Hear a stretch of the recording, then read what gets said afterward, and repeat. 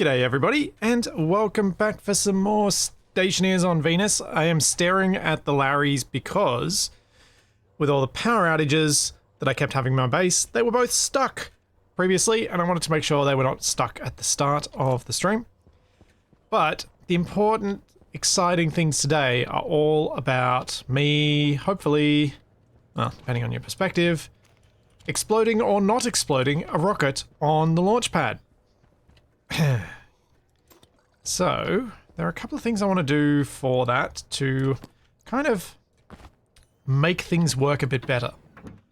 It was a bit of a stroke of luck that I connected the rocketry stuff directly to my mains, because that means I can easily put a secondary computer inside.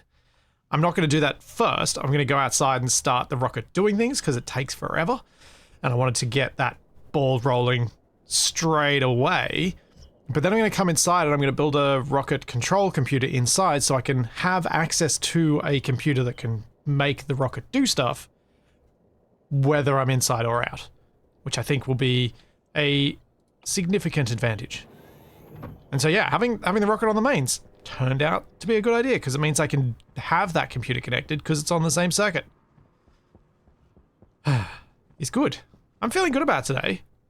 That rocket launch went off without a hitch. I think I've got way more fuel than I'm actually going to need, which is even better. So it's just now about finding stuff. Oh, I also had done a few things on this save and almost ran the battery out, so that's why both the batteries are off. Oh, let's use the very low one first. So we'll see how that goes. So our first scanning found ancient volcanic condensate, which has oxygen and volatile vapor, and also found the dust cloud, which has a whole bunch of question marks. Now, I think I've got a lot of fuel, so I'm going to use this rocket to explore. So I'm going to send this out to the dust cloud, and then we'll find out what these are, and then we may even go to some of those points to see what's out there. Because I think that makes sense. Pumped gas engine, make rocket, go now. Alright, off it goes. I jinxed it. And it'll be fine. It'll be absolutely 100% perfectly fine. Thanks, barbecue sauce. Thank you for the prime sub.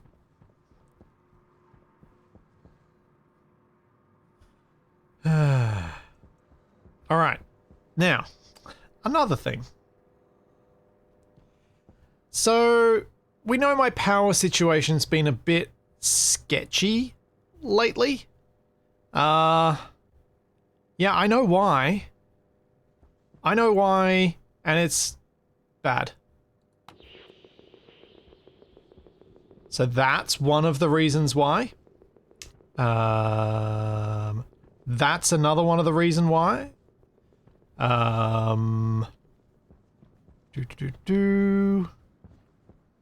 Sure, there's a break on this one somewhere as well. Basically, oh, there's another broken bit.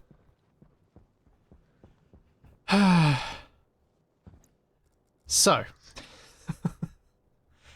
apparently, in one of the recent updates, they made it so that the output from wind turbines was variable during a storm. And so I thought, okay, that says that it's variable now. It doesn't say that it's increased in its maximum. I thought, sure, they're all still going to be operating at about a 10 kilowatt maximum. No. Apparently, now these are able to output up to 20 kilowatts, which means 5 of them are capable of breaking a heavy cable. Not the 9 that I have on, or 8 I have on each. I think I have 8, yeah. So, I'm not getting much, if any, wind power from most of my wind power. And that is why my power situation was so dire last week. I have mostly rectified that with a bunch of extra solar panels. So I'm now actually predominantly solar powered. But yeah. I'm gonna have to cut these down to be 4 wind turbines per link. Which means a whole different way of doing it, all compared to what I've done so far. Yay! Yeah, it's just a few solar panels I've got over here. It's 10 per row. And I have 1, 2, 8 rows. 80 solar panels. That took a lot of astroloy. That put a lot of extra gas through the cooling system because I had to fill up a thing to 30 megapascals, but I made 500 grams of astroloy. It was ridiculous. So my thoughts at the moment are, first of all, get rid of this row of wind turbines, because if I get rid of this row, I then have actually created enough room to expand the landing pad out to a 9x9. And then for the remainder of these is turn them into one row that goes into a battery each. So I'll just disconnect half of them for the moment and sort that out maybe eventually later, maybe not, who knows. But yeah. First off, let's start by getting rid of this one because it's always in the way when I'm walking around here. And reconnect these. I also have an idea, while we're waiting on the rocket to do things, I have an idea of how to rewire my battery room so that it works a bit more in the way that I imagined it would. And that's something I want to get onto as well. So, oh, I said scan. Chart. Okay. So it's going to chart these things. We need to get up to 400, so that's going to take a few cycles. Waste tank caution. Now we'll have to go inside anyway. Thanks, Mage. Thank you for the probe sub. And thank you, Goro Otoro, for the 5 months. I have so much fun saying your name. Whether you say it like that or not, it's fun to say it that way. I hope you do. And thank you, Shiro. Thank you for the 18 months.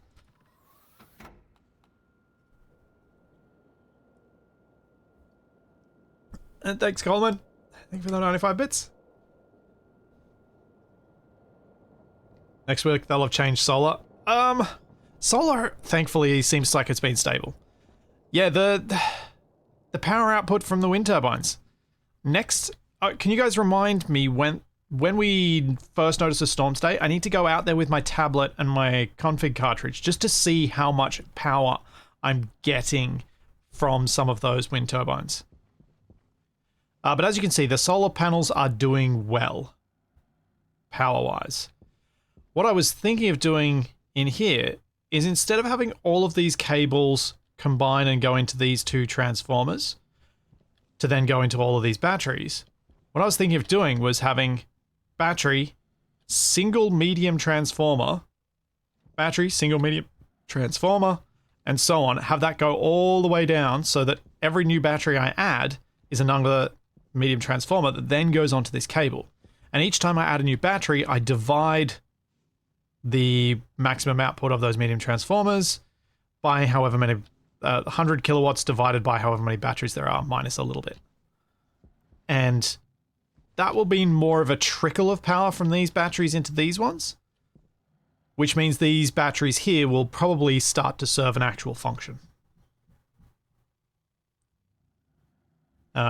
Maybe. Thank you, Shiro. Thank you so much for the 5 gift subs. Yes, and Happy New Year, everybody. Hopefully it started off well for you guys. It started off well for me. My throat no longer hurts. My feet are shredded, but my throat no longer hurts, so you know, I'll take that as a win.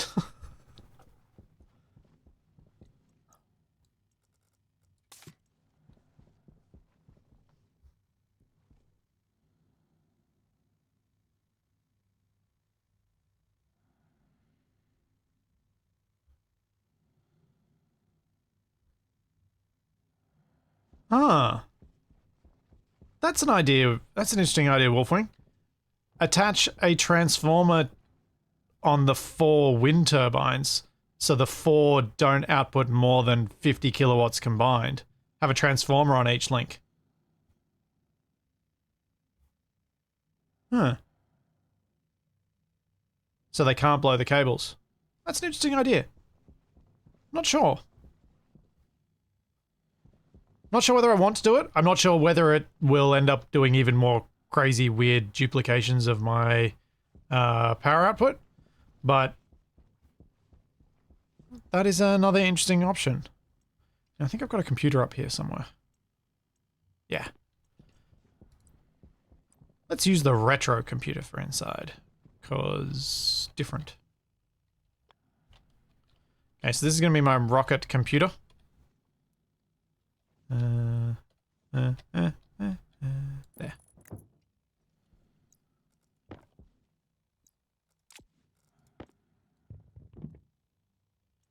Okay, we have rocket. Thanks to Malaron. Thank you for the gift sub. Thanks, Louis. Thanks for the bits as well.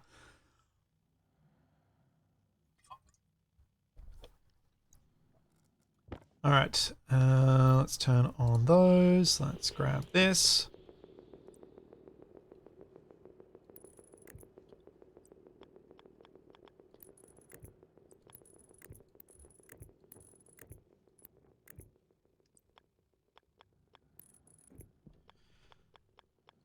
So I'll hook up this computer and then I'll go and make a rocketry motherboard.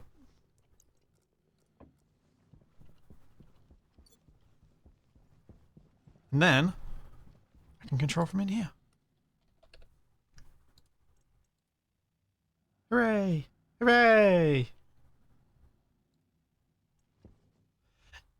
Yeah, it does. The transformer link does technically waste a lot of power, but it's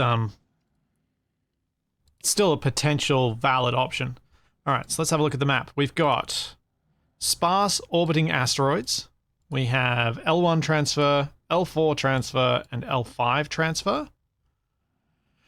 Now, L5's the furthest away. That makes me think it's going to have the best stuff. So let's go there first.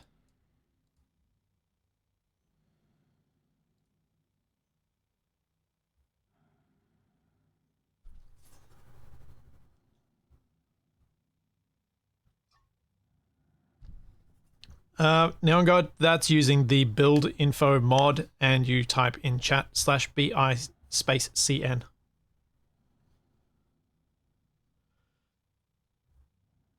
You can always put the small base battery on each wind turbine branch, so at least you store that power and slowly trickle it back to the main battery bank. Yeah, dear. I could have even more tiers of battery before it goes through to everything else.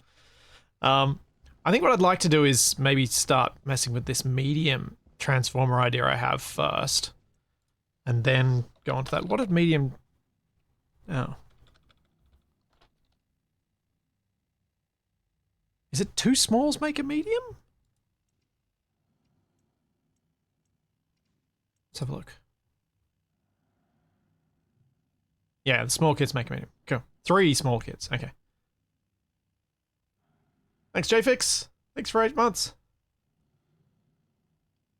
Yeah, Draydon, I have the new CPU in. I'm now just waiting for Intel to pick up my busted processor. I called up DHL on this. They were supposed to arrive yesterday, but didn't. Which probably surprises no one.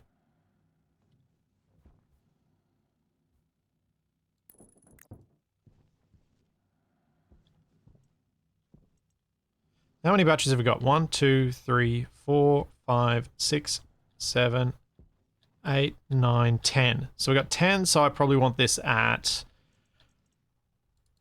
let's get the labeler out. 9,950.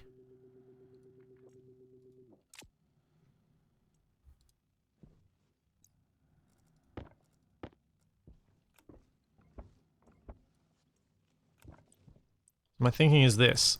Just go straight into that and then join onto that. Although now I've increased this, I'm probably going to fry that. So I actually need to drop these two as well.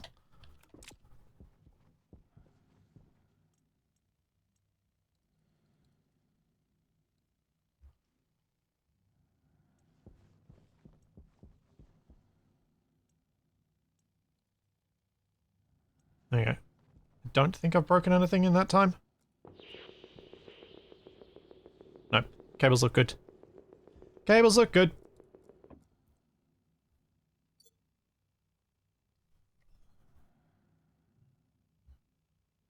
No, the IC10 with the battery management shouldn't be broken by this at all, because I'm not changing what the batteries get. The big difference I see with doing it this way is that this battery will now more likely end up an actual buffer, because the output of this may be lower than the input to this battery at times, allowing this battery to actually accumulate charge. Whereas in the current, or the old setup, it seemed like the flow out of these batteries along here made them effectively useless most of the time.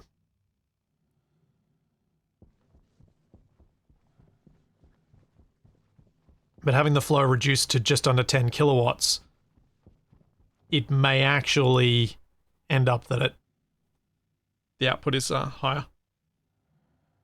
It'll be particularly true of the solar side of things once I get more than 10 batteries. Because if I've got more than 10 batteries on the solar ones, they do output 10 kilowatts during daytime hours every single day. So they may actually end up needing to have even more batteries. Like I may need to stack them too high for the solars, depending on how much extra power I've got per day.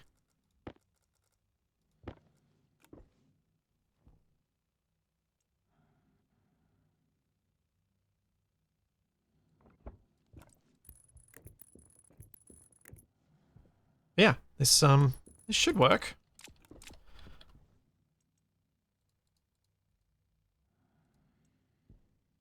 I'm just going to reduce both of these before I hook anything up. Oh yeah, I know there's burn batteries, there's burn cables on the wall. I'm going to fix that side of things shortly. Because I need to fix stuff outside for those. Whoops.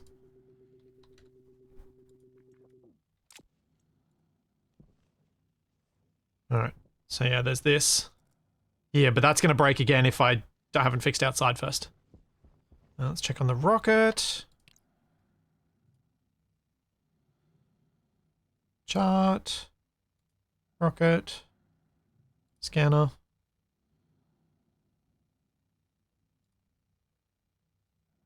It's made it out here, and we still have 20 kilomoles of fuel. So yeah, we're doing okay. Doing quite well. I'm hoping that this rocket can scan maybe these two locations. Because I'm working on the assumption that they've gone game design wise, and the further out I go, the more expensive it is, the better the quality of stuff I can get. I do want to scan this ice cloud, but I want to see if there's an ice cloud out here or out here first.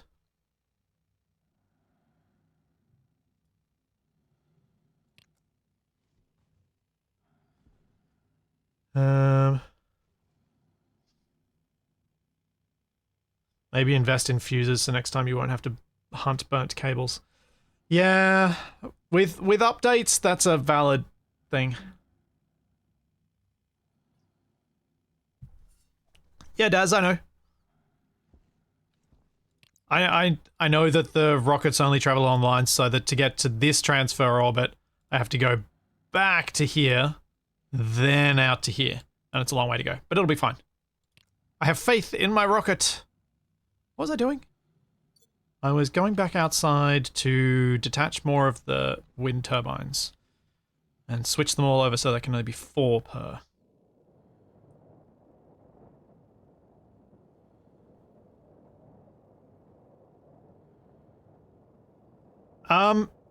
Jonathan, the the rocket, I think, is pure data right now. I don't think there's any, like, there's no way to see that it's in an orbit or do anything like that, so... yeah, it's... yeah.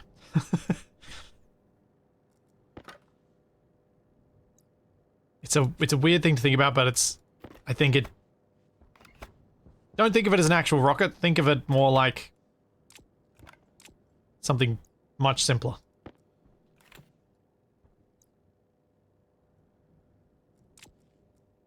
Thanks, New Digital Blue. Thank you for 27 months. More like a mini game. Yeah, yeah. Thank you. That's kind of the term I was thinking of.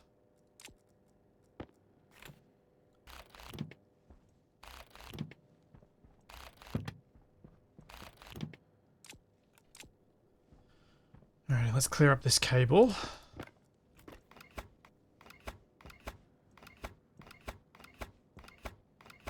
And we'll lay a fresh one to connect up the first row of turbines.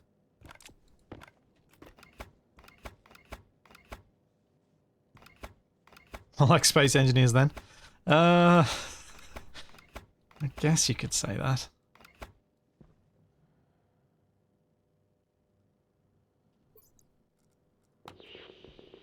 Oh joy, that's inside that block. Perfect.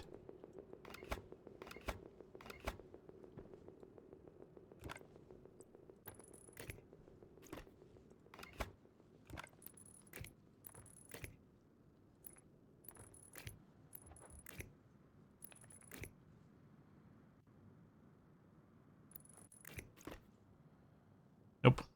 That's not gonna let me get that one, is it?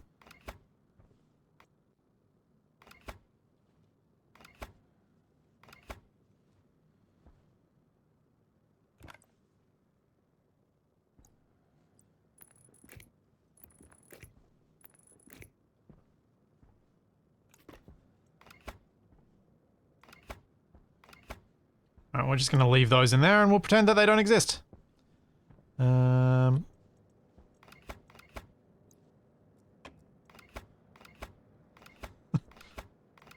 I don't see myself as having much other choice over that.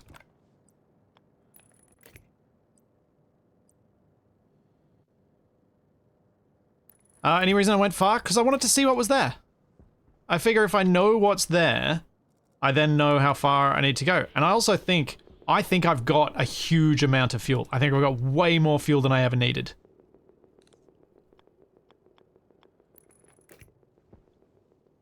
So that's why I went far. Because I figured I could.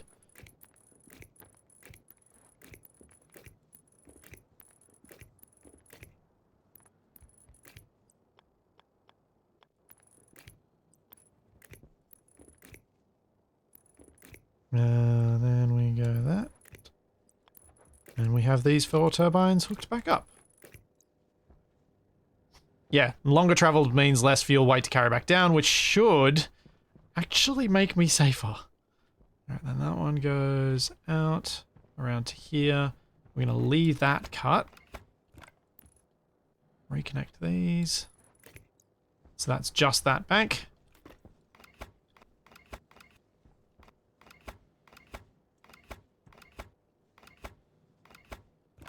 Then what I think I'm going to do is connect these progressively as I go along and disconnect further ones so that the first rows of turbines are connected but the latter ones aren't, because that should make it easier for cabling later.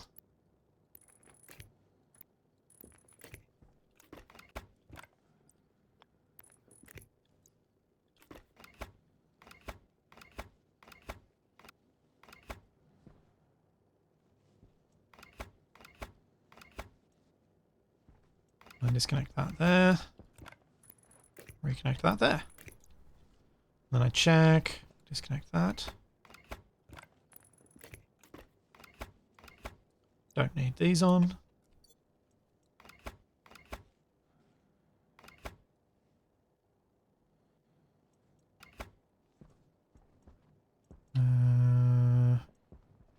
Actually, I do need the cable viewing things on because I need to make sure that the junction boxes aren't cooked. Alright, so that's good from there. all the way along. Over to here. All the way good up to the wall. That one is good. All the way around to there. Junction's good. Hey, Oregon. Happy New Year. Happy New Year, everyone. That's all good. Okay. So now we've got 1, 2, 3, 4 hookups, which is the same as we had before, except now we've got now we've got 12 turbines there down the end there that aren't connected to anything. So let's go back to the rocket computer and see where it's at.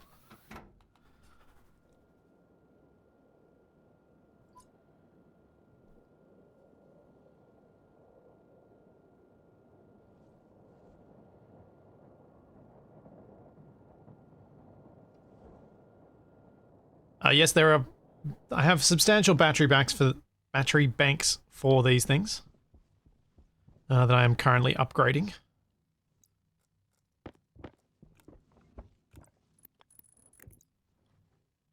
Okay, let's just check everything in here is looking good.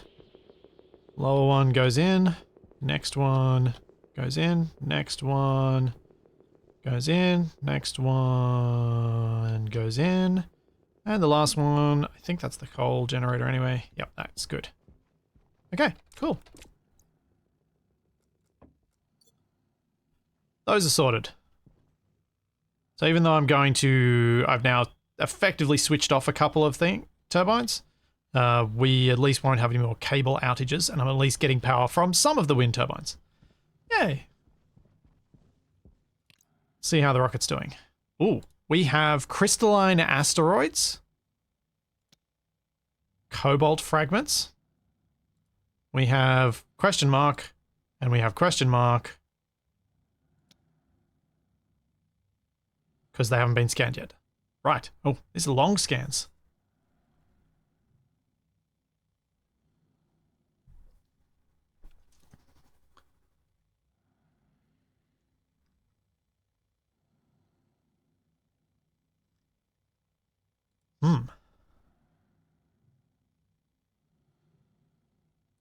I think my cabling's pretty good.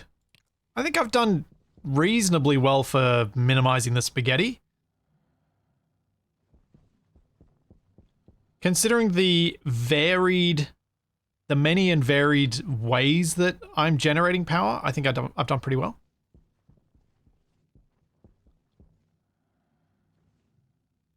And for not having too many floating cables as well. Either way, the most important thing is I have 7 large batteries and 6 small batteries that are fully charged. Yeah, Tuva Mage, I also wish they had a higher capacity cable so that we didn't have to do so much of this finagling with the heavy cable. It feels like the heavy cable hasn't progressed while the rest of the game has. And it makes me wonder what they'll do to change that, maybe once they add nuclear power, because that means we'll be generating a lot more power.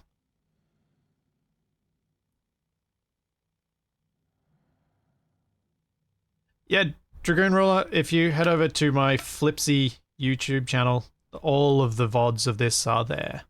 All previous 38 of them are all there.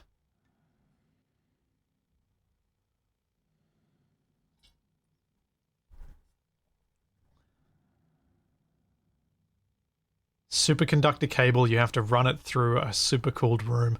Oh boy, that feels potentially accurate. I think I might have run out of power.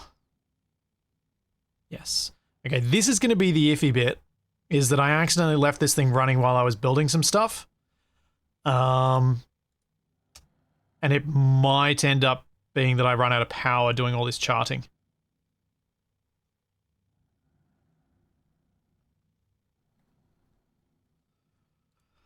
So I'll have to keep an eye on that. Dense asteroid field. Copper, silicon, gold, and carbon. Okay, and what's this last one? I hope it's ice. I hope I haven't shot myself in the foot by going to the wrong ice thing. I think if this isn't ice, given my power situation, I'm going to go back to the volcanic condensate.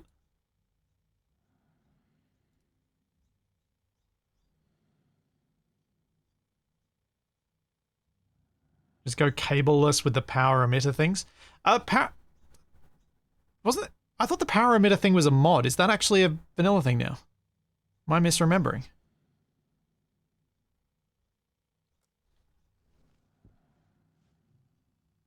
Emitters are limited to 500 watts. Yeah, they're the little battery emitter things. Yeah, I suppose you can use a Wi-Fi battery in a power controller, can't you? Yeah. That would arguably work.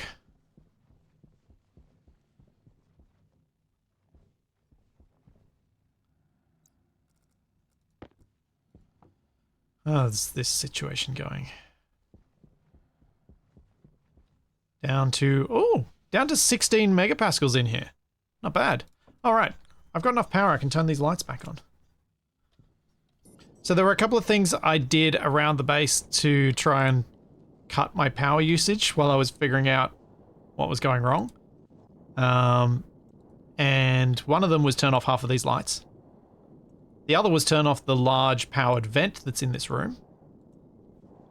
Because this is the room I use my jetpack in the most. But I possibly don't need to have those off anymore.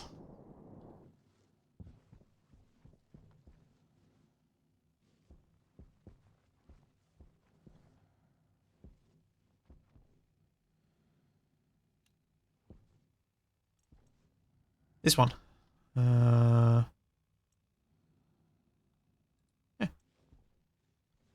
Turn it back on. Actually, probably doesn't need to be on. There's really not much gas in here yet. Right. Now what am I doing? I knew I wanted to do the rocket stuff. I needed to get this computer. I suppose I need to still deal with the trader. Maybe?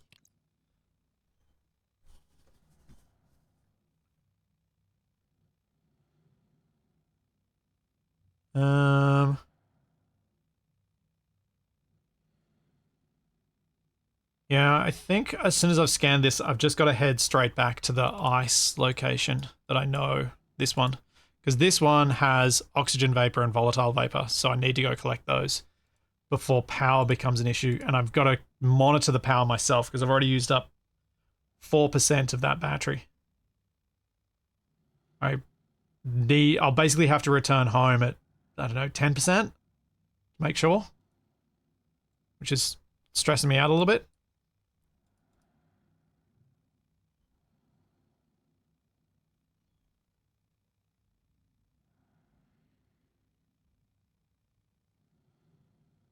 Grey Cloak, it's probably possible to write a script to calculate your needed power and things like that.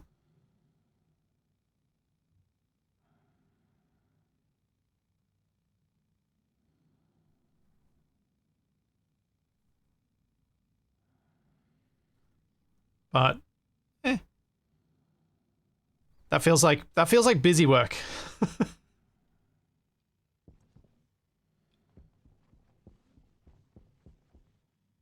Right. I think I want to... I kind of want to go and expand the greenhouse upstairs so that I can add more Larrys. Because the cooling system's working effectively enough now that I could probably soon start pumping extra CO2 in from outside. And that means I can run more plants, which means I can get more oxygen, which means the rocket can... Oh, wait, no. I know what I need to do. I need to design the offloading system for the rocket when it makes it back.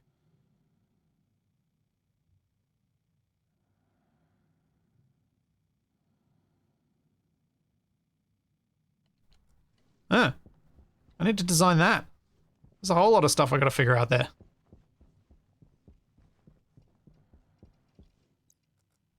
Excellent. I have work to do. I knew there was something that I was just forgetting. that I needed to do here.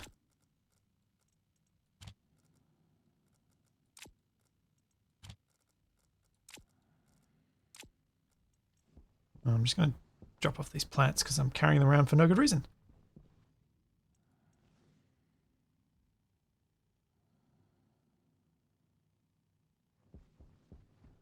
Yes, I have thought about running the line from my Larry's to the composter room, and it's there on the list of things I will possibly do at some point. It's not that big a deal. My water level should be fine because I checked it not that long ago and it was a few hundred liters.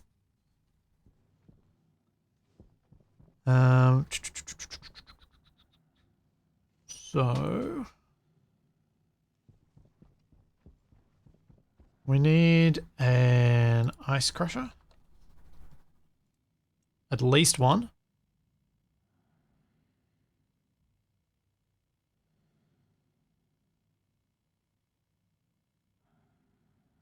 We need... what else do I need? Oh, I need SDB silos, which I've made a couple of. So I need to be able to offload the rocket into the silos. Where did I put the silos? There they are. Offload the rocket into the silos, then silos into ice crushers into cold gas lines go into the base and then get sorted. Oh, it is a storm.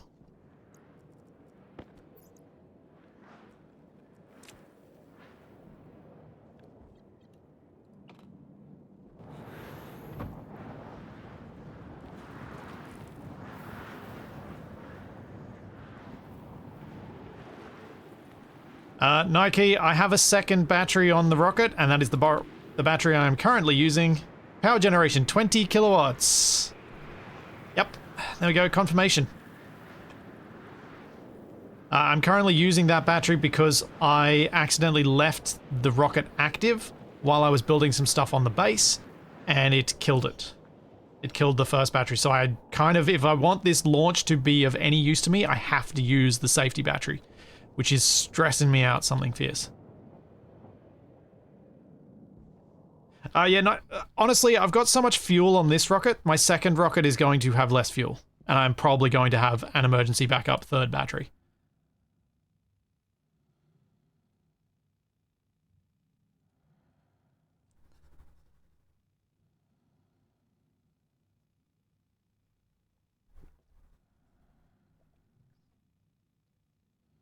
Because, yeah, I think it's... makes good sense for me.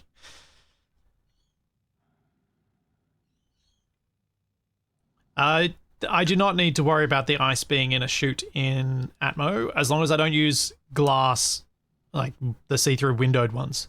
Windowed ones, I think, add heat to what's in the things, but the regular ones don't. But I want to have a silo so I can offload the rocket and launch the rocket again.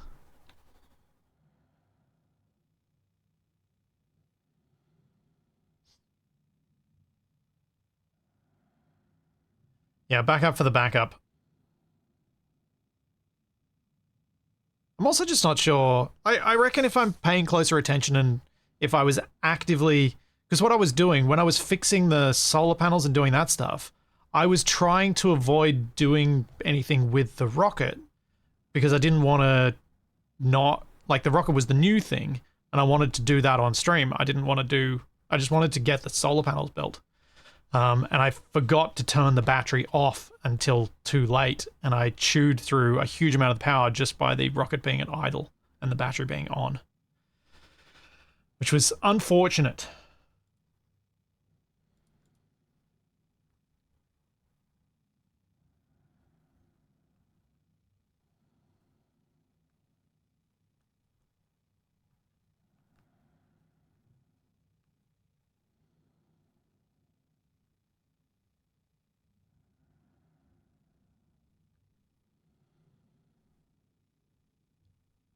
Come on.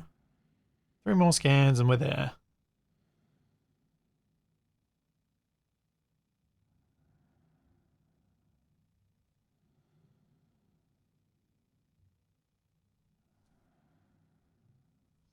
Uncapping Badger, it might be, maybe it'll be worthwhile in the future to try and write a script to, if the rocket is idle for 1 minute, switch off batteries. Because that would be relatively easy to sort out, I suppose. Maybe. I actually don't know how to do that. Now that I think about it. I have to do some sort of... Oh! Hymeros. Large lead fragment, nickel fragment, cobalt, and silver. Okay, so this is all the fancy ores that are out this way. So we got gold, lead, nickel, cobalt, silver, more cobalt. All right, so we're going to head to here.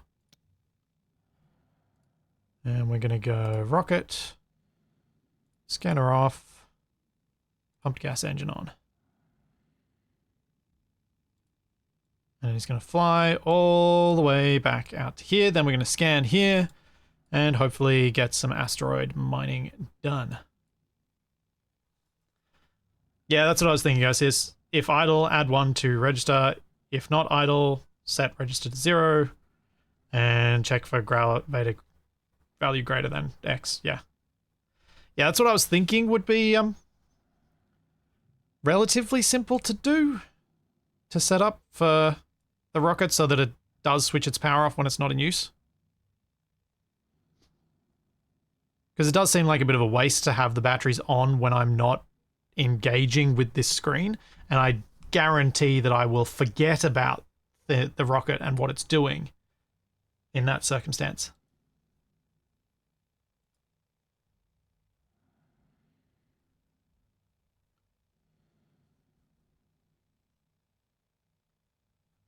But also look at checking the fuel level and having an auto recall. That feels a bit more complex, as I don't know what those levels would be, and it'll vary depending on the rocket and stuff. So that feels a bit more complex than I would likely want to handle so far. What I'm seeing at the moment, though, oh, that's what I wanted to do. I forgot to check this, but I wanted to check how much volatile I had at liftoff last week, which I should be able to do because I think, did we get a clip of it? Did anyone clip it last week? Hunger caution. Yeah, hunger caution, I don't care.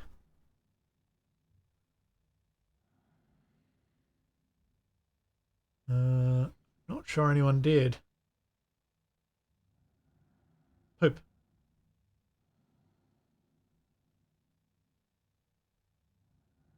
Oh, maybe they did. Is this it?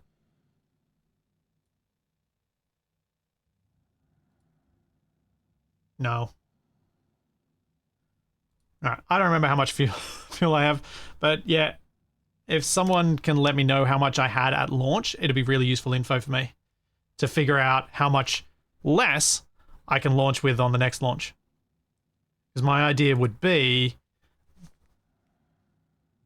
to at least remove the amount, at least launch with however much I have in my rocket when it lands back down, launch with that much less. Yeah, I thought it was close to 30k of fuel, 30 and 15, I think I did. And I haven't even used up half of that yet.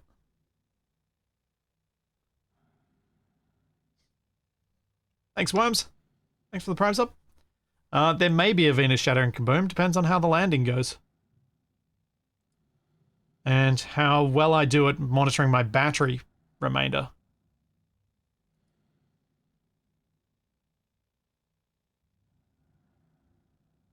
Mordred, the rocket is just for resource collection at this stage.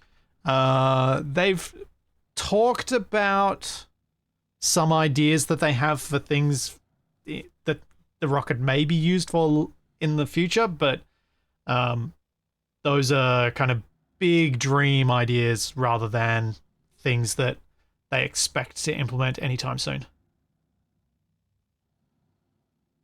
All right, we're almost at the ice cloud.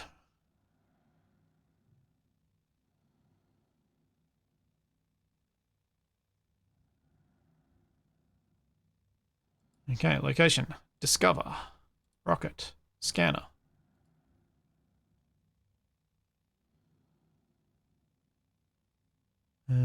So we've got 9 to discover.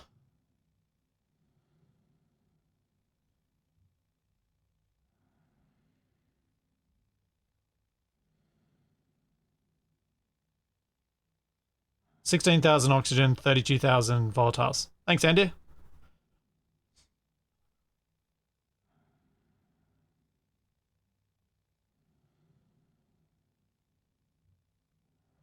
Now, I think I probably just want to get one of these rocks scanned and then just go to it and start mining it just from a power perspective rather than trying to scan for exactly the one I want.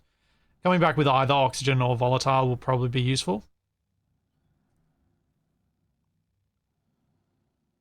Is it possible to charge the battery with some of the volatiles like a small engine? I wish it were. I wish this were like KSP where you start operating your liquid engine and if you've got the right one, it'll actually generate power for your rocket. But I'm not sure that that's a thing here.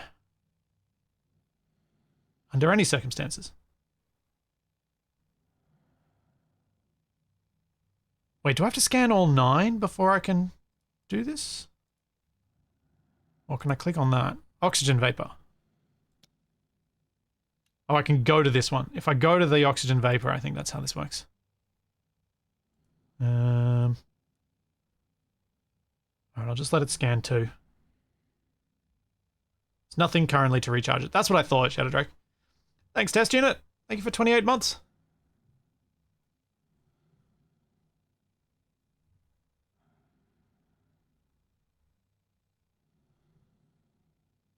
Yeah, Demonworks, it's important to...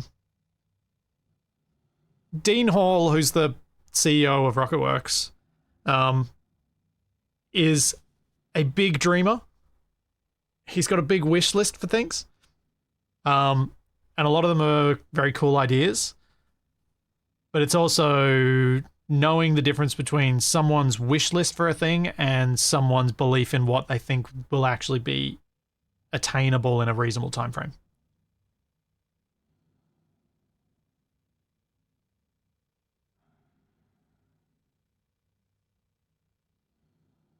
All right, idle. We are going to... I think we'll go to the volatile vapor. Set destination.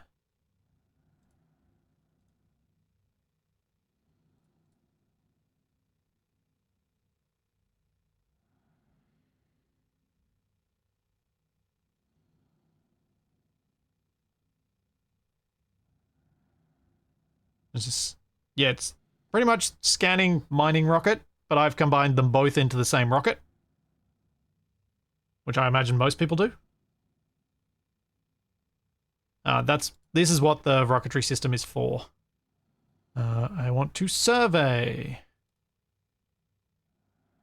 Scanner. We're at 41% power. Now, these mining boosts, I think I'll go for the 200% one, but I'm not going to go for the 1000% one because I don't think I'll have the power to get that far, to get the 25% mining boost.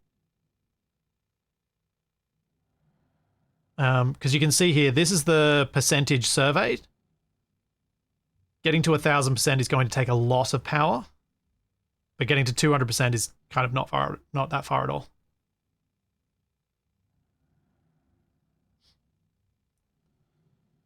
Thanks, Witchwoods.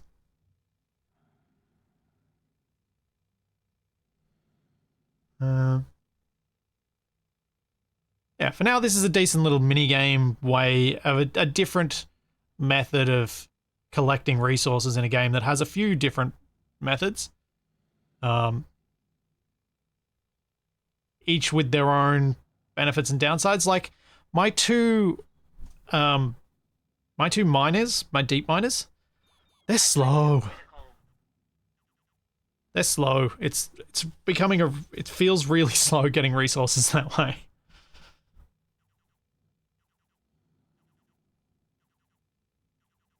Oh, that's not too bad. Richness provides a short-term boost in the yield. Richness is increasing yield by 567%.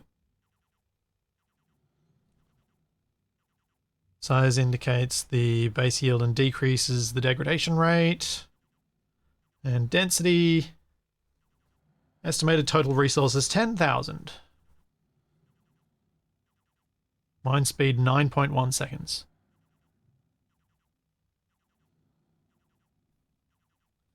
Thought about adding one more deep miner. Yeah, Takari, I was thinking about adding one. At no point has my system backed up with resources yet. Which is probably because it may well be perfectly balanced. But yeah. I think if the rockets end up working out, it's not going to be a big problem. All right, let's stop that. Let's go and mine. Rocket, scanner off, rocket miner on.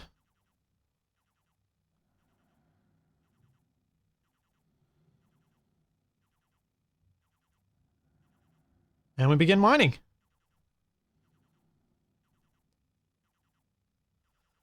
Okay. So now I just have to periodically check this and make sure that power situation is okay.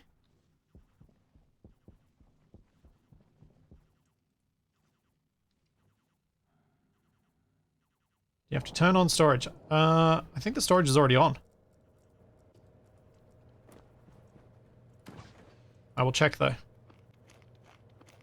Let me get rid of the bip bip bip bip bip bip bip bip bip bip bip.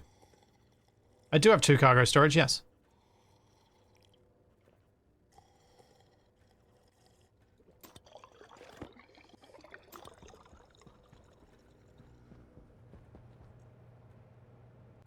Make a muffin. The rocket stores were off. Okay. Fix that in a sec.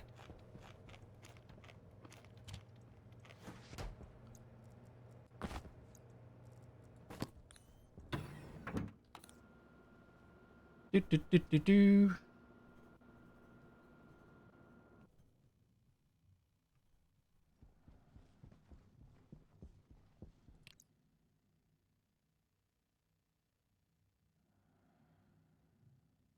There you go.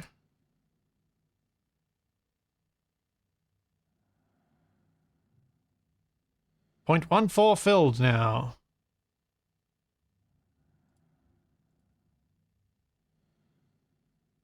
Next yields. So we've got 939 already.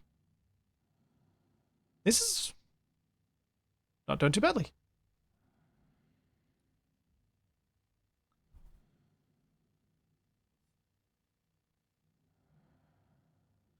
They were in series, my storages. So yes, I may need to set open to one to open it into the other one. But this appears to be filling, so that's okay. Guess I can try that now.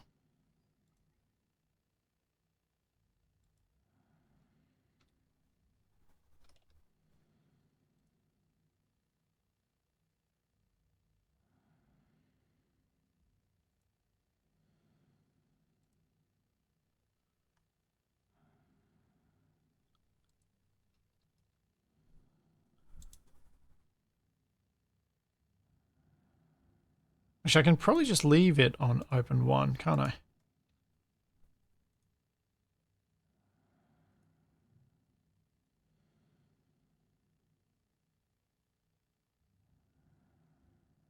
I don't know if opening both is a good idea. Will that just dump my stuff out into space?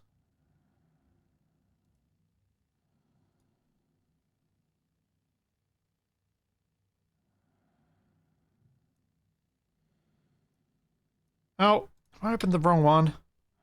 I have opened the wrong one.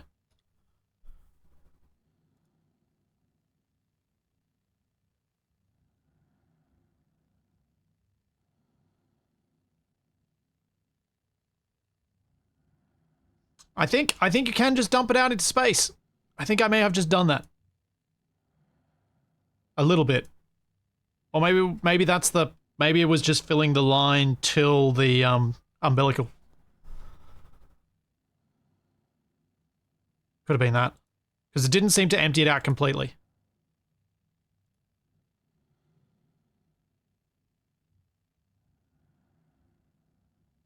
So, 2,000...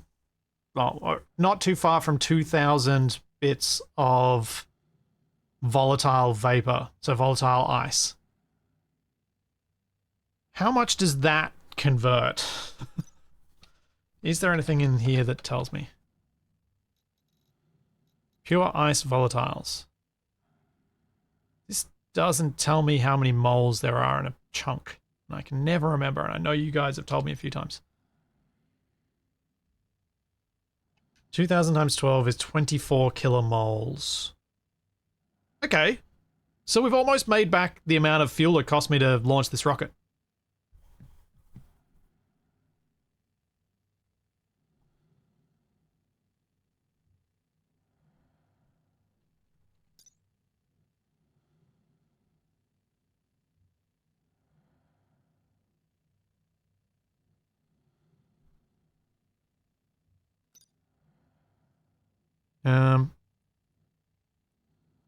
No, I was trying to work out how many moles there were per unit of ice. I know it tells me how much, like, stuff I've got in here, but I wanted to see how much that worked out to be in terms of volatile gases once it gets back here.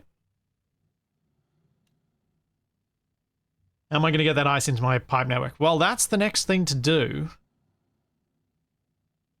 I'm just really nervous leaving this running while I get distracted by another project. Makes me really nervous. Though mining appears to not use anywhere near as much power as scanning.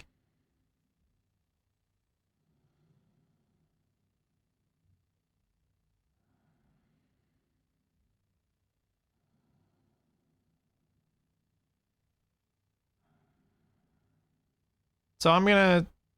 So if it's 12 moles per thing, or if it's 10 moles, which, because I'm getting two different answers. Either way, if I've got 3,000... If I've got more than 3,200 total volatiles mined, then I've made back the volatiles for my launch.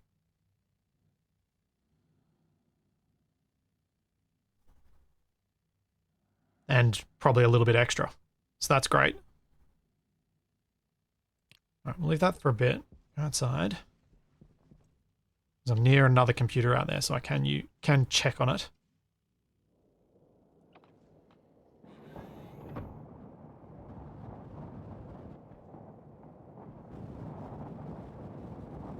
Five-minute.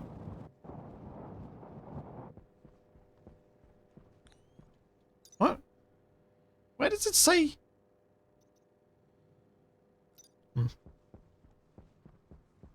Alright, so... Silos. Let's make some silos.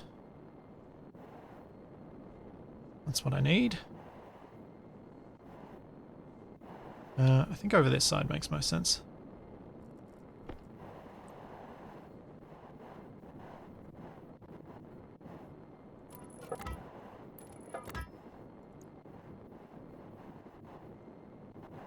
I think I'm going to block off expanding this network out here a bit. Also, why is there no pipe on that? Am I seriously missing one pipe from my radiator thing? Ugh. I should fix that.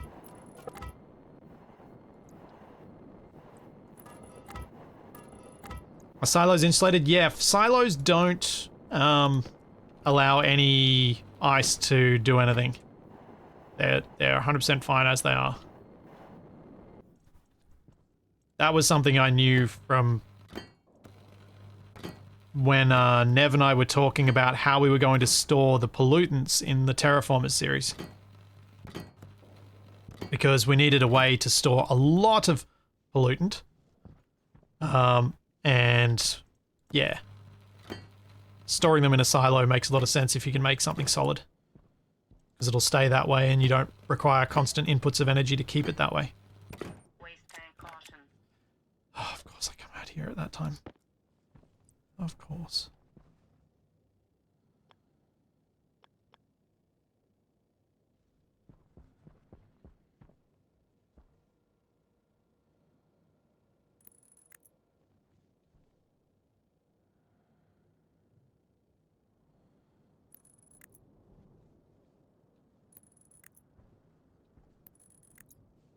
There we go.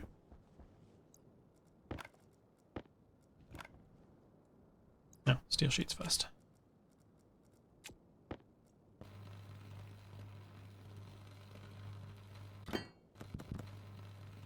Yeah, the terraformers save was a lot of fun. The terraforming mod is now properly busted though, so it was always going to be an iffy prospect managing to get a series like that running for long enough. It was a miracle that Nev kept things running as long as he did. My runway's off to the side of those. Those are okay. They're okay.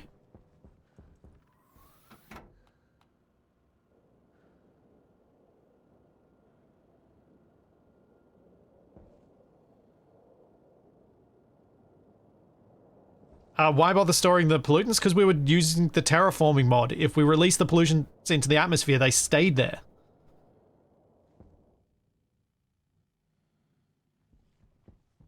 So we had to deal with them. That was the whole concept of the series. It was trying to deal with that issue and that challenge.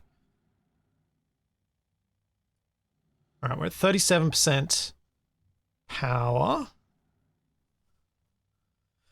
And we've got 3580 ore, probably.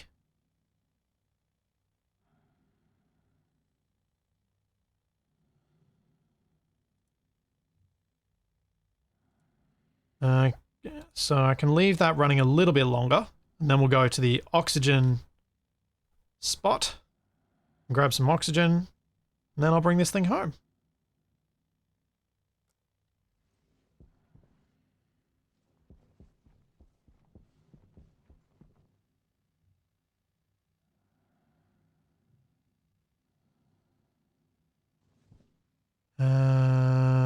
Why did I come inside? All right, my suit.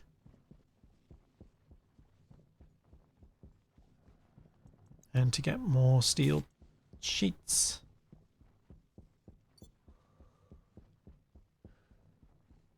And which would go for it. I got distracted. What was the other thing? Steel sheets. Steel sheets.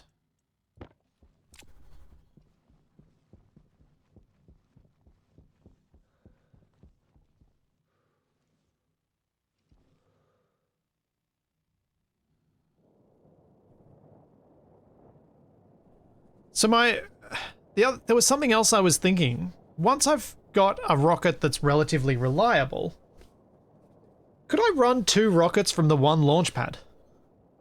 Having one always up in space. Doing its mining thing and having another one offloading down here. Because really, they spend a lot more time in space than they do on the ground. Or they should do. Okay, good. Chat is confirming yes, so that would be my goal, is to make more rockets. And have more of them going up there to mine more of this stuff so I can get, hopefully, to the point where I've actually got enough of the gases that I can pressurize the base.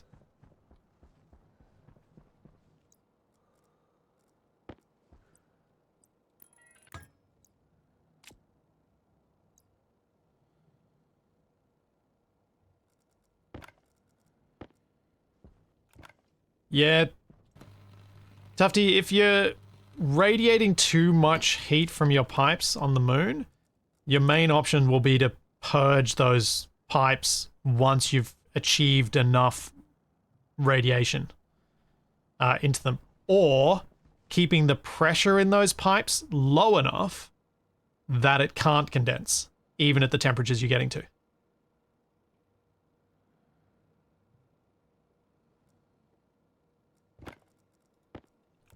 That'd be my thinking.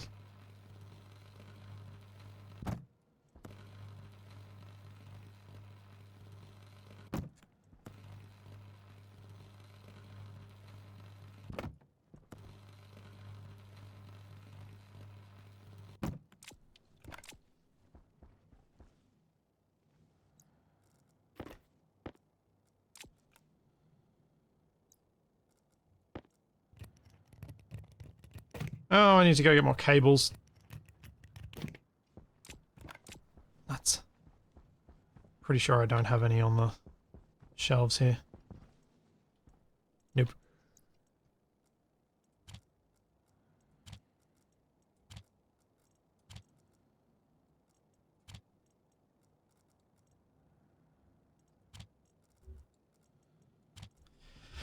Alright, back in I go. Am I going to add a sorter before the silos? No, I wasn't planning on that.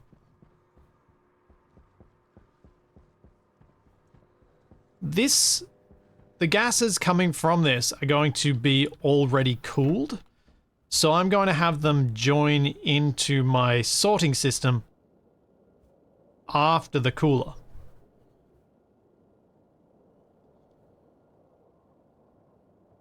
Oh, you're talking about if I start mining ores?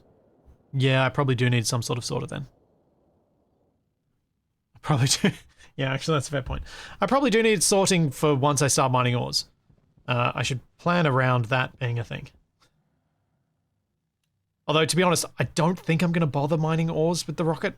I think I'm just going to collect ice. I just want lots and lots of ice.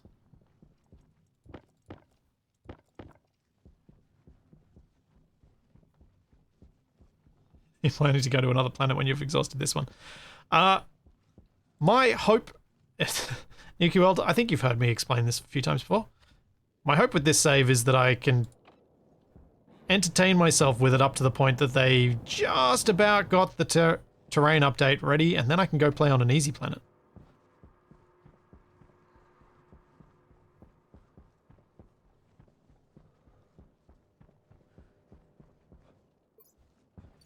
Yeah, the suit rack I'm ignoring for the moment because it's got a whole lot of stuff it needs that I just don't want to have to deal with.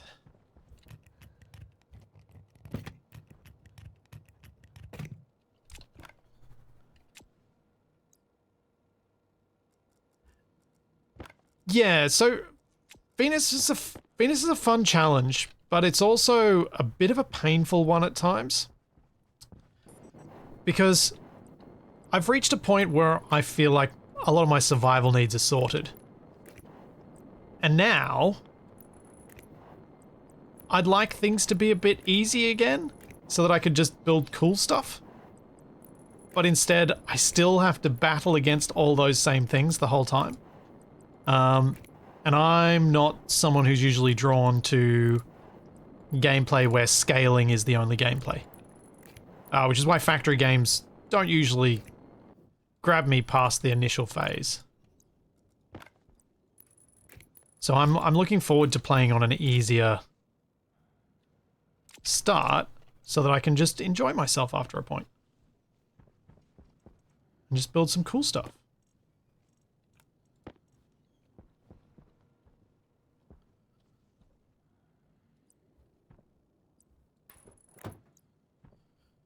Oh, that's going to be annoying.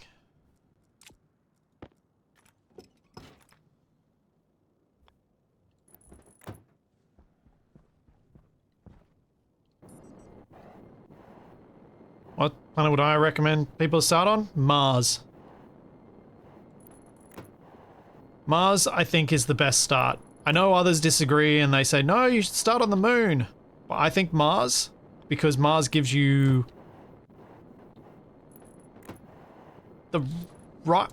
I think the more interesting challenges that are also more intuitively solved.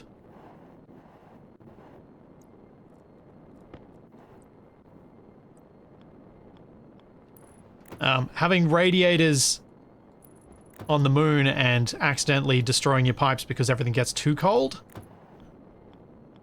that's not going to happen as quickly on Mars, and also may not even happen at all. And so there are lots of little things like that that I think make Mars actually a better start for new players.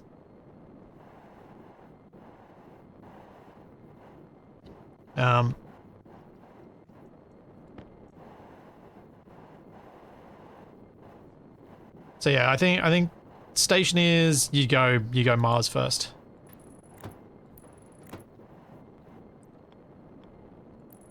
I'm sure I'm now going to get a bunch of comments on this VOD saying, no, you should do Moon for this reason, or saying that just to troll.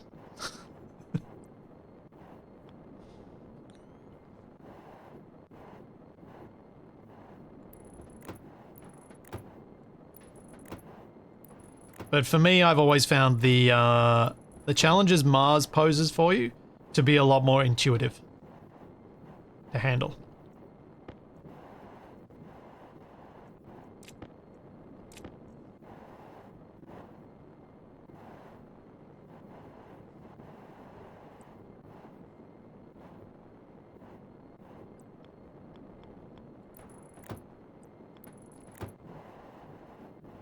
Like, the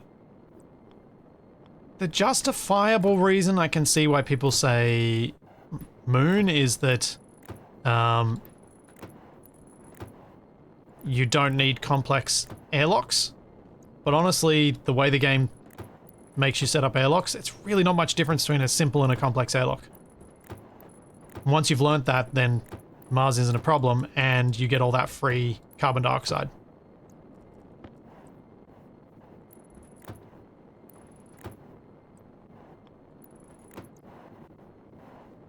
And free carbon dioxide is certainly worth it.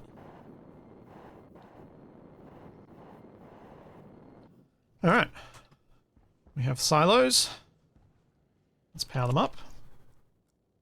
Wait, I already did power them up. Yeah. Cool. Moon, no advanced airlock and no storm. Mars, free CO2. Yeah. I think the free CO2 and the more consistent temperature that Mars has gives it a big advantage as well.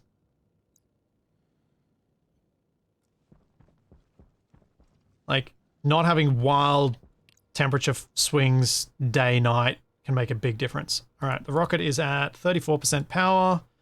We've almost 5,000 ore mined. I think it's time to switch to the next thing. Almost completely filled one of the storages as well, so yeah.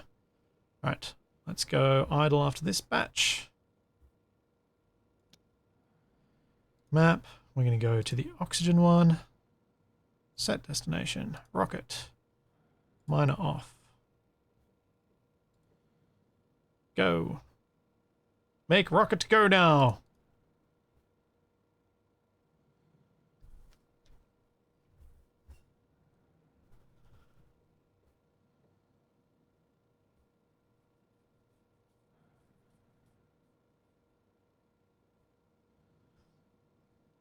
Sisu, it is totally Moon, not Mun, as one popular KSP YouTuber would say.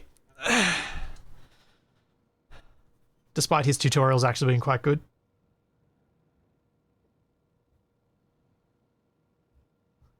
It's not Mun. There's no umlaut. It's clearly meant to be a play on Moon. Survey, rocket, scanner.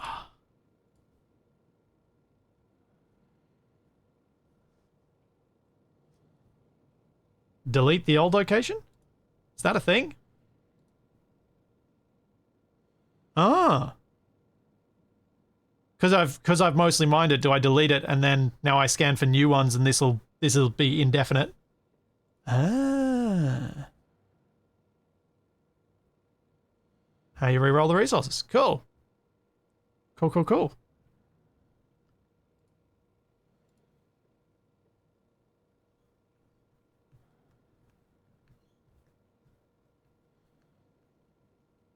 How's my mining head looking? I think I see that once I start mining. Not sure I see it yet.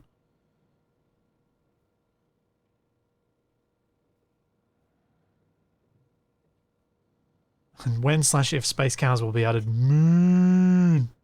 Yes.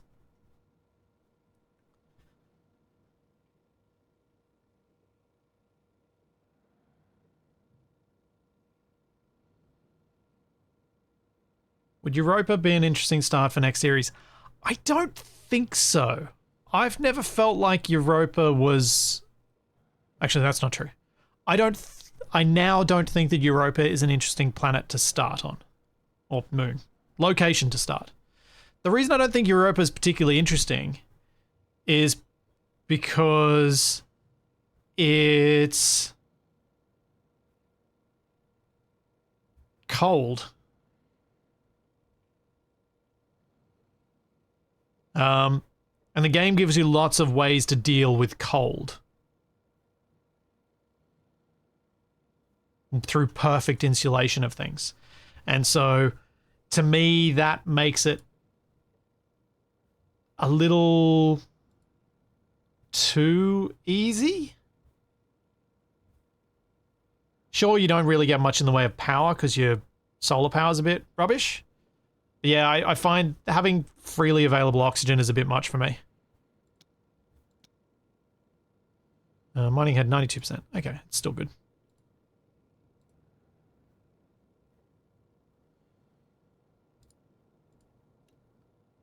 Okay, so the oxygen ore here is actually pretty rubbish.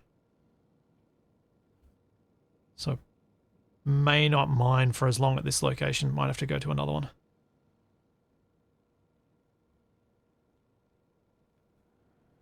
Oh, this composition... Is this the composition you're talking about? The 10 moles is... That's how much is in each one. Oh, of course. Of course it is.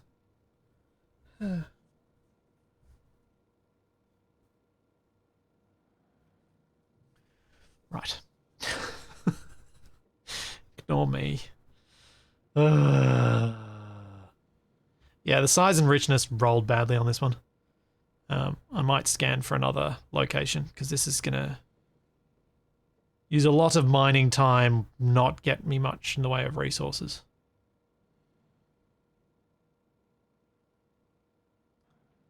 Yeah, Sisu, the batteries will bleed power in the cold, but they don't have a functioning range, a safe functioning range. So yeah, the cold doesn't create too many unique challenges. It creates some with the phase change stuff, but outside that, I don't think there's enough there. And the fact that it's dark all the time, I don't like. Europa is dark all the time in the current version because you keep getting occlusions from the literal gas giant blocking the light.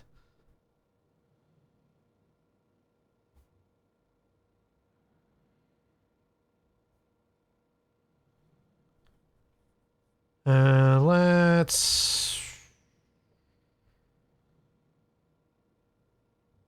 Maybe I might even just stop this one. This is pathetic.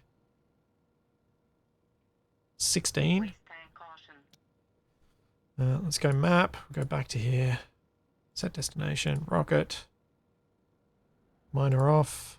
Pump gas engine on. We're at 32% power. Let's go inside and we'll deal with this inside.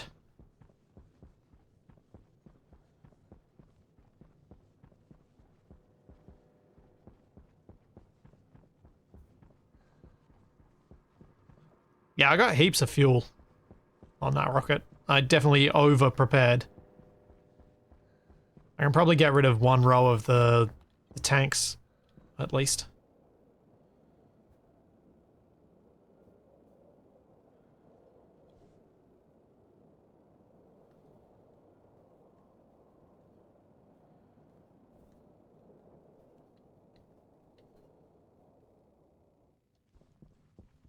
Indeed, better over than under, absolutely.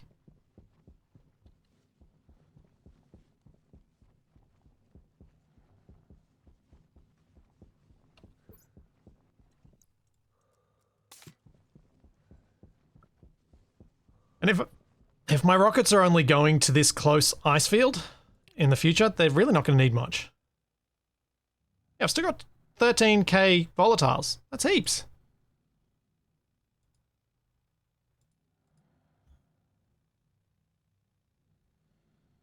Map. Location. Discover. Rocket. Scanner. Yeah, and it's a third of what I started with, but I had to launch all of that to space because it was so heavy. It's now 2/3 lighter than it was, so I need much less fuel to land.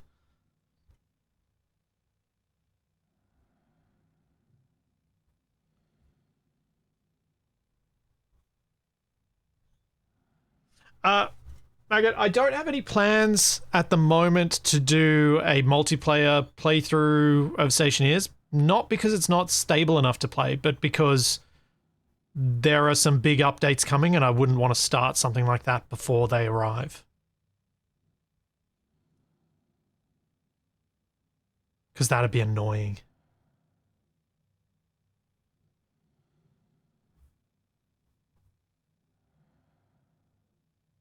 Can the Autolander succeed at 25? No. Not yet.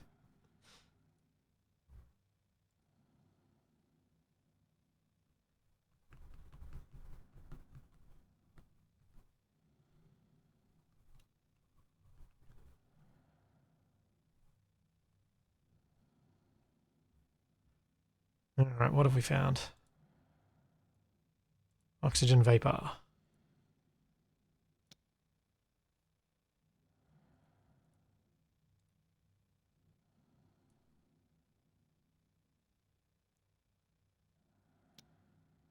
Map. Set destination. Location info. Yep.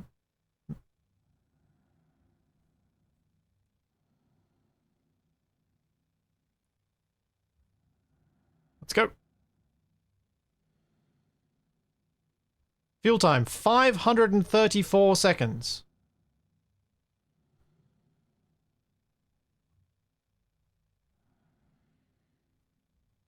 It's fine.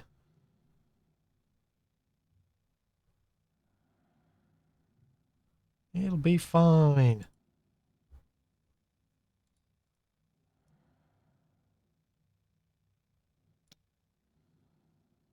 Wait, have I got the wrong one selected? Why is this not giving me... There we go. Survey. The thing I'm more worried about is the power. Fuel will be fine. My power is the problem.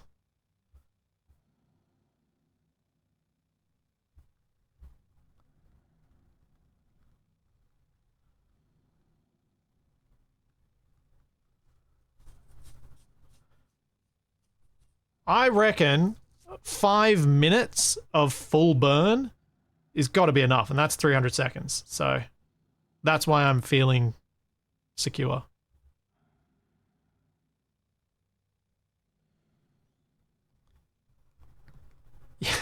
Yeah, Andy, I know that I'm not going to use much power while doing the other things. My worry is that I won't leave myself enough because I'll get distracted and the battery will run down so that I don't even have enough to do those basic things. Because I don't have the safety net of being like, oh, my power's run out. Let's turn on the other battery. It's making me much more nervous than I probably should be, but it's the sort of thing that I forget. Oh, this is rubbish again. Ugh. Size 1.1. Man.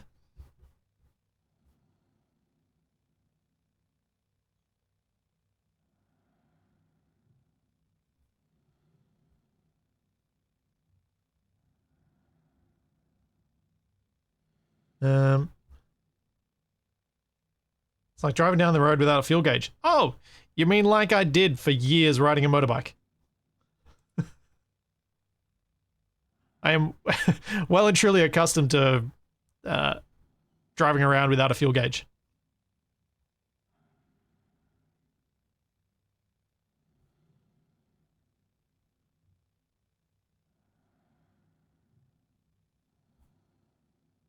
That is something I have experienced much of. Alright, this is rubbish, but we're just going to do this one. I'll leave it for a while. Once I've got the 200% boost.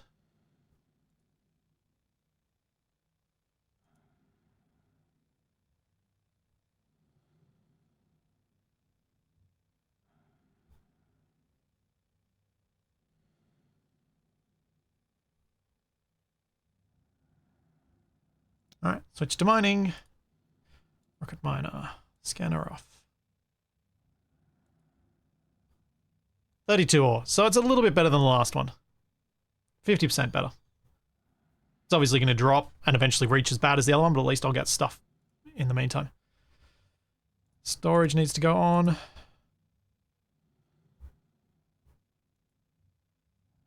We've almost filled one storage.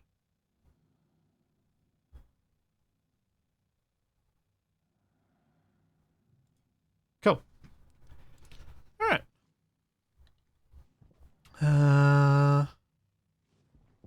Since I'm inside, let's go and grab some food. Then I'll get back out there and start setting up this line for running my ice crusher. Words will eventually come to me.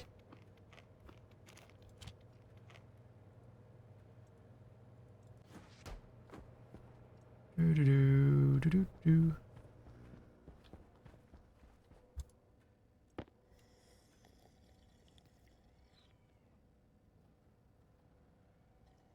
Turning the cargo on is going to be a bit of an annoying thing that I'm going to forget a few times, I think, on the rocket. You're both still operating? Yes. Good.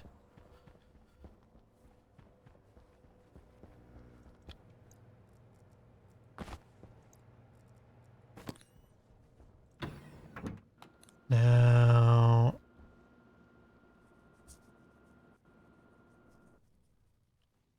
my thinking is... I should be able to pipe into... let's get this out. Can't believe I'm still running the basic tablet. I think I should be able to pipe into this side here. Because it's below the auto ignition temperature of volatiles and oxygen. But... unfortunately, that means I'm going to need another volatiles filter to pull from there and put into here, because this one is currently pulling from the hot tank. So the volatiles don't accumulate in there and ignite in the hot tank. All right. Let's probably start at this end and sort this stuff out.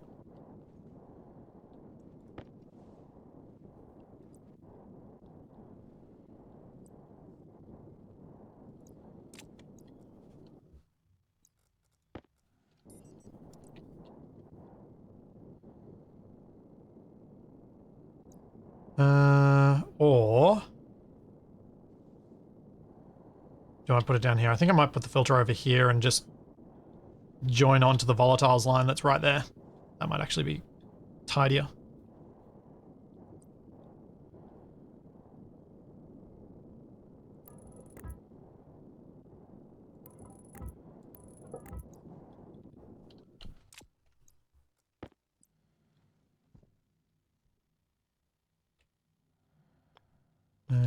This way?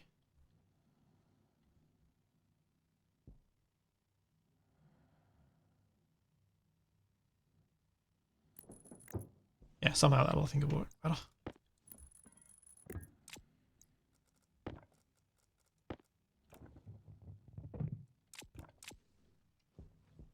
Yeah. And then the oxygen can just get filtered by the standard oxygen filters, which need replacement.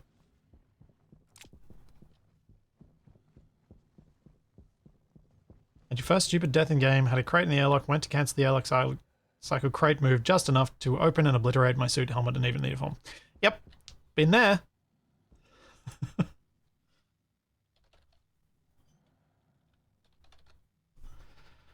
Heavy filter oxygen.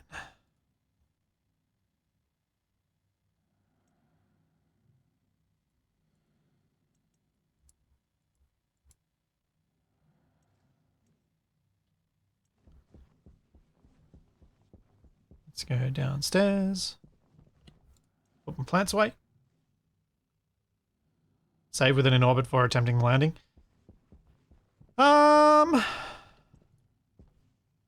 Maybe. Gotta live dangerously sometimes. Adds to the excitement. I can't ride motorbikes anymore. I've got to get my adrenaline kicks somehow.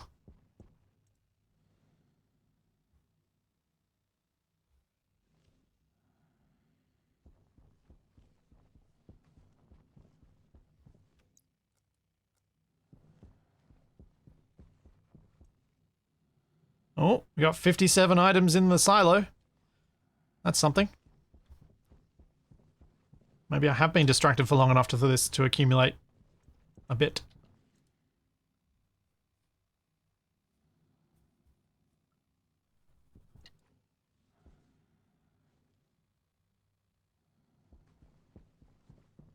Nah, I will save before the landing, not because I want to reload if it goes wrong. So that I can continue and take a chance. More so that we could, if it does go wrong, we can test to see if, with nothing changing, there is a chance-based element. Because if there's a chance-based element, it'd be really useful to know.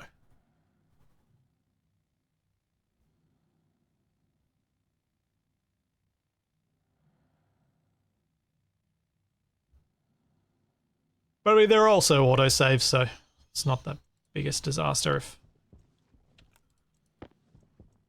I forget. We can still do those tests, but it'd be nice to do those tests to see if there is some random element to it. Oh, I put that in the floor. Of course I put that in the floor. Ugh. All right, let's check the rocket. Make sure the power's okay before I fix that.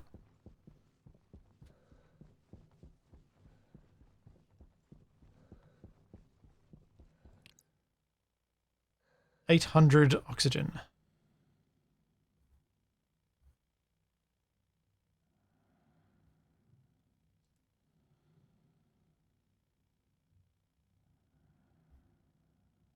We've still got 12,000 volatiles. One cargo storage is full. The other one has a small fraction in it. Still got 27% power. I'm tempted to go to another location now that we're down to just 11 yield per thing.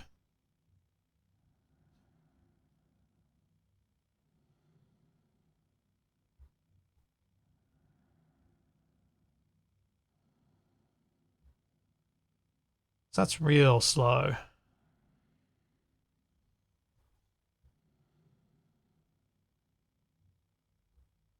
Pushing the luck of the splitsy today? Yeah, of course. Where's the fun? Come on. You've got to push your luck sometimes. It's just, I don't know. It just feels right.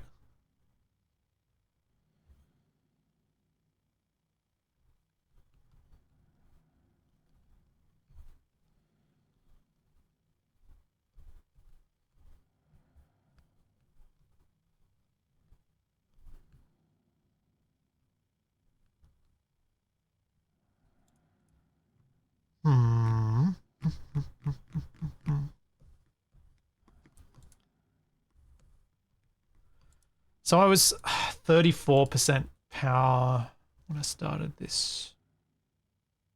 How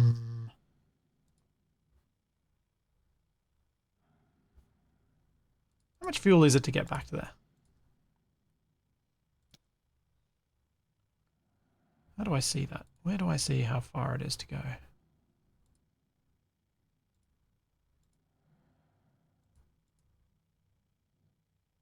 delete that location because that one's terrible.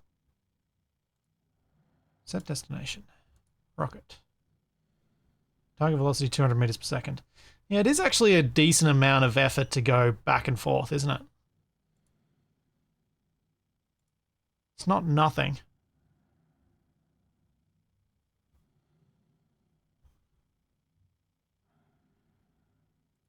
And power's holding, so yeah, I think I'll just leave it.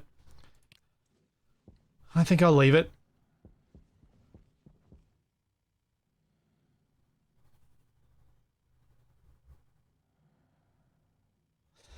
The worst thing about this is, if you brought the rocket back now, everything looks good and it'll crash.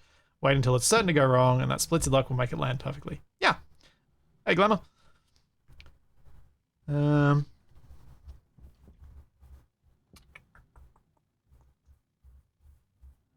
Is the cargo adding mass? No.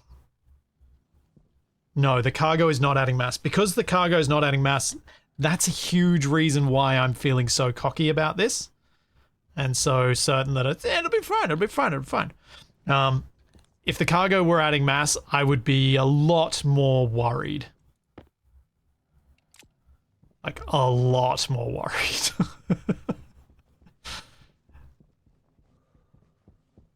If an update comes along and cargo now has mass, oh, I would be terrified.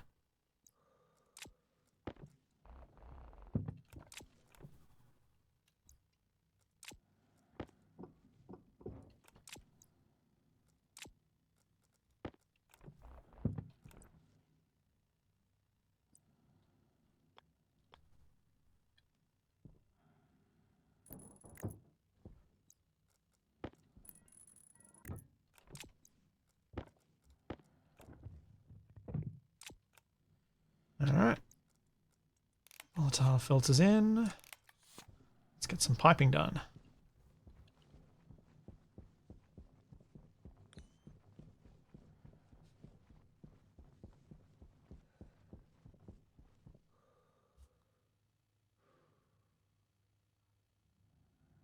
I'm not sure what you mean, Takari. That doesn't make sense to me. I genuinely don't understand what you mean at all.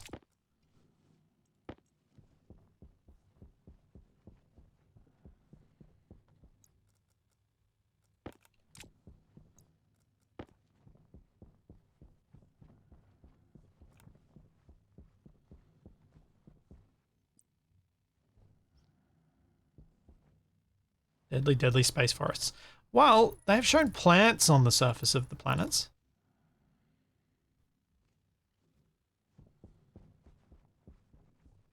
Yeah, I have a bank of batteries sitting empty. Those batteries are there as a safety net. When I eventually do the rewiring of stuff to medium transformers, they may well have a role to play. Until then, they probably don't.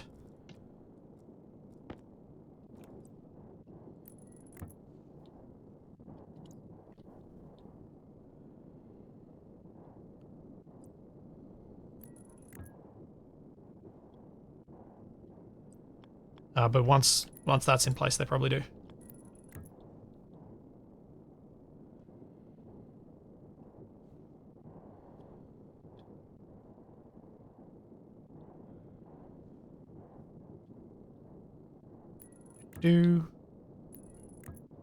Yeah, they may get filled during a storm, and then they discharge, and then that's their role.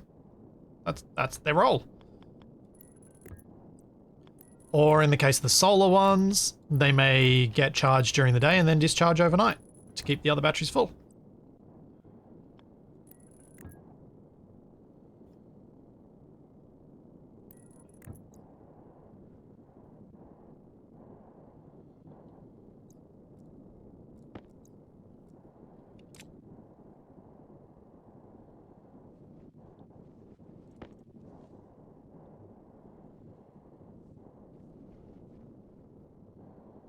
And then we got unfiltered, can go back to here.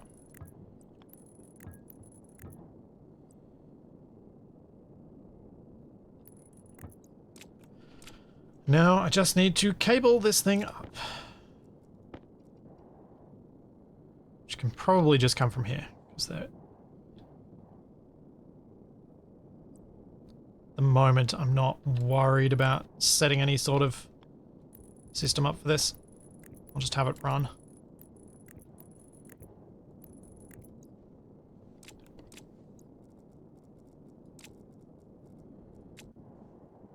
All right. Now, I need to put a brown pipe running outside that I can hook up to. Which means going through this window, I think. And that pipe is not the pipe I want to connect to. It's this side. Ugh. This is going to get messy.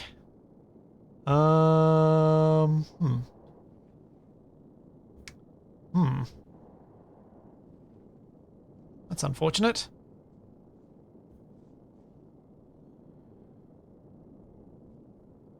That is definitely unfortunate.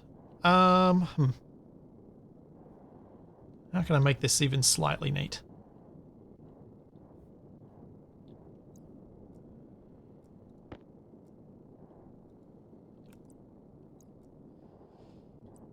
I think if I go maybe here.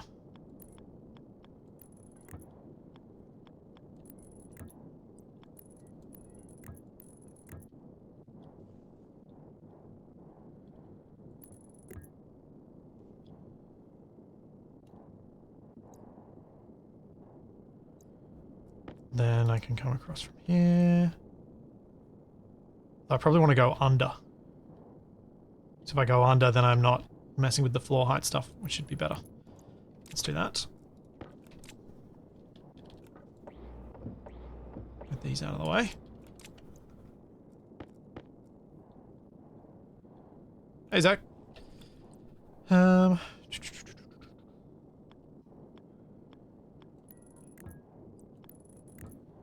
Add more spaghetti, yes.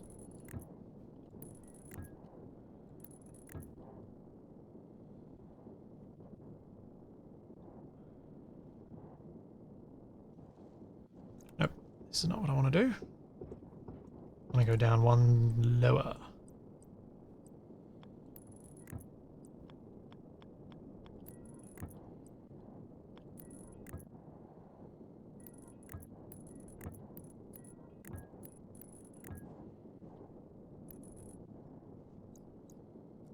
I think this is about as good as I can hope for.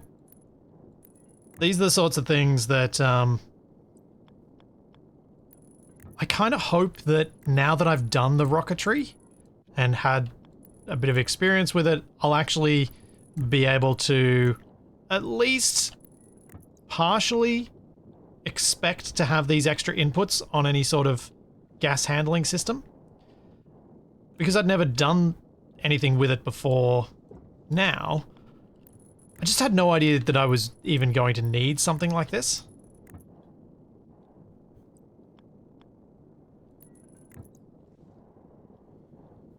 And so prepping for all these extra inputs into various points on my sorting lines just wasn't even something that I could conceive of. I don't need the red ones.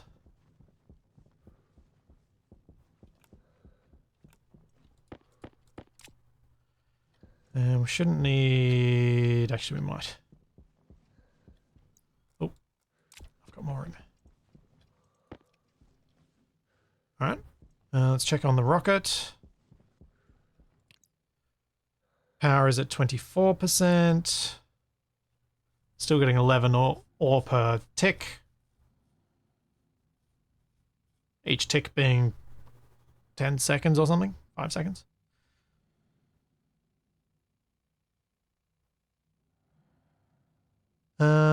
That's okay.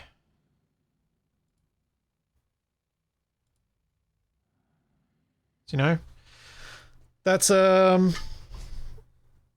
16 kilomoles of oxygen, which is more than I took up there. Well, which is the amount I took up there in the first place, but I've also mined a little bit at the other one, so I've got a bit more than that. So, in theory, this rocket has now fully replaced the amount of fuel it got sent up with. And future rockets will not need to be sent up with as much. So hopefully, significant net positive. Oh, I need to go back inside. I do not have much oxygen.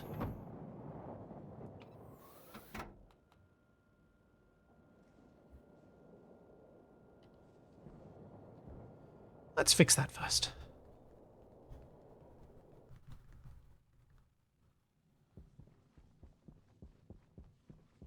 Breathe shallow now. Yeah.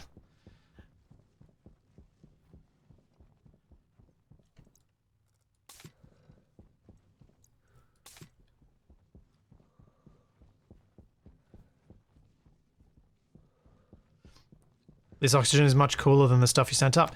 Yeah, that's a good point. That is a good point. It is much cooler than the stuff I sent up. So, it's better. Yes, one of my storages is full on the rocket. That's right, Hollow. It's the one that's further along in the series, so it should be fine.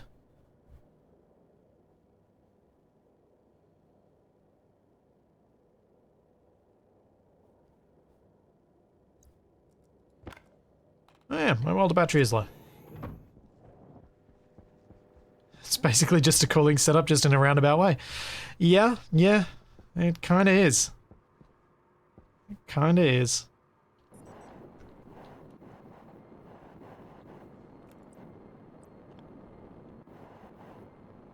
Alright, we're gonna go to the top of the window now.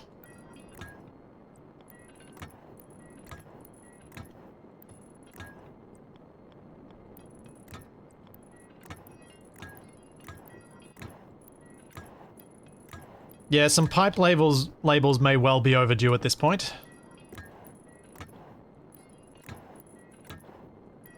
Because I do have a lot of brown pipes, and they all do slightly different things.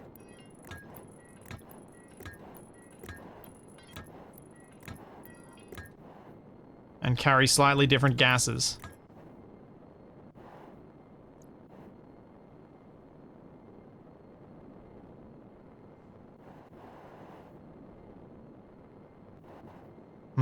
Now these pink and brown lines are going to have to cross. Where do I want that to happen?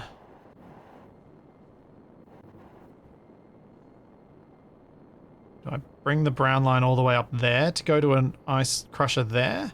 Or do I bring it all the way up there to go to the ice crusher there? I think I'll keep it on this side.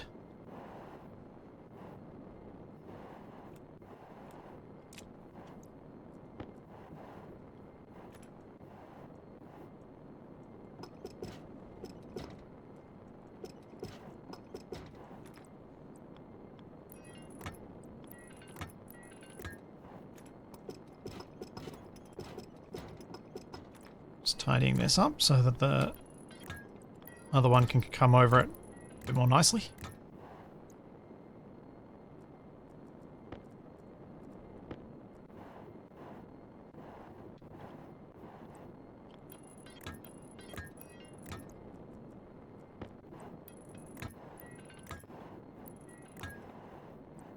I don't do shortest feasible. I believe this will be neat based on what I currently understand about what I need. And I will be proving myself wrong later.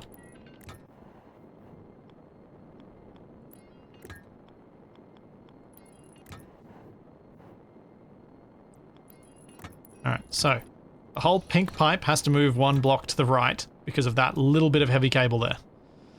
Ugh.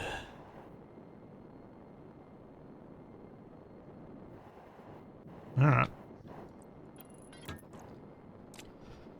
Let's do it.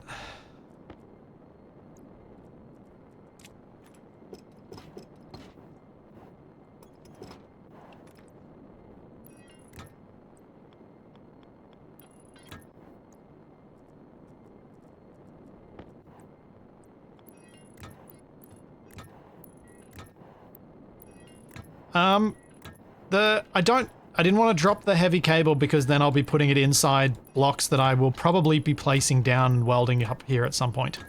And I don't like having my cables inside blocks if I can help it. I do like to keep things accessible if I can.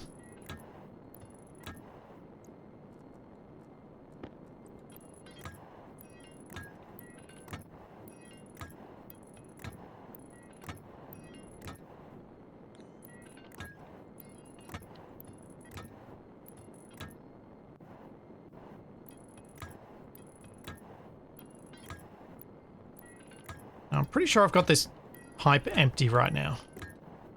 I'm just going to quickly check.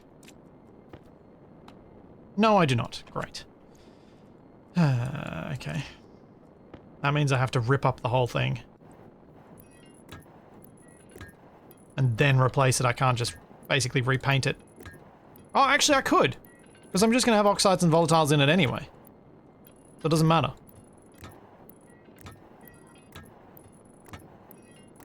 Yeah, never mind.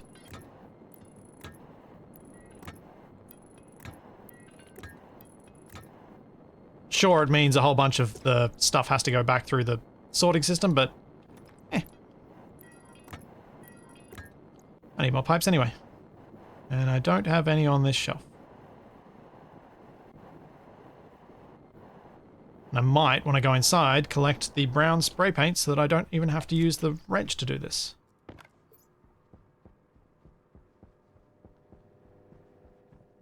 Yeah, 124 pascals is not a lot, so it probably doesn't matter.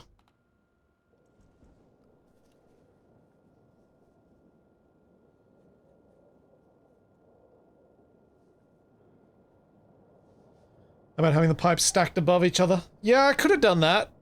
It just becomes a bit of a trip hazard. That I also try and avoid.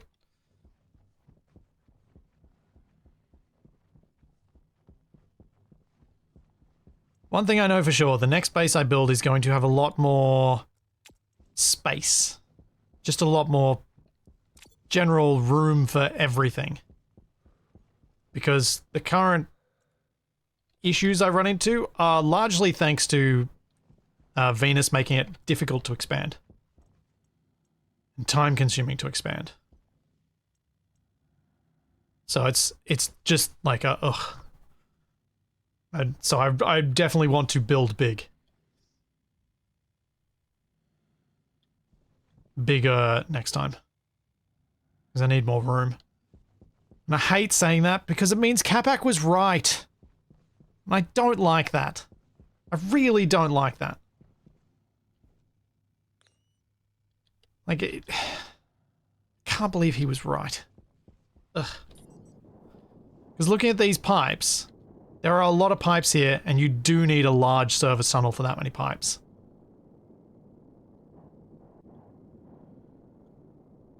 And I've even condensed these down more than I would like to. I would probably have even more than this running there. It's so annoying. Can't believe it.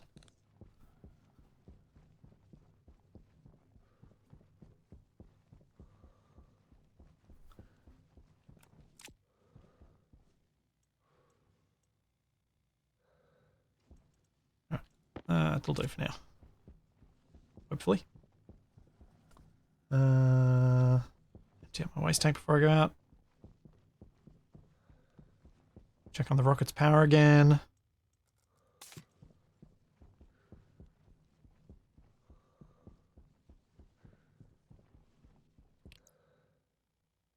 Power is 22%. 36% full. Completely full.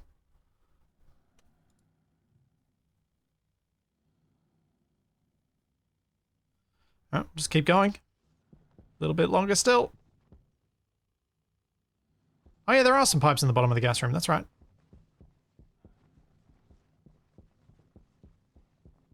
Should grab some of them.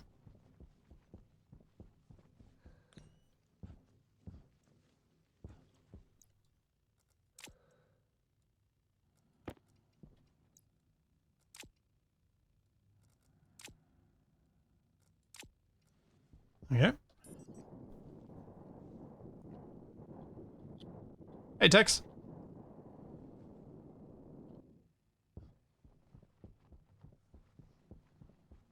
The good thing about Capac is that he doesn't remember when he's right. The bad thing about Catback is he doesn't remember when he's wrong.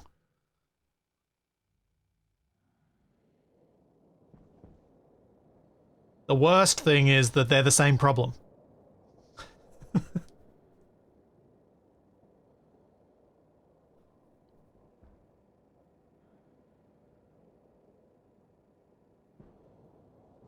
Alright. Should have enough pipe. Plenty of pipe for this connection to work. The upshot of the way I'm doing this that I thought of was that I'm connecting to a system that already has a large tank on it.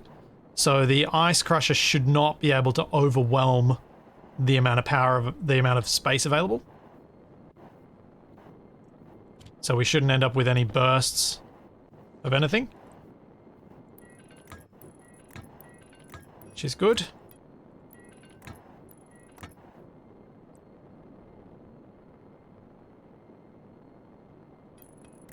Oh wait, what am I doing?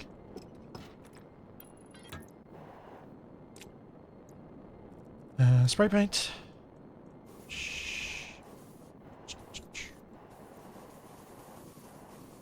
Missed one. Eh.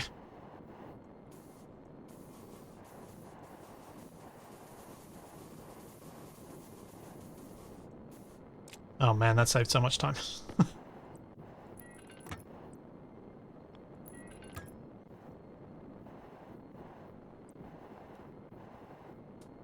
Yeah, Tex, I have no idea what Space Nuts is as a movie, but at least someone else in chat does.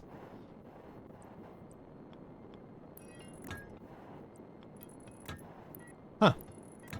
It's raining rather heavily for a day when it wasn't supposed to rain.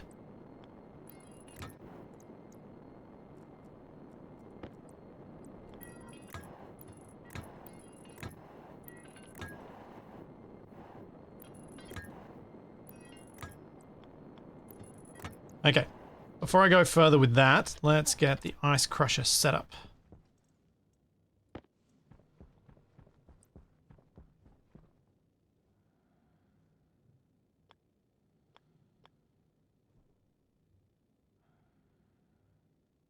I want it that way? Yeah, that way. Because that'll go straight in.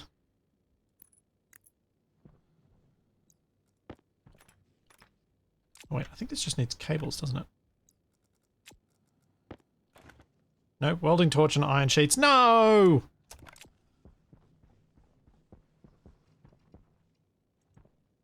Ah.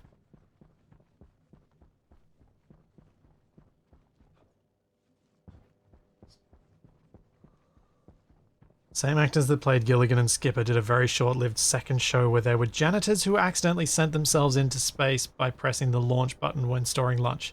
Wow, it almost sounds like the people creating that show didn't have any new ideas.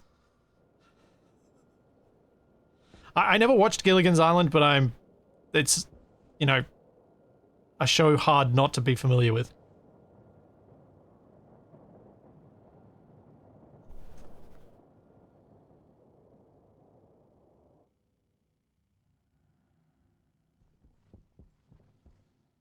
No, Charlie does not want to go other end. Charlie actually is very, very chill right now. She's quite asleep.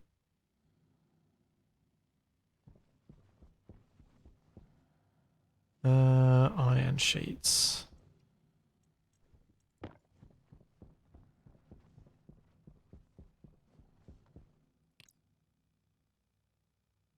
%20 battery.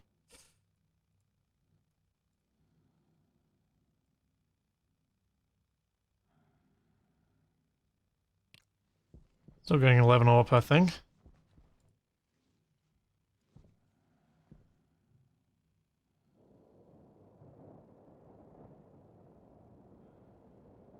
Eisen, just because I've been sent a clip doesn't mean I've watched it.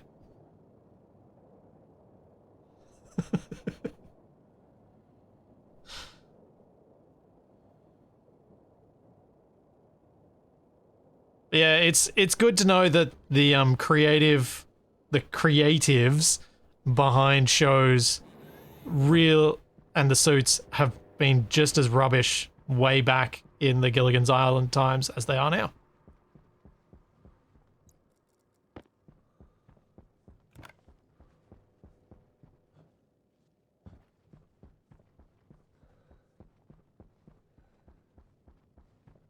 Yes, indeed even. A clip is not the show.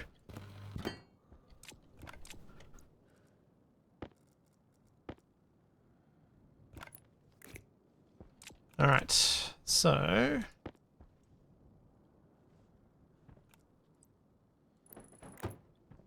Oh, actually this is probably not a good idea.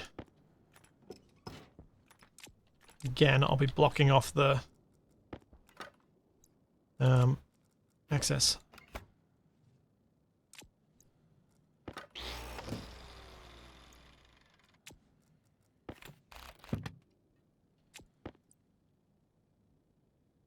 I'm gonna do that.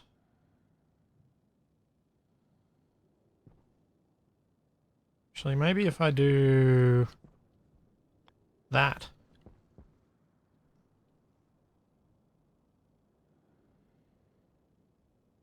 That. Let's see if that works.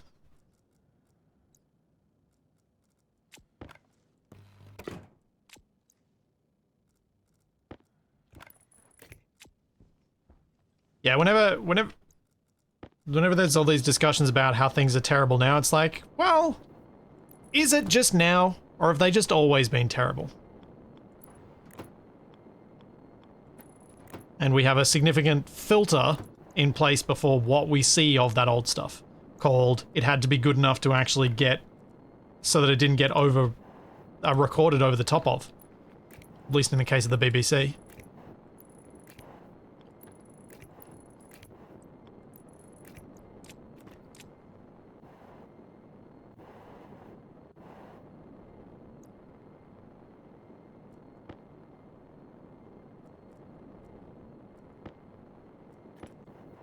I don't think I'm going to need anything coming from the liquid output.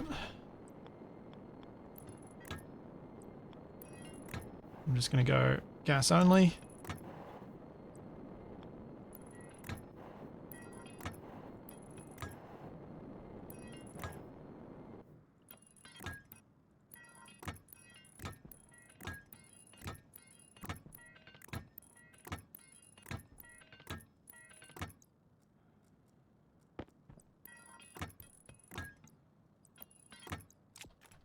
All right, ice crusher ready to go. So this will go on and empty. This will go on and empty. This will go on and empty. This will go on and empty. And I'll leave the ice crusher off for now. I've probably got the power to run it. And then that just goes on. And then, as soon as the rocket lands, I offload everything, fuel it up, and send it off again. And that should be enough storage to hold all of the rocket ice while the ice crusher does its thing. Do I want to set the ice crusher to a different temperature? The default's 5 degrees, is it?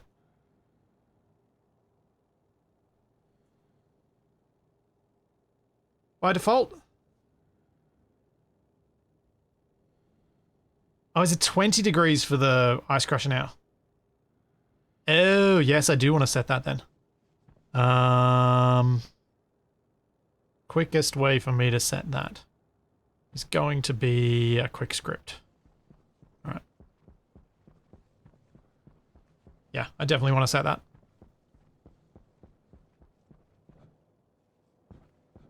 Actually, a memory and a IO should do it.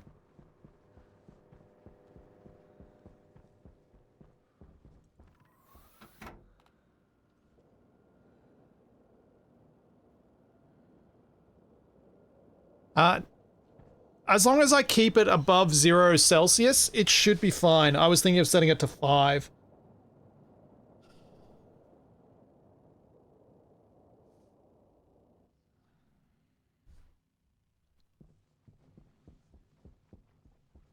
And the pressure in there won't be high enough for it to be liquid. Because we're talking oxygen and volatiles here. So volatiles are not going to be liquid. We just use Celsius to make life simple. They're going to be a gas. Anywhere above 0 degrees Celsius, they're going to be a gas. And oxygen's similar.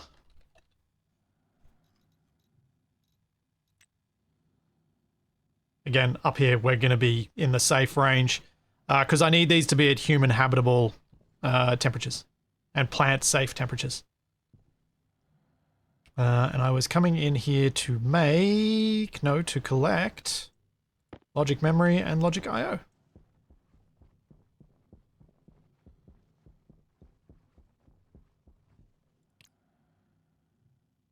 Rocket has 18% power.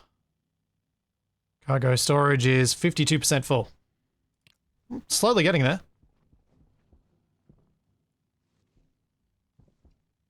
Like, I want to keep it cold enough that that it's improving the efficiency of all of my cooling systems, but I'm not ready to melt the ice at a super low temperature, even though I possibly could, and do some cheeky stuff to make my cooling system even more efficient. Like, one of the ideas I had, if I was willing to do it, would be set my ice temperatures, like my ice crusher, to maybe -10 or -15, and then a heat exchange with these guys. So I bring the ice back, I crush it, and I let it warm up with the heat that's in these, cooling that, making the whole loop more efficient again. But if instead I do 5 degrees and I bypass the cooling system altogether, I think that's a bit more efficient overall. I think that's a better system overall. Not necessarily more efficient, but better. Now, do I need a reader for the memory? I don't think I do. I just need a writer.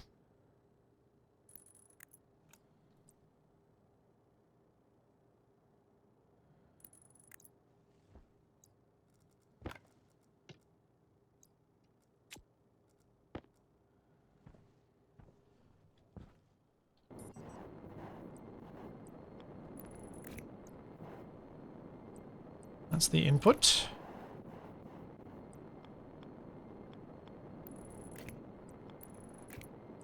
Goes to there. Power comes in here.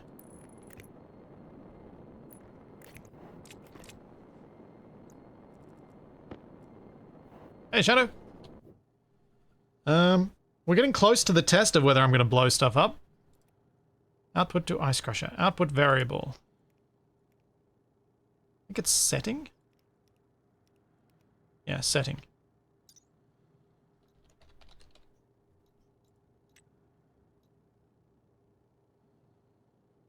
Setting read write, yes.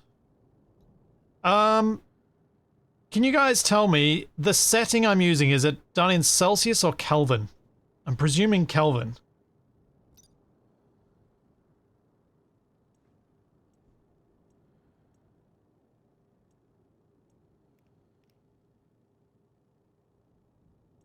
So I need to go to 278.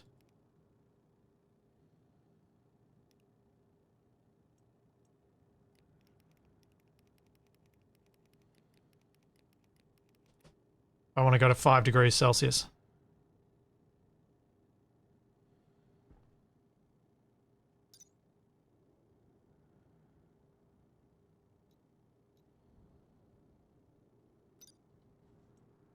So logic memory is set to 278, which is about 5 degrees Celsius.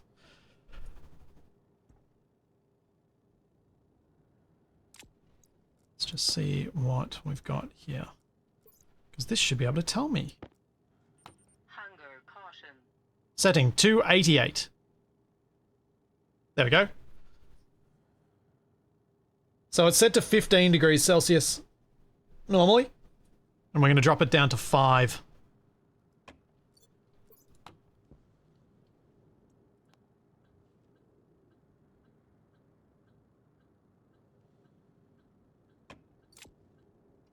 Now, helps if I set the logic in, doesn't it?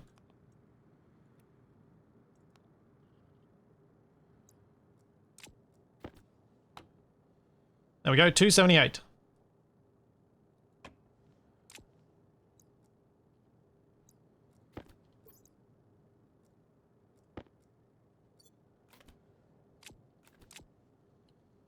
Now I can remove this.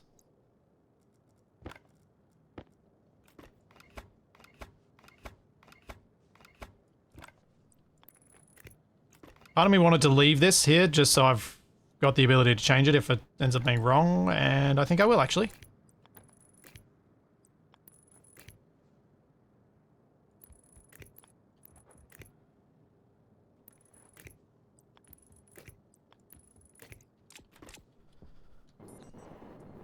Just like, hang on a second. It's possible I could get this wrong and I want to change this because the temperature in the pipe ends up being lower or can handle it being even colder.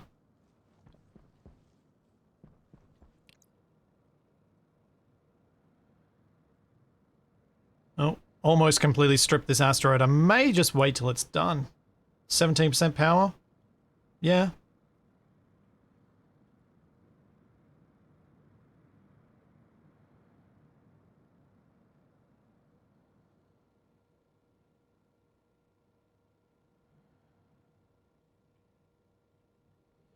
I think instead of an ice crusher, you should just dump the ice into a gas-filled room that has a heat exchanger with the cooling tanks. And then you get all the cooling from the ice and process the ice faster. Sounds fun and terrifying in equal proportions. It is very easy to overpressure a system like that. Very, very easy.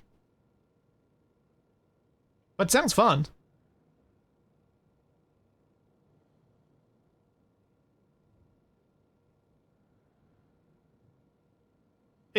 It sounds like the system that this could evolve into.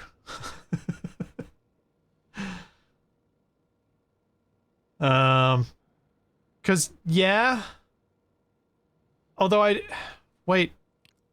What are the... Reinforced windows. Max pressure 8,000 kilopascals. Okay, that's something decent. So I could probably, you know, go up to 4 megapascals inside the room while being able to see what's going on and have it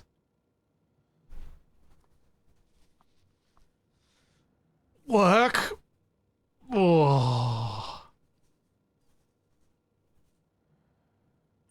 Waste tank caution. It's tempting. It's very tempting.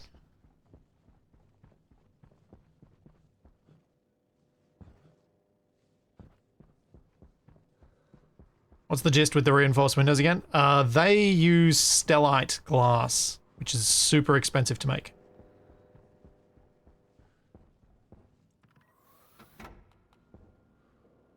Well, you want to have a window to the room inside the base. Whether the room itself is technically inside the base or is outside, doesn't matter. But you want a window because you want to see the ice balls floating around as they sublimate.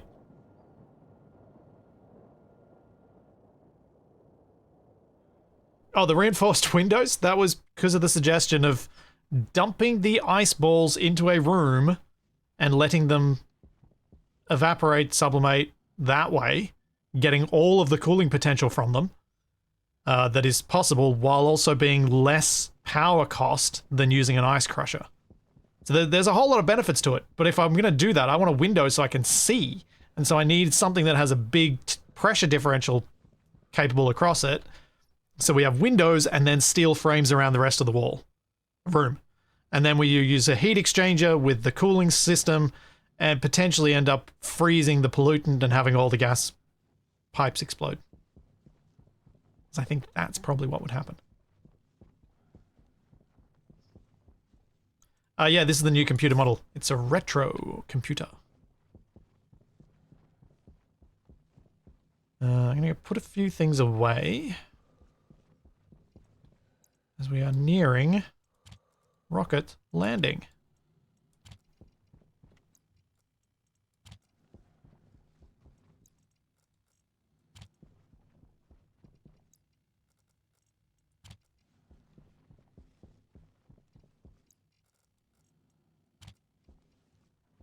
Which is exciting.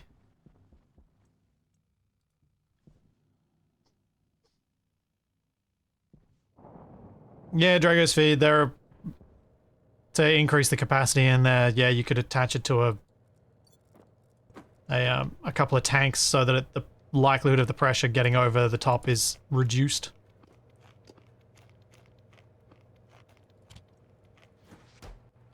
And then I just need to have some powered vents with minimum sets so that they don't extract too much gas, so that the things can still sublimate. Oops.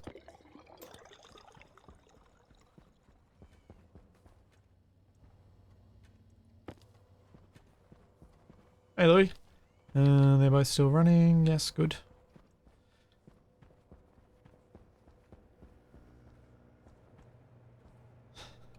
Yes, retro computers. Perfect for getting your rocket to slow down for landing. Well played.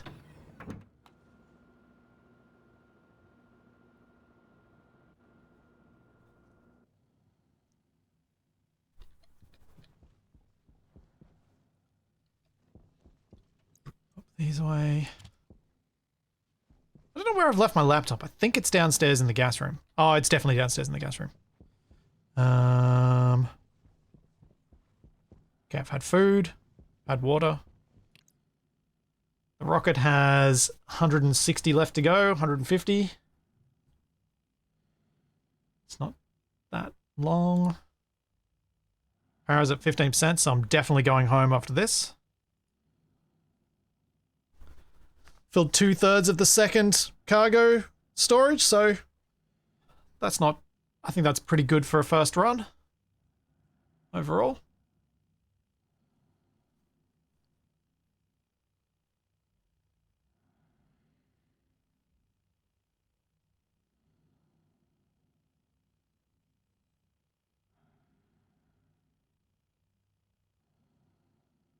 Yeah, Tuber Mage, I should have thought of that.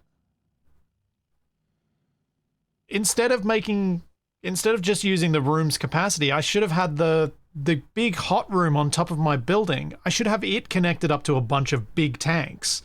So the amount of moles of gas at that temperature can be much greater, therefore I'm holding a lot more thermal energy. Yeah, I totally should have done that. All right. We are almost there.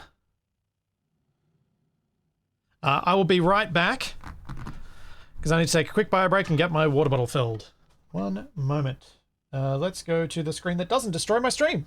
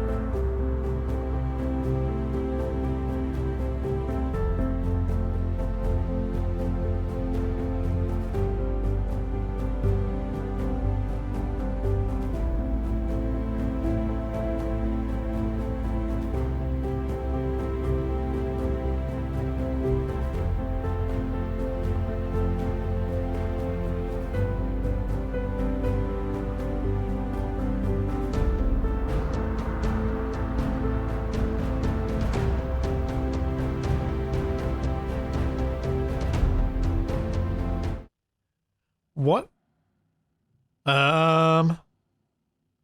Interesting. There is more ore than the location says. I guess it says estimated. Yes, the balls in the hourglass are space balls.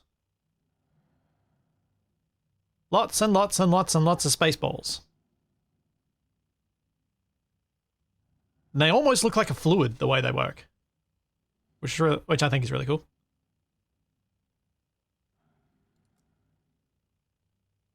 Okay. I think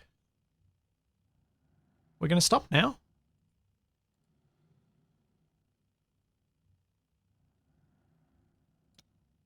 Idle. Rocket. Map. Set destination. I know I can go straight to the base and set my destination, but I'm going to set this destination, then we're going to go outside and watch this from outside. Turn off the miner. Turn off those. Turn on the engine. We have... What does it say? 500 and something seconds of fuel remaining. So I'm confident about that.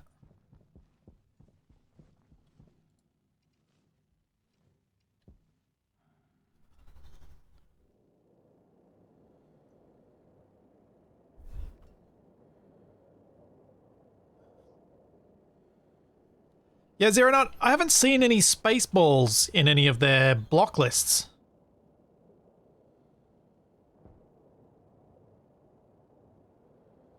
For SE2?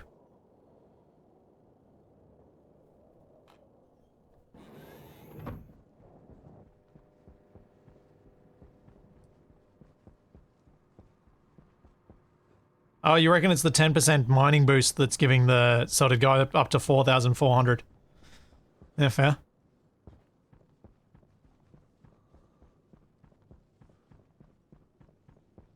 Okay, open UI. Map. Set destination of launch mount. Rocket. Let's go. Still says failure at low. Medium says confidence low, at least 14.1 kilonewtons of engine thrust required. I have 16. So that should be fine. But as we said, we wanted to test this. So we're going to quick save. We're going to do a save as and landing test. In the event this goes wrong, I will continue on from the wrong, but we'll do a reload test to see if it is a chance-based thing. Okay, map. Set destination, rocket. Make rocket go now. Map. Down she comes.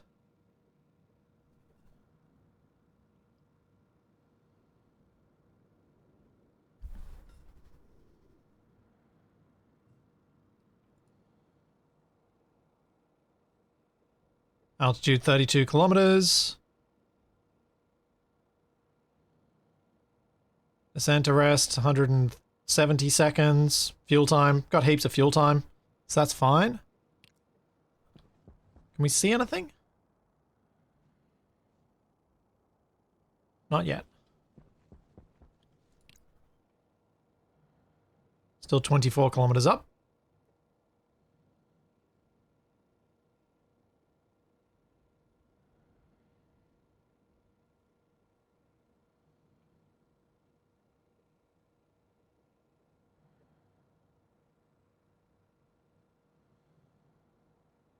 Ground velocity is 270 meters per second.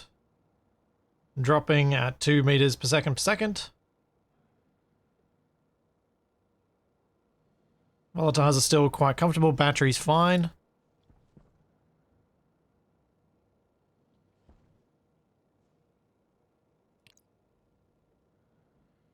$13 kilometers up. Yeah, I think it's doing almost suicide burn. Not a full one, but an almost.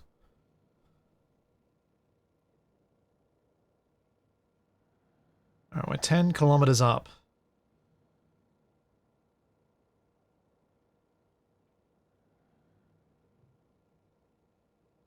A minute 30 to go.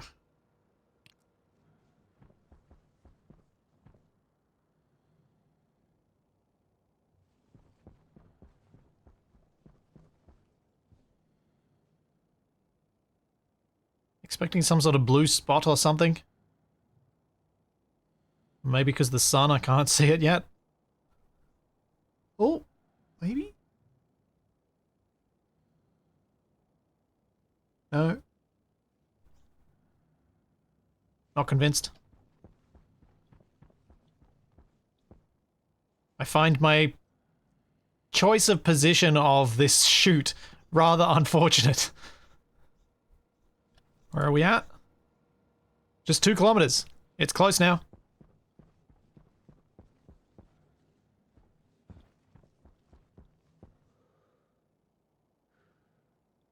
Whatever happens, happens.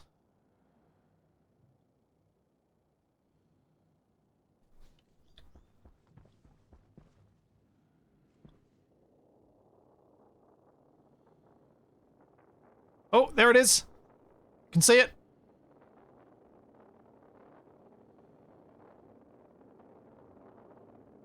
I can hear it.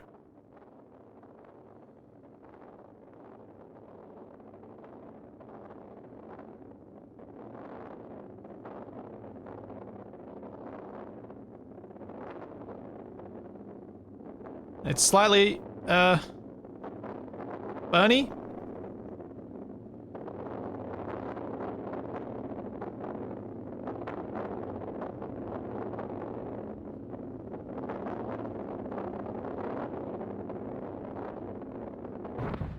Hey! Touchdown! I might wait for that Bernie to dissipate a bit.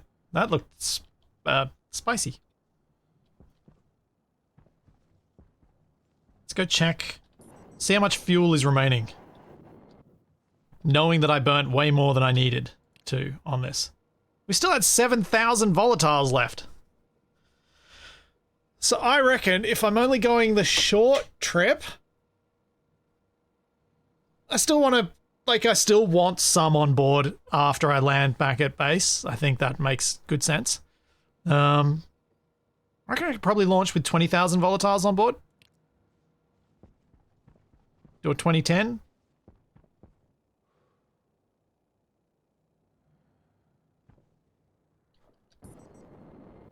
All right, let's attach some umbilicals.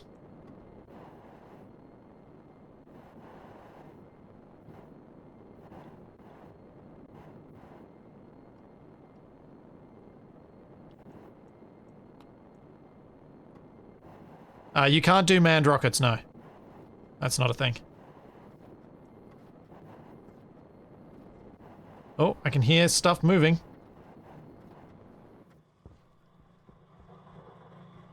The ice crusher is working.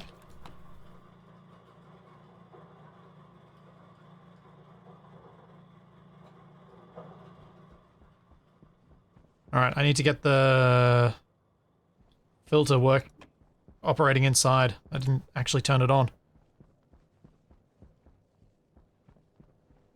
And just make sure I haven't left a gap in this pipe network anywhere. Doesn't look like it. Good.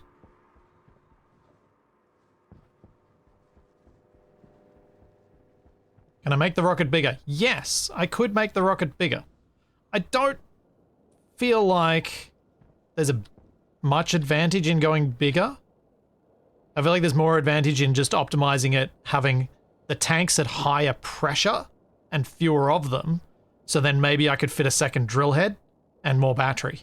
So I can mine more quickly and do the trip more quickly. Maybe even an extra storage if I've got enough room for that.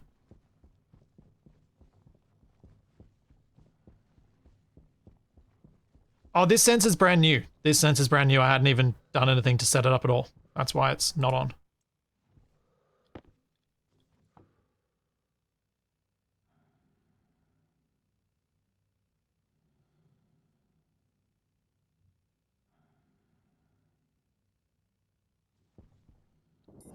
Let's just check that's the same makeup.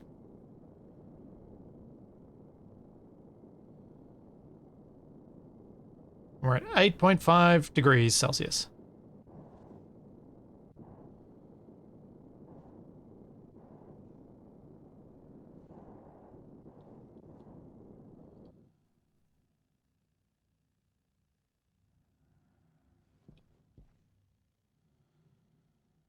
And what's the big volatiles tank say it's got? So 28.5 kilomoles and 133.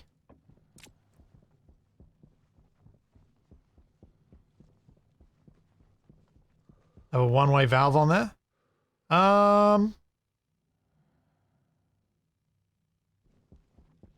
Is there any benefit to that? I'm not sure there is.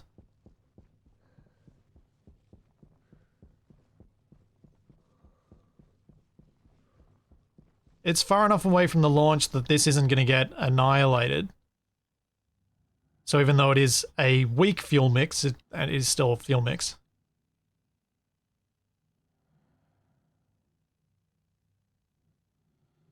It should be fine. Pump to let the filter work better. It's working at such low pressures. I guess a pump here might be helpful, because then it's not working uphill too much. But to be honest, the pumps haven't been doing much. Look at this. 1 point... like... this one. This one seems to not do much. We've got 1.3 megapascals on that side. And we've got 1.19 on this side. The pump's doing diddly squat.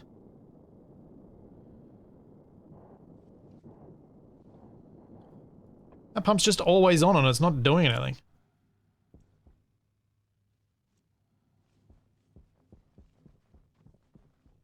I don't know why.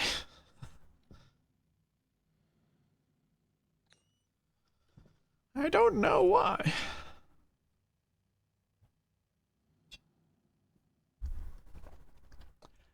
Yes, Tuvamage, I have thought about using phase change filtering, and then I have gone, nope, nope, nope, nope, nope, nope, nope, nope, nope, nope, nope, nope.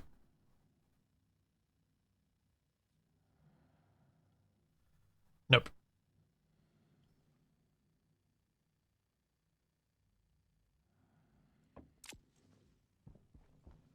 Yeah, nope.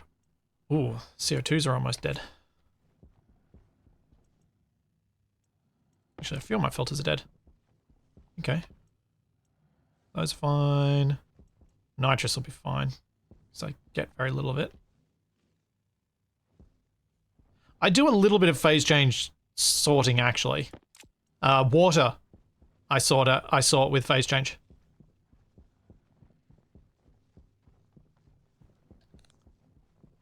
I don't have any water filters, and I use the phase change to do it.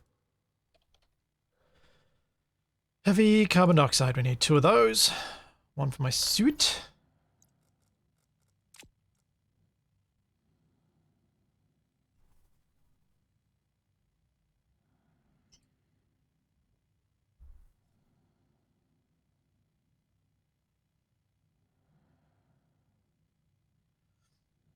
The problem in my mind of phase change filtering is it's a lot more error prone, and the costs of those errors are massive.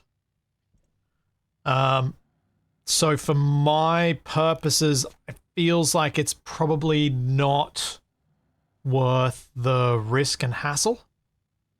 When there are other things I'd rather spend my game time on.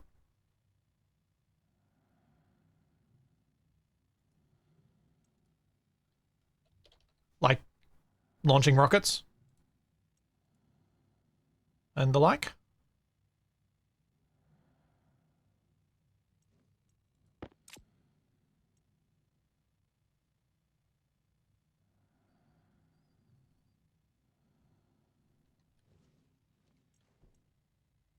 I do not.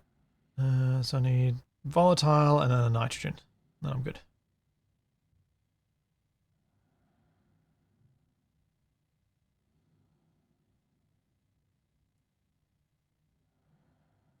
I'm not recycling my skulls. They're a part of me. I wouldn't do such a thing.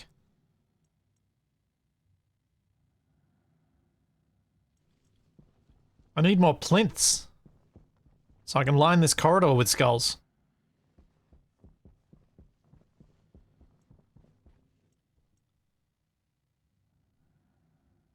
That's what I need.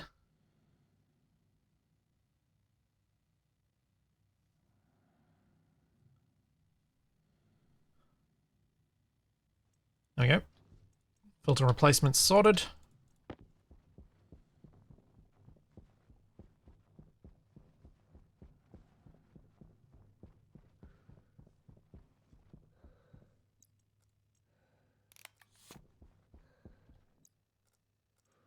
It's good with the heavy filters that even with how persistently I run these, they're running out very slowly.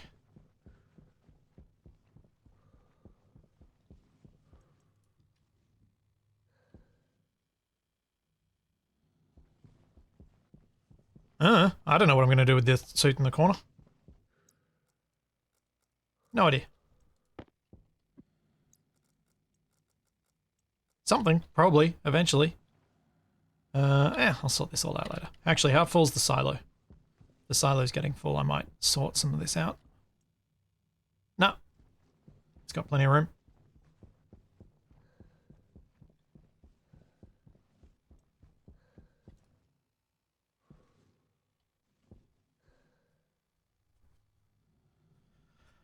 And now we get rid of the plant.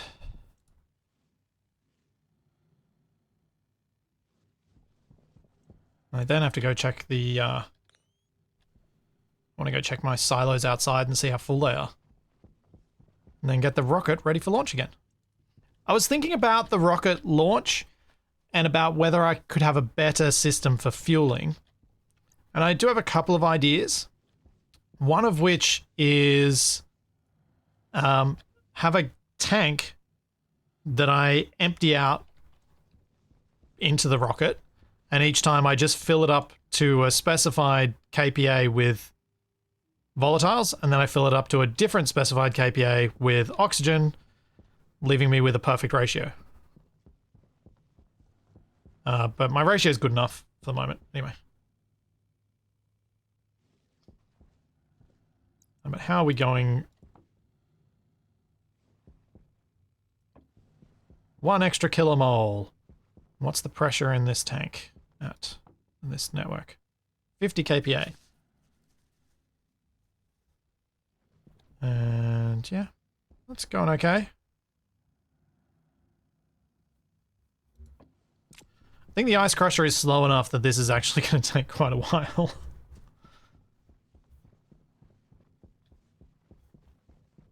What does the recycler recycle into? At the moment, some centrifuges that don't have any automated output. It's all manual. Because I don't actually end up recycling all that many bits. But at least I can recover some of the materials that way. Yeah, the ice crusher is very slow. Let's go check on the silos though, see how much is actually being held. That'll give me a better idea of how it's progressing or not.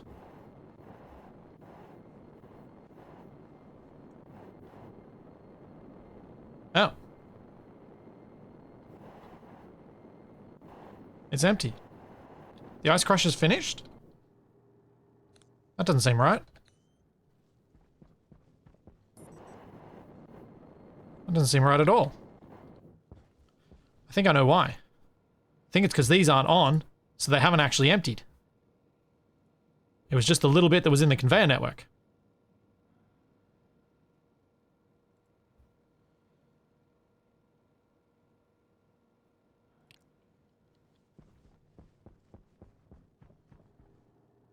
And I need to set the bottom one to empty as well, don't I?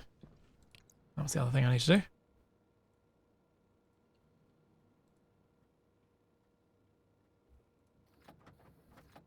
There we go.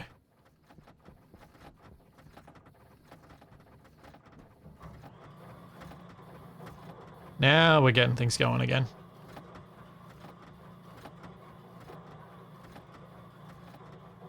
It sounds like a clockwork machine.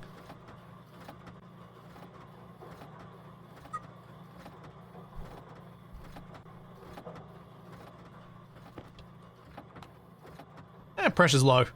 It's fine. There's a large tank here, so I based on the amount we had filled the rocket with, and that I'm bringing back about the same amount, I'm confident that this is not going to get anywhere near burst pressure. And with filters running while the ice crusher's running, I think this is also going to be very safe.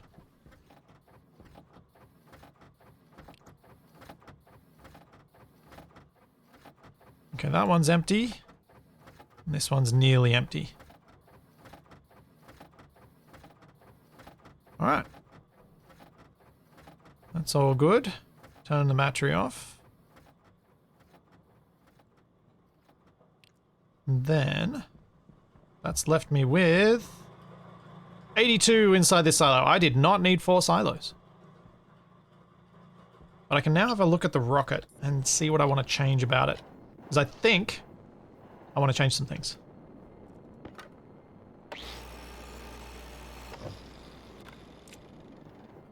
First off, we don't need this much fuel. Capacity.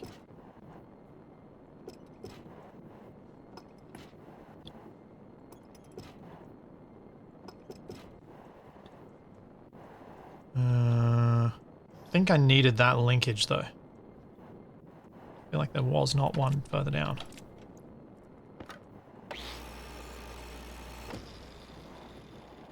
That is correct. I want to use that bottle, which I probably don't need to, so I'll get rid of it as well.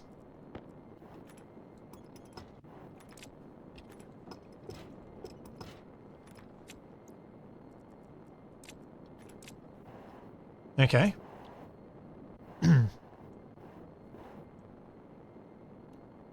Drill head ice is at 75%. That's fine. I'm okay with that.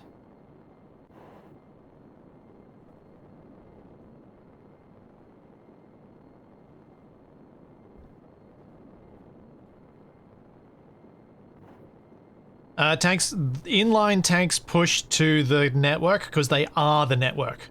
These are just fat pipes. Regular tanks do not. They would release to atmosphere. These ones push to the network. So I need the scanner. Now, with this rearrangement, could I add more storage to this? Because I could probably move the scanner head up and maybe add an extra storage link.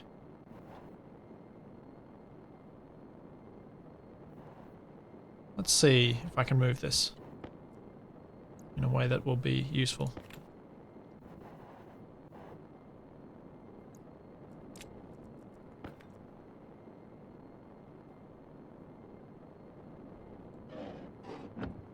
I don't want to make it bigger because bigger makes it a lot heavier, and a lot heavier means I need more fuel and I don't know how much fuel I need. Whereas if I keep the mass similar, I know where I'm at and I know roughly how much I need, which I think is a better way to sort this out.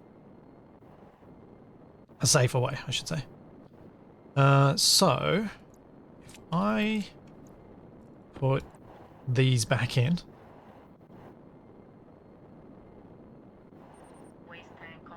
although maybe I can put them in down here. We'll see. Put those there for the moment. So that I can then get rid of these two.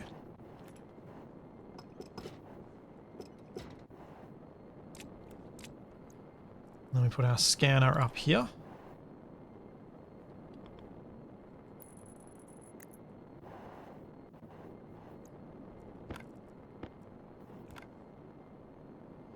Oh, I so wish I could blueprint the rocket so that I could then just make another one that's identical. That would be delightful.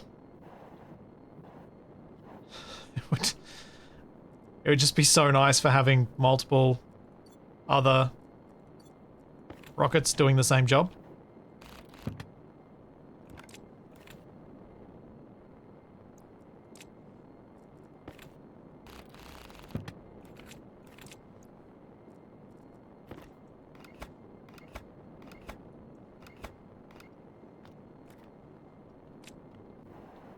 Get back here.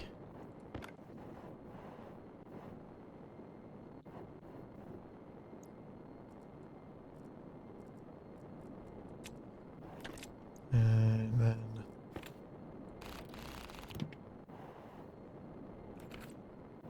okay, so I didn't need to do any of that.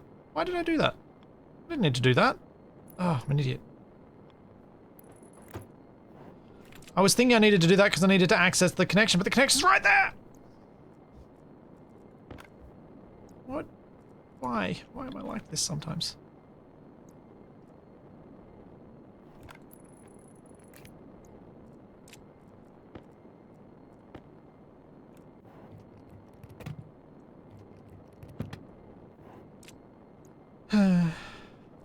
What do you want to finish you? Welding torch and steel sheets.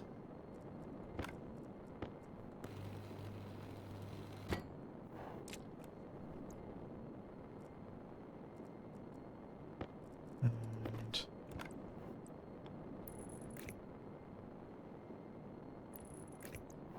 there we go. So that tidies that up a bit.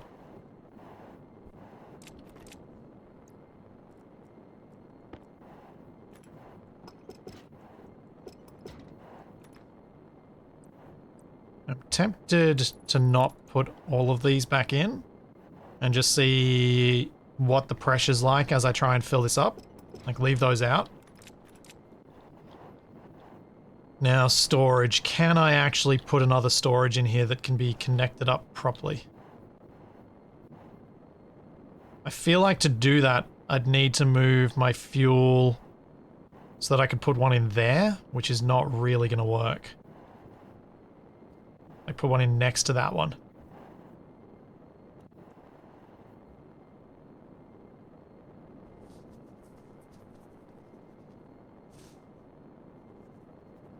Emery, if you're talking about the Underground Alone series, probably never. I'm done with that. Second miner? I don't think I've got room for a second miner.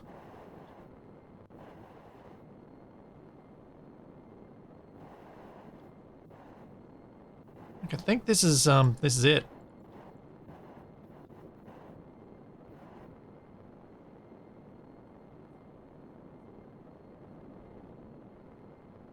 Yeah, the trouble I'm running into is I'm not sure how I would connect up both ports of the box because of where the cabling is.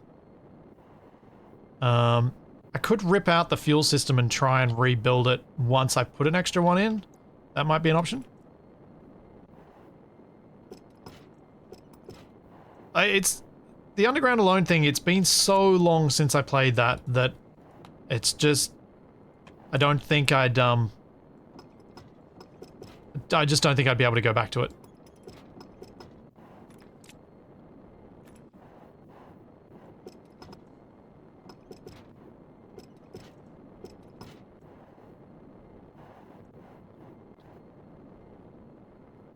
I can get rid of the pipe analyzer, and this can connect up differently. So let's do that. Because I didn't use the pipe analyzer once.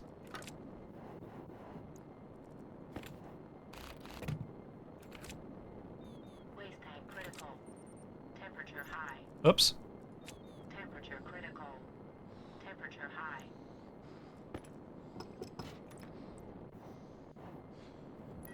So we can do that. And those are now connected directly to each other. We still need to connect up that one somehow, as it's currently isolated. What's the pressure in these tanks just now? 18. Alright. Just slightly crispy. It'll be fine.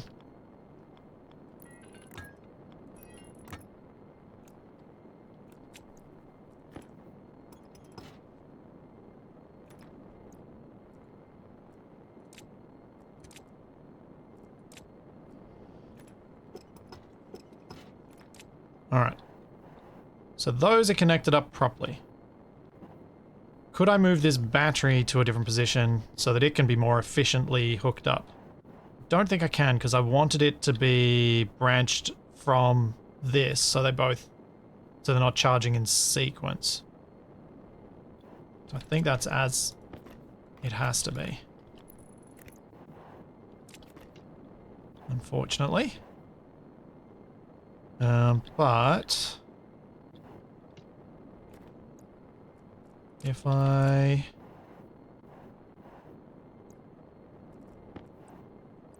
bring this back here and maybe put some branching in here, in at this level, I can probably fit that extra cargo system in.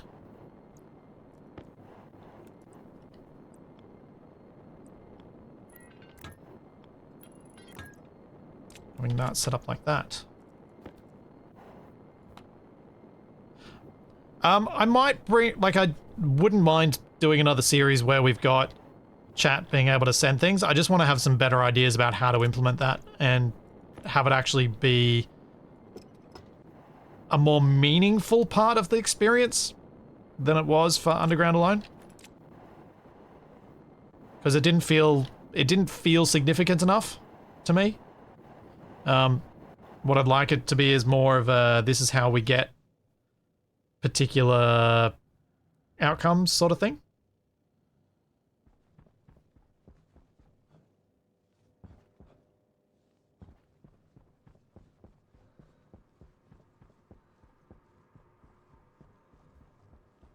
So, like, one of the ideas I've wanted to try and come up with a way to integrate that wouldn't require enormous amounts of work on Nev's end was trying to figure out a way to make it so that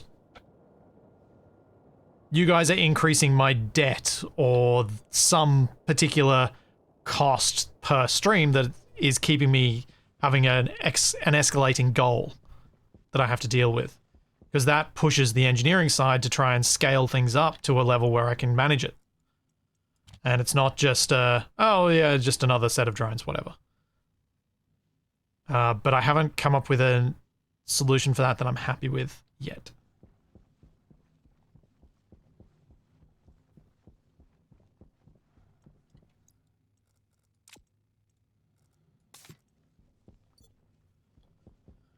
Alright, with this going, where are we at? 139 and 32.6. So that hasn't really gone up all that much. I imagine the ice is still working, because this is up to 400 kilopascals.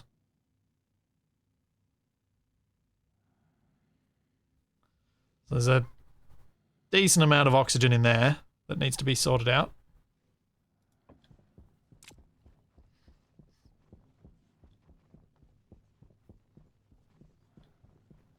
Deathswalker, unfortunately the trade aspect of Space Engineers is the least moddable part of the game, really. I mean, I'm sure it's doable as a server plugin sort of thing, but yeah, it's a lot of work to mess with that system, which is annoying because it would be the ideal system to mess with.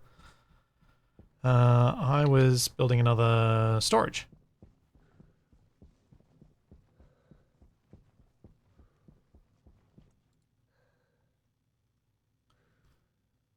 And I need some chutes as well. So, kit, cargo, storage. We need some steel. Chuck it through this splitter, so I don't have to put so much in.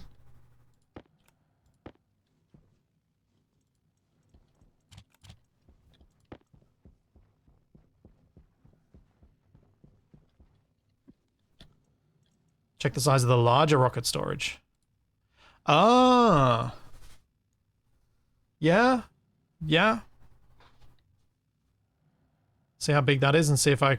Because if it's 2 by 2 by whatever the length is, then yeah, that might be tidier as well because I don't need the extra chutes then.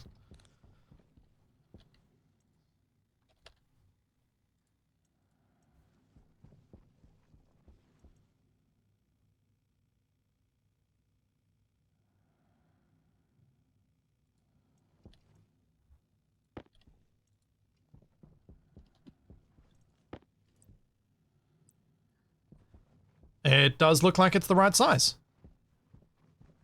Oh yeah, that could potentially be a lot better. Because then I don't need cabling as well. Yeah! Awesome. Thank you for pointing that out. That's much better.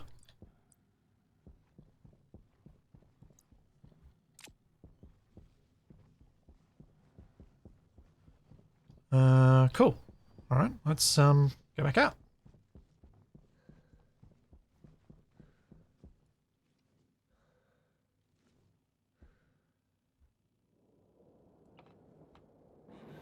Probably going to find that I need some parts that I don't have on me, but whatevs.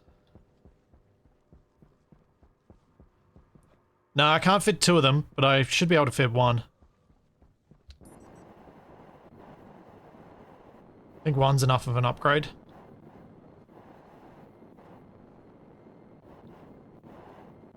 Because the one down here, I don't want to change to that because of where the power is here. So this storage needs to remain a small, but this one can upgrade.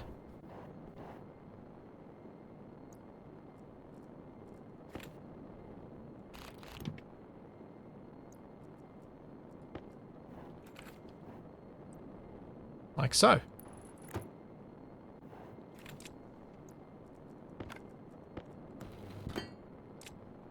Yeah. Nice. Now I just pipe. I don't need any other fancy cabling sorted. Should all just work. As is. Oh, that's heaps better. I'm glad I didn't have to mess with any chutes. Third battery, maybe? Yeah, baby battery. Do I really need it? I don't think I do. I think the 2 mediums is enough. It's just more of a... I need to remember to switch them off when I'm doing other things and not paying attention to the rocket. So I think I'll stick with as they are.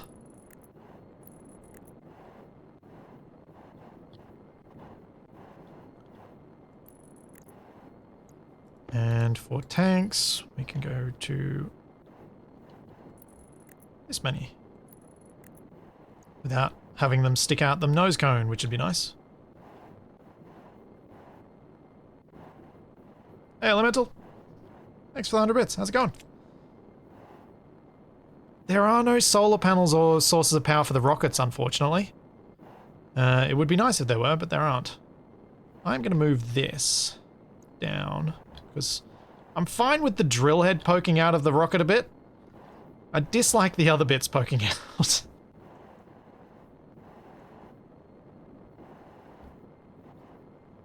So I'm tempted to move it down, but I probably shouldn't. I probably should just pipe these up, actually. I don't have room for it.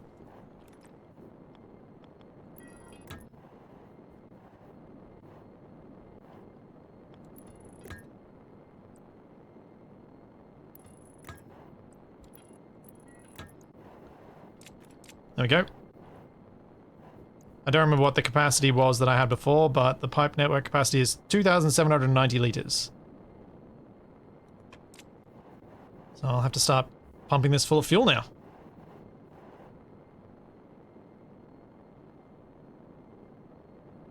Hunger caution. I changed these to smalls. I could put an extra miner in there. And put a junction across. Yeah. Let's see how high pressure the tanks are once I get enough fuel on board. Before I get too excited about that. If the pressure in the tanks is okay, then yeah, I'll do that. I'll add a second miner to speed up the process. Because the mining phase is the slowest bit, I think.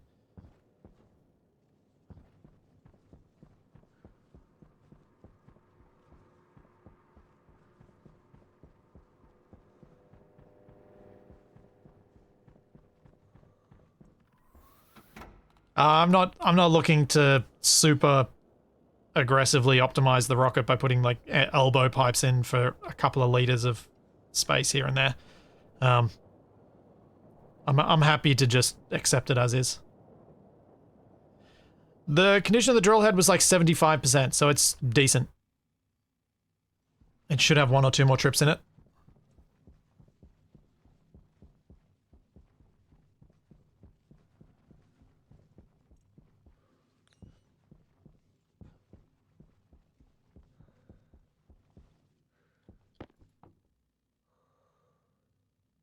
Okay, decent fuel mix. Pump out.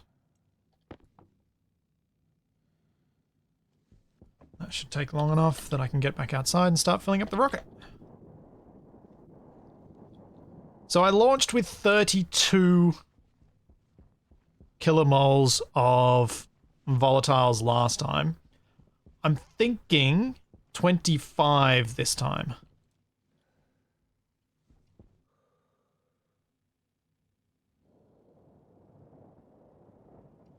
Yes, the rocket landed perfectly safely as I predicted. Somehow. Somehow I wasn't wrong.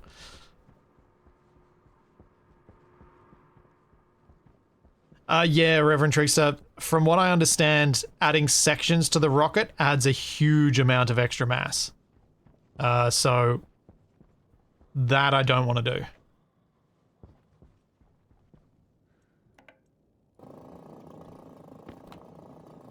Oh, no, off.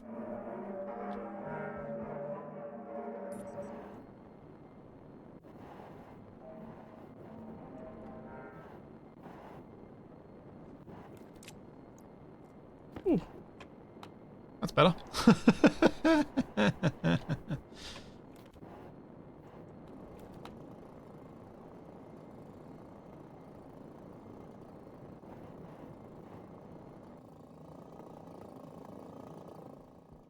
Alright, how's the rocket looking? No rockets connected. How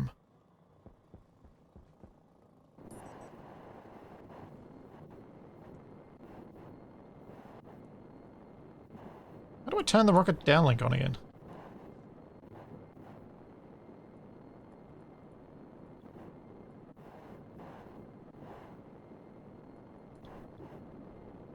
How do I connect it again? Is it over here? Yeah, it's over here. Screwdriver.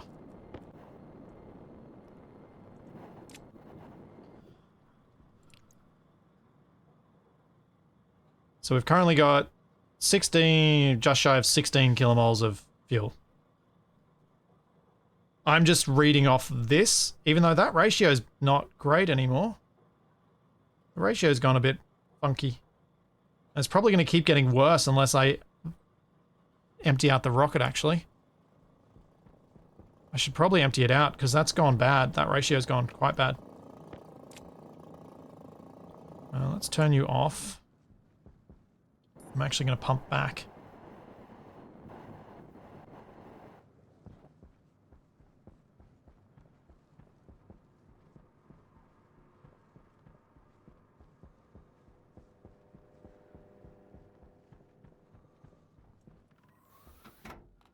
Because that was quite a big difference. There was a lot less oxidizer than fuel.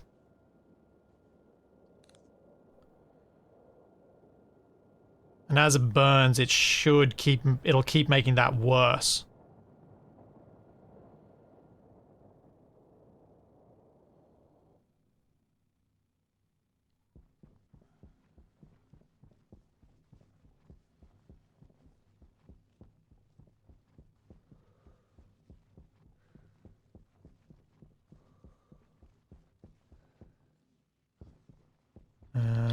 Switch.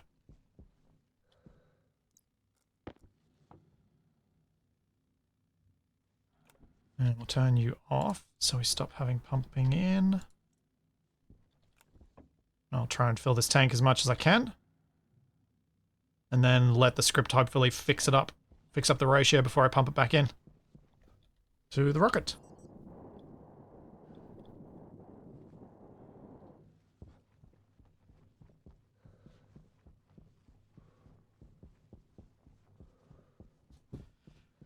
Yeah, Takari, that's not a bad plan. Try and make a heavy lifter. See if I can get away with a 3-segment rocket. But I almost kind of like the idea of sticking with this scale and getting a couple of them running first. Especially since it isn't the quickest to use a rocket.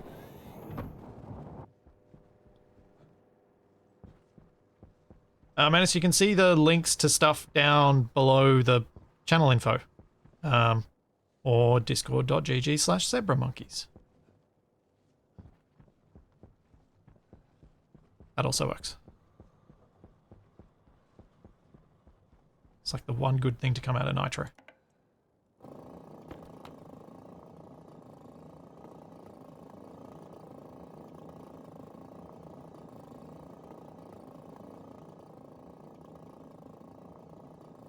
Yeah, it's definitely oxygen rich.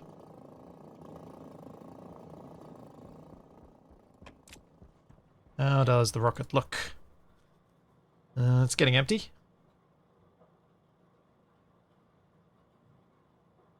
Hydration critical. Yeah, hydration critical. I know. My health bar is a,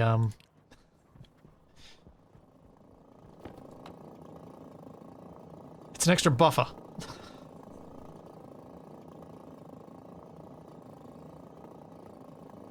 Sinzamac, Zebra Monkeys comes from mine and Capac's original, well, my current and Capac's original screen name that we chose back when we were in high school. I actually chose my current one. Actually, I think we both chose our current ones in high school. But Capac's original one, the Zebra comes from that, and mine is based off a series called Captain Simian and the Space Monkeys, and my name comes from that, hence the monkey. And we wanted to come up with something that was a combined thing that no one had used, and Zebra Monkey Productions was it.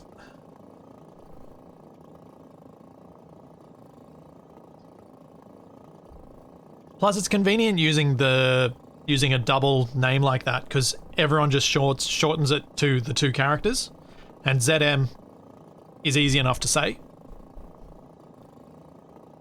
Although, I guess for the North Americans, Zeem sounds a bit weird, or ZM.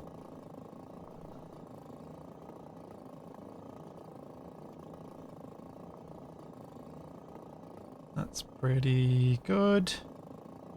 Almost emptied. I don't need to fully vacuum it out because it won't mess up the ratios too much if once they're fixed, but I'll get it pretty low.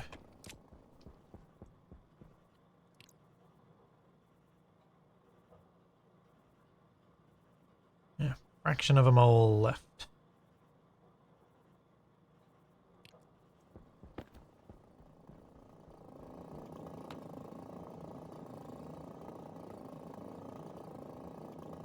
So how'd the fuel ratio get messed up? So I think the reason the fuel ratio messed up is the fuel ratio isn't perfect to begin with. So what happens is you end up with a rocket that's burnt more of one or the other. It's either burnt more of the fuel or burnt more of the oxidizer. And then you add more of that slightly wrong, and then it'll burn still a bit more wrong. And every time you come back, if you don't empty out the rocket, it's going to get worse and it'll keep compounding that problem. Because my ratio that I get in is like 32.9 to 67.1 or something. It's 0.1% off, but that 0.1% builds up and becomes a problem.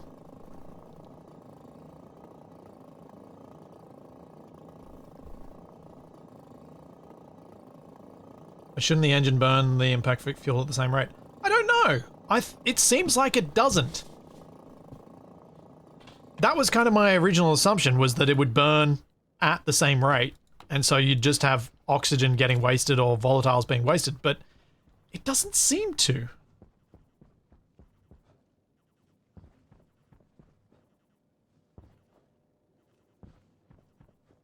Demonworks, I'm not using a mixer, so temperature is irrelevant. I have a custom mix. Temperature don't matter.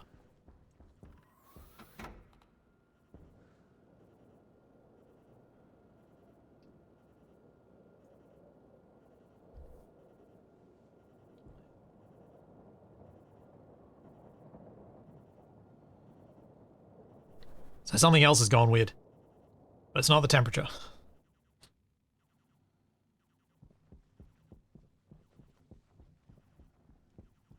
Yes, my custom KitchenAid fuel mixer.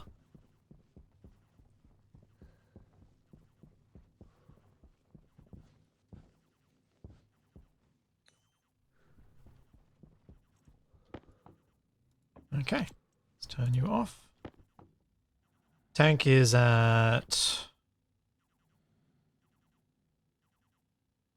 That's better, but it's still not great. If I put more oxygen in there, because we want more oxygen. Let's turn that on. Might just manually try and fix this. Hunger critical. Yeah.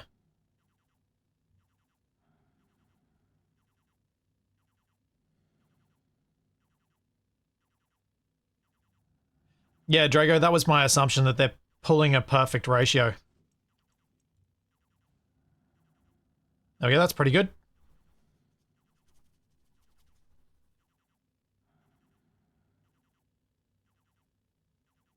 I'm happy enough with that.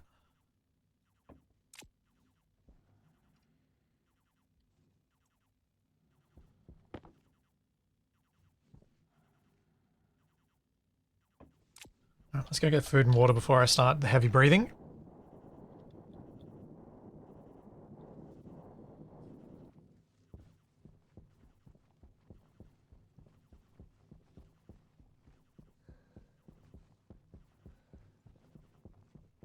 Food, food, food. Don't engineer hangry.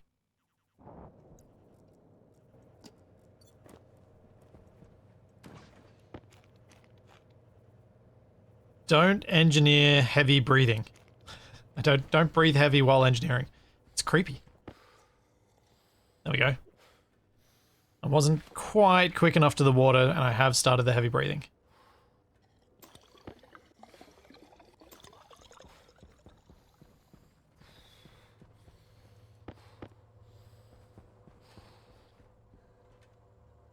Yep, both still operating.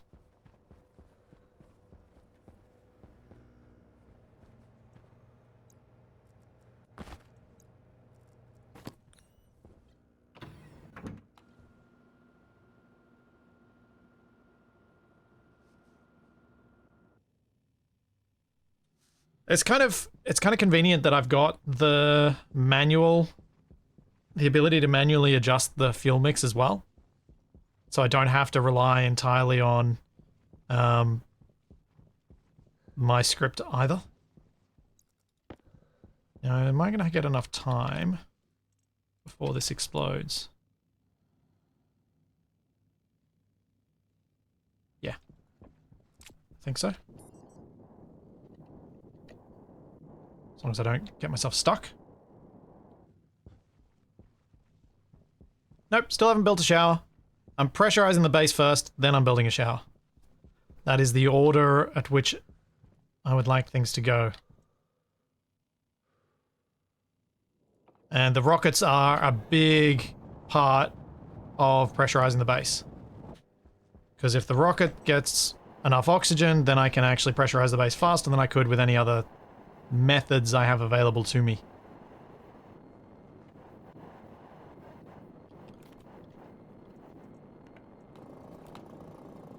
10 megapixels, that was fine.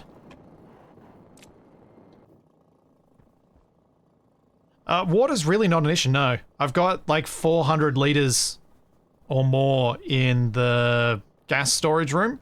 I would have to pipe it up to connect it up to my greenhouse, but I've got a lot of water there already, which is great. So yeah, water's going pretty well.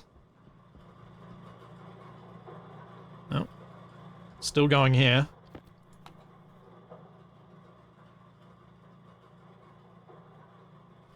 Got up to 1 megapascal inside this network, so this is going. Waste tank caution. Oh, poop, I should have emptied that while I was inside.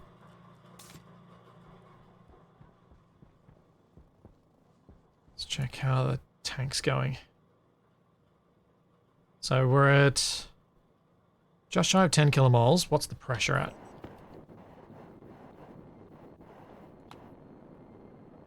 Okay. So we might get some pipe creaking, but with the current number of tanks and things, I should be able to fill this up to pretty much how much I'd filled it on the last trip. So yeah.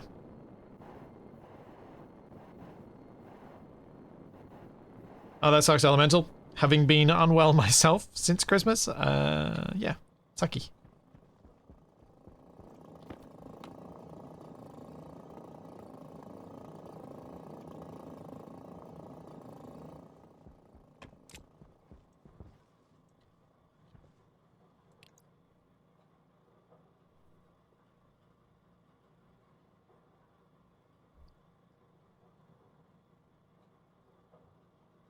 I don't really need nitrogen either. I'm pretty good on nitrogen. Because I'm getting nitrogen from the composter. No, not the composter. The composter? Yeah, that's where I get the nitrogen from, isn't it?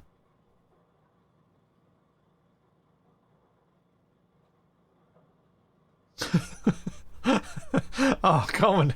I was like, what autocorrect could have done that? Yuck. Yuck could have done that. I can see how.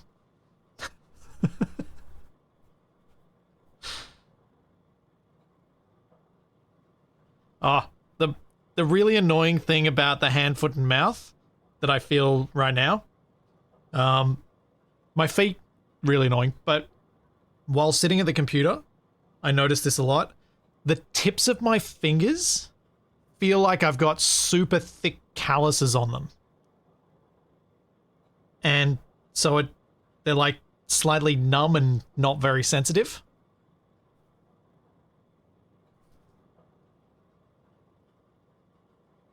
It's that feeling that makes you just kind of want to scratch at them to make it go away. 18, so we're almost at 19 kilomoles. I might maybe go a little less aggressive with my cut down of fuel amount, and maybe we'll stop at 28.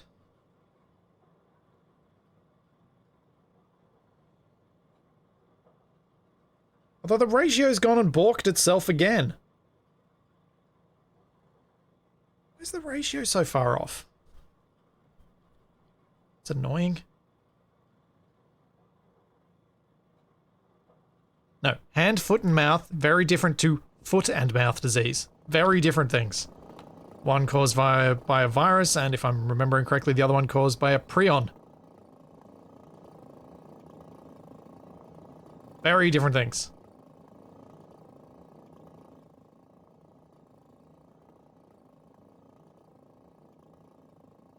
Yeah, my script is trying to do the balance, but I think it's getting it very wrong. So let's turn that off. Let's fix up the ratio, because this is not working. My script is off, actually. Or did I turn it back on? I turned it back on. I should have left it off.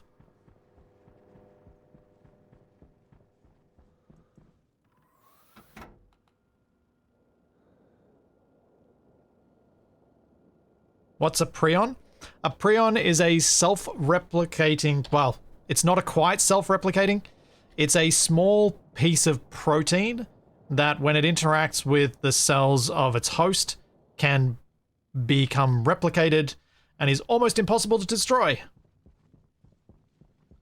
While hand, foot, and mouth disease is the Coxsackie virus, usually. That's the most common cause of it. One of many of the Coxsackie viruses, but it is a Coxsackie virus. Yeah, prions are super scary. Prions are terrifying.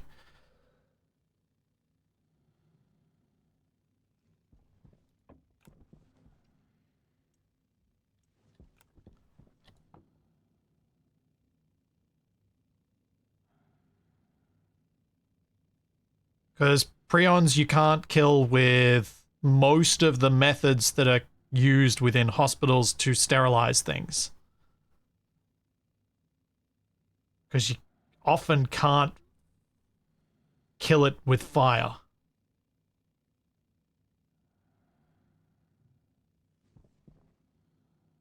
So yeah, prions are nasty, nasty, nasty.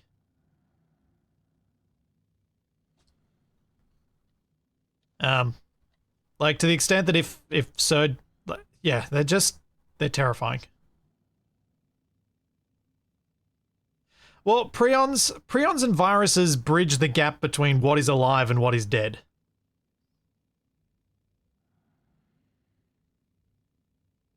They are firmly in the grey area of alive versus dead.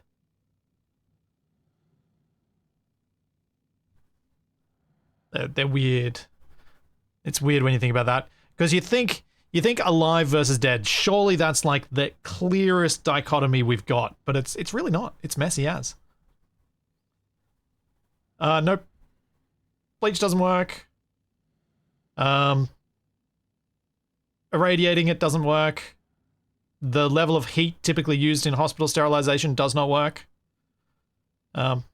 You basically, if you find that equipment has been used on the brain of a person with a prion disease, that equipment is destroyed.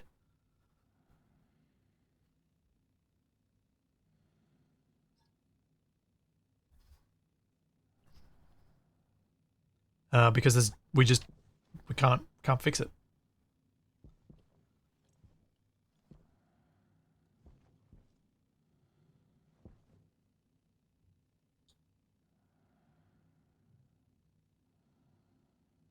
But the key message is, don't eat human brain. That's the main message. Don't eat human brain and you'll probably be okay. Alright, so I was oxygen poor in the mix that's in the rocket, right? Let's go check. I'm gonna try and fix it.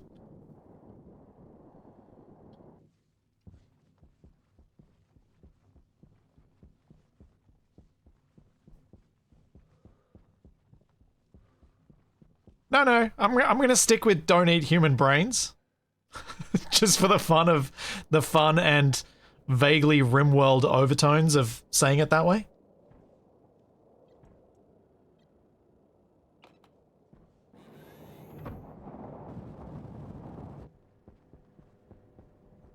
Because I think it's fun to say it that way.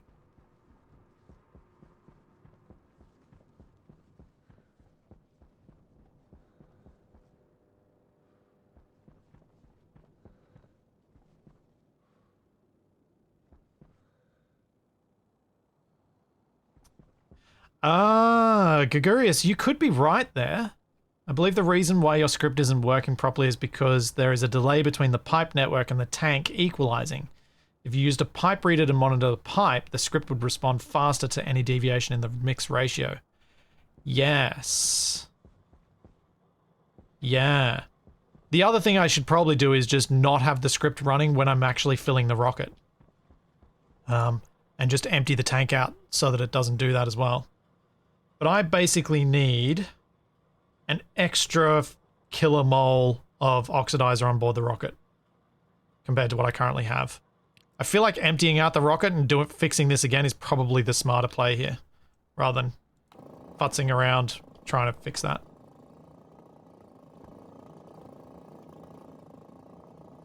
I'm going to turn off this pump when this reaches...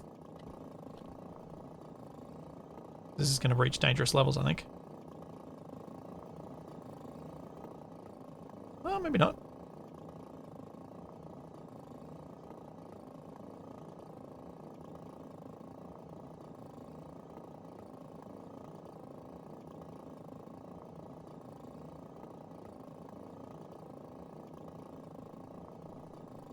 Unless it's abiotic factor, then you get super smart while being sick. Yes. I think this will be safe. Don't feed herbivores the brains of other animals as well. Yeah. Yeah. Don't do the horrible things that the cattle industry did for a long time. I could have checked on the PC inside and seen what the mess up was. I think it's probably better I just pump it out, fix it out of the rocket, because fixing it in the rocket is likely to leave me with things not quite right anyway.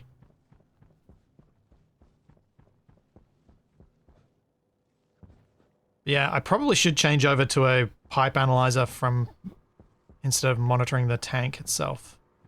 I was trying to be efficient with device numbers, but there is enough of a delay there that'll be a problem.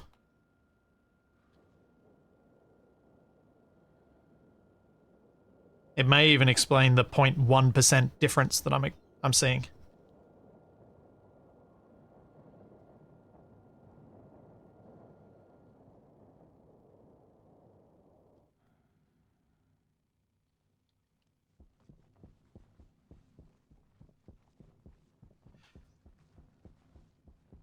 Yeah, Daz, I was thinking about setting things to get to partial pressures in the tank. I think the best solution here would be to get rid of the tank altogether and use inline tanks so that it's all on a single network and it's all perfectly balanced, and the script can then just read off that network. So replace this with just a huge pile of inline tanks. Because the big tank does create that bit of delay.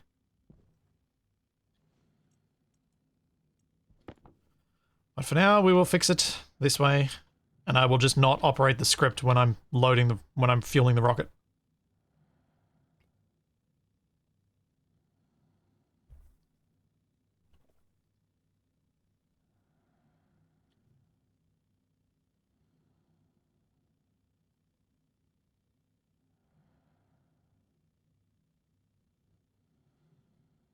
And also, now that I know that it's safe, I probably don't need to have this extra pump inside.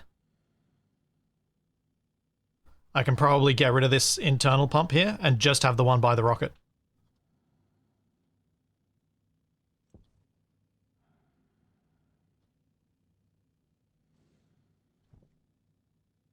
So let's get some more oxygen in here.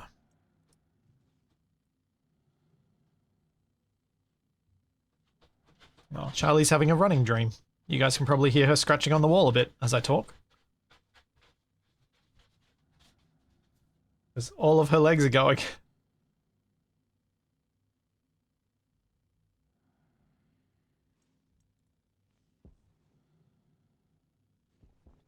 $93.4, 66.6. Very little fuel left here.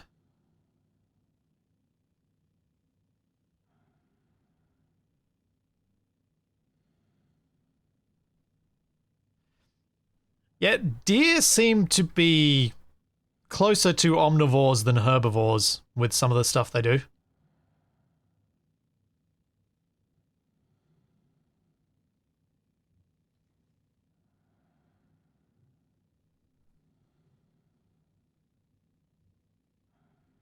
Yeah, the internal pump is handy at times, but it is also annoying at other times because it does risk explosions that I would not otherwise have to worry about.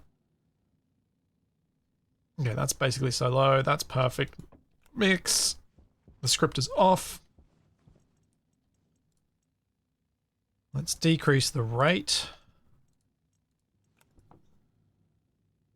That's going up slow enough that we should be fine.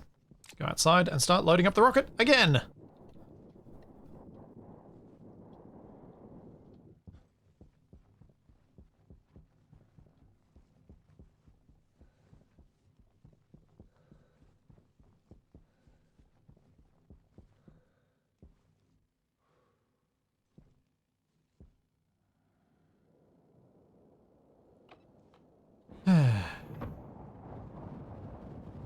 Who'd have thought making a fuel mix would be one of the most annoying things to deal with?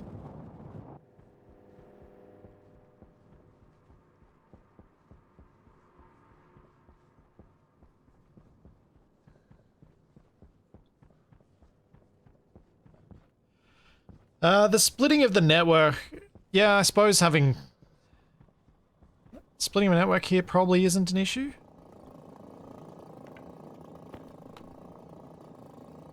There we go. Perfect fuel mix. Much better.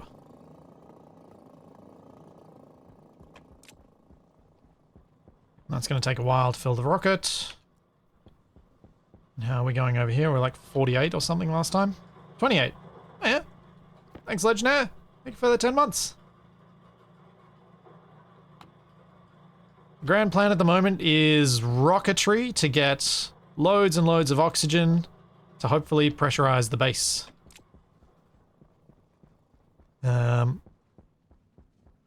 Progress is happening. Not as quickly as I might like, but it is happening.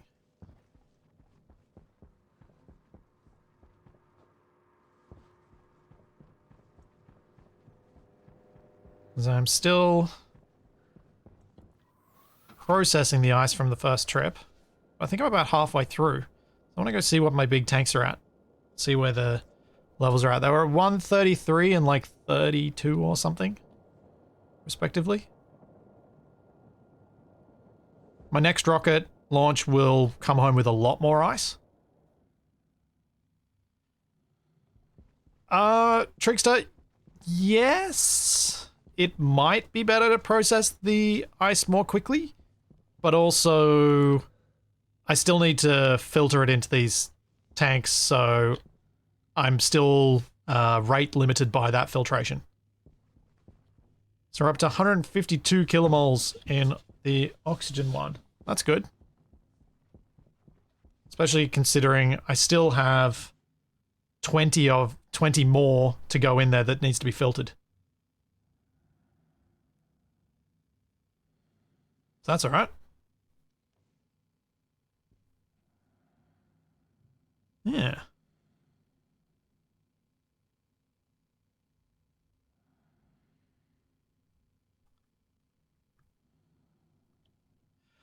Oh.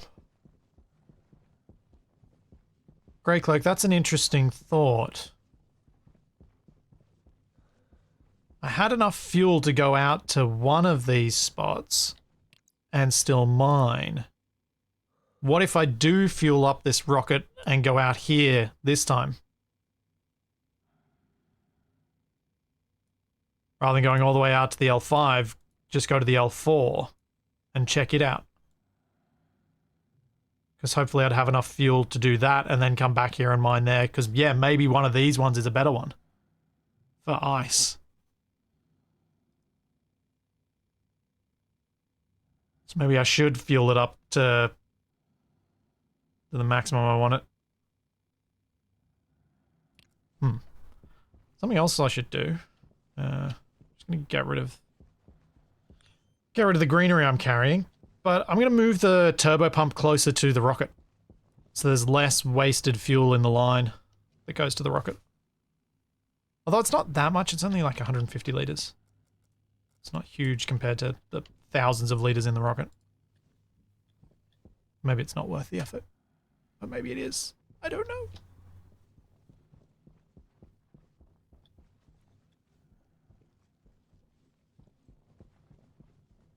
Yeah, it's just different bottlenecks. My hope is that the one ice crusher will keep up with the rather slow rate of sending a rocket up, mining, getting it back, because it is quite slow.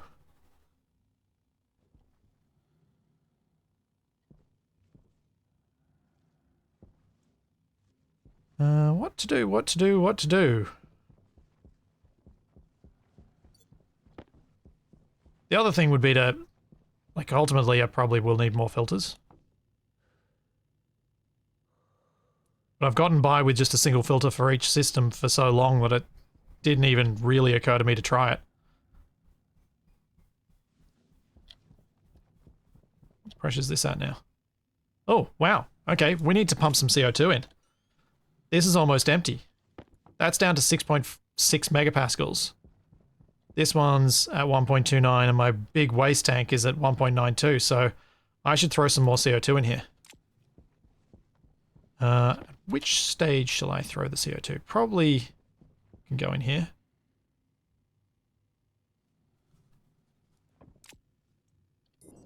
Because if I want to pressurize the base, having a whole bunch of extra CO2 storage and stored will be good too, because it means I don't have to just fully oxygenate the base. I've only got 34, 35 kilomoles in there. So.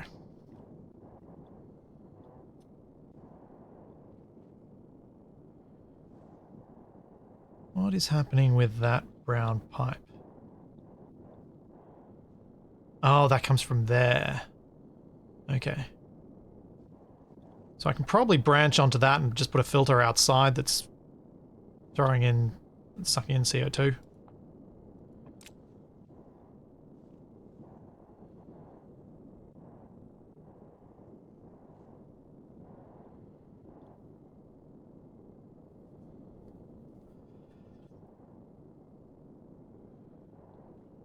The game requires a specific partial pressure of oxygen to survive. So it's not about percentage, it's about the amount of oxygen molecules within each cube. So you can see right now that there's a little bit of nitrogen, a little bit of oxygen in each of the cubes in this room. I need to have,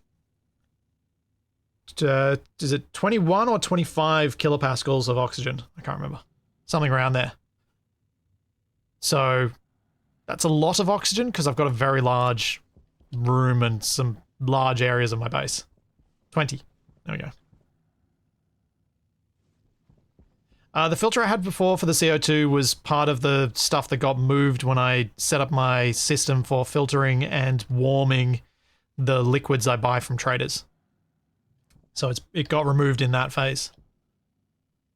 I could probably add another one in there, but I'm just trying to think of where would be tidiest to add another filter in for CO2 to bring CO2 from outside.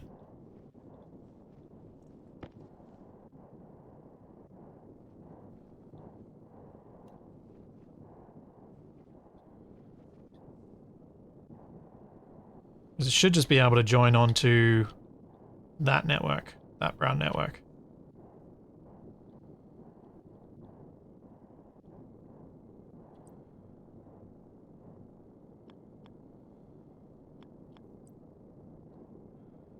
But I'd probably want the filter running that way. Make life easier. I may be better off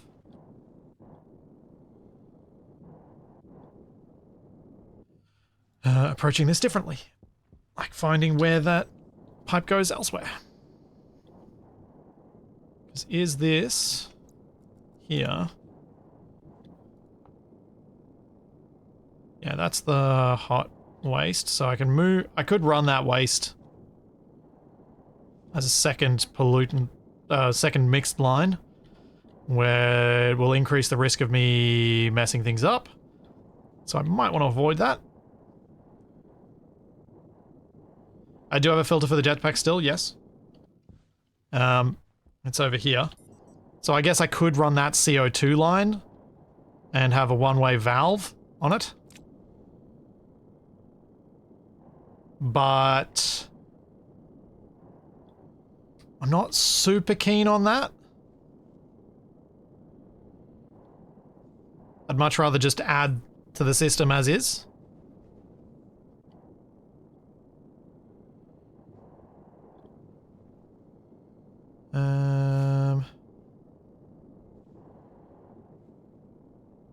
Just thinking of where to put it. I don't have a neat spot for it. It's a bit annoying.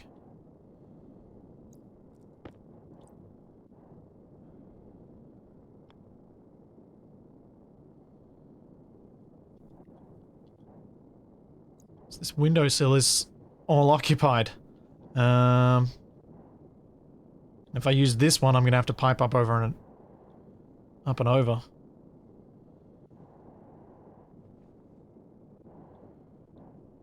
I could put it here actually. This might look okay.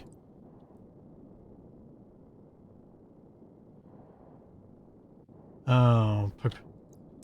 Alright. Let's get that up then.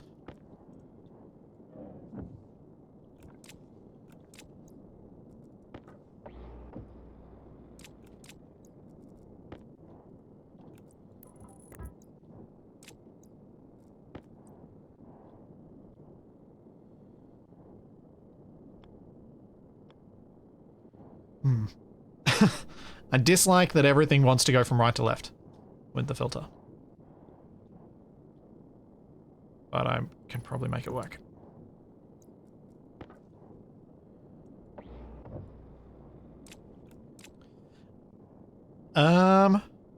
Yeah, Grey Cloak, I probably could process some of my ores as well, yeah.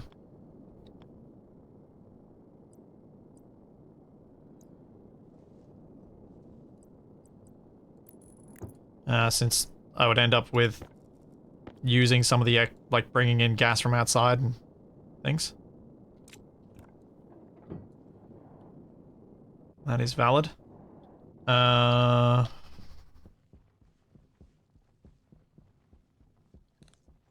think I'm still going to need this system, though. I think I'm still going to need the extra CO2 beyond that.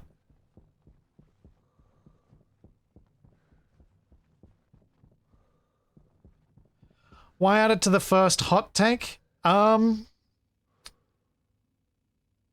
The worry I have if I were to add it later down the line is that I might then end up favoring the CO2 over the water.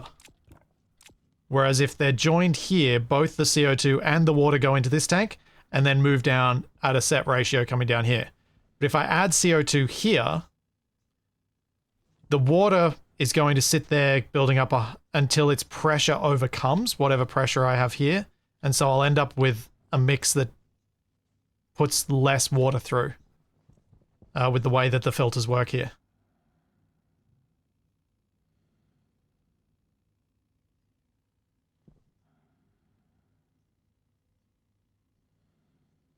So, yeah, it's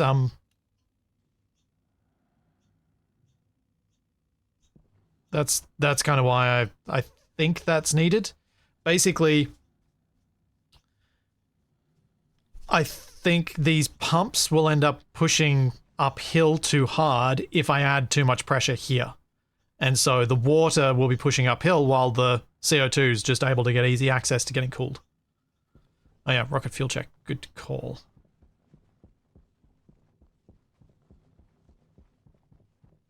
I may be wrong about how much of a difference it really makes, but it feels like it could make a difference. We're up to 26 kilomoles. And the lines are probably nearly empty now.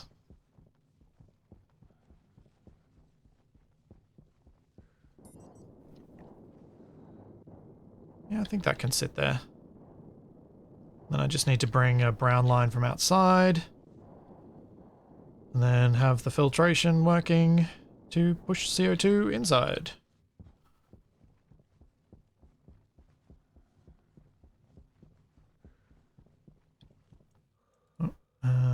Heavy carbon dioxide. Go.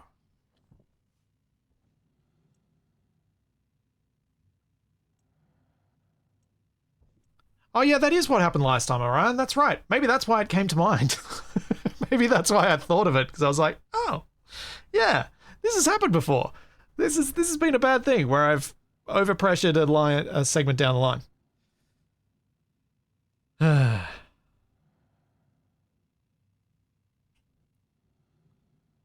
Oh, I'm looking forward to this next rocket being done. As in its return. I'm going to hopefully have so much more oxygen. Let's check the fuel lines, and I think I might need to turn off the pump outside. Actually, no, I don't. I just turn off the pump inside and turn on the fuel mixer again. That should work. So how much we got left? Yeah, we don't have a huge amount left in there, and that's pretty empty, so let's turn you off. Let's turn on the fuel mixer.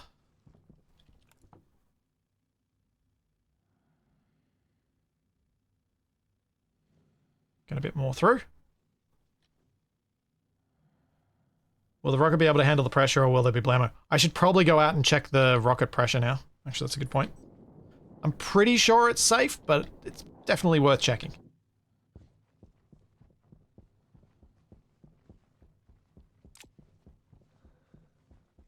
Yes, you can use volatile nitrous mix for rocketry, and yes, I believe under certain circumstances it gives you more power for the rocket. Yeah.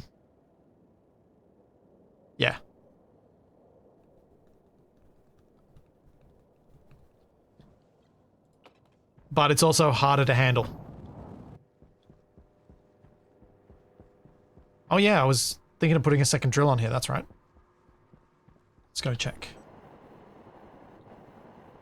See if that is feasible or not. Whoa! Storm! Storm! Bad time for storm! Ah! Well, guess I'm going back inside. Can't do any rocketry in a storm.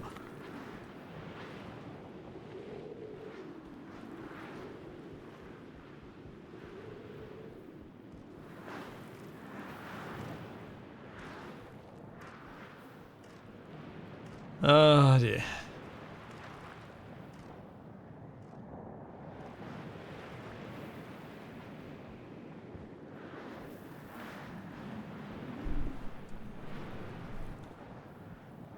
Yeah, it's a good thing that the the rocket doesn't actually accumulate dust and sand in it from the storm. That could go badly. Air tank low. Oh, that's a good time for me to go inside. Waste tank caution. Yes, yes, yes.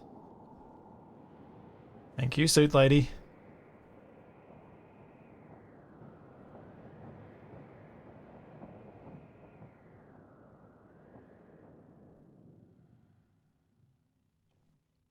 Yeah, it's hardly a clean room for the rocket, indeed.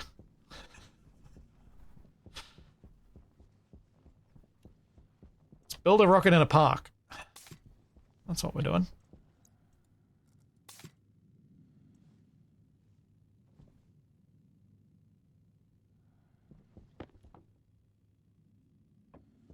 Not bad. Not bad that that's gone up this much. I will be right back. I need to take a quick bio break, and then we should be getting close to this rocket launch.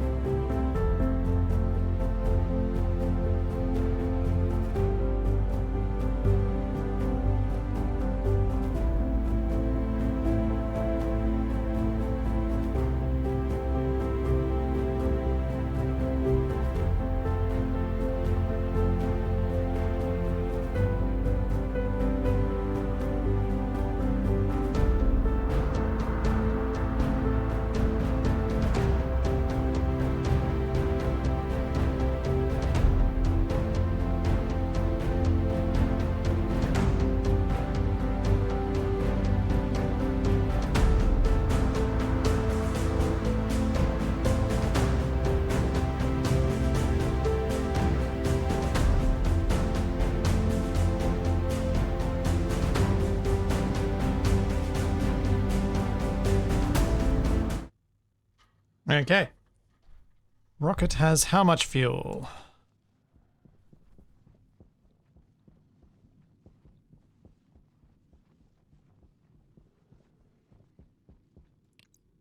Uh, 27 kilomoles. Alright, let's sort out the fuel. Does the rocket take storm damage? I don't believe so.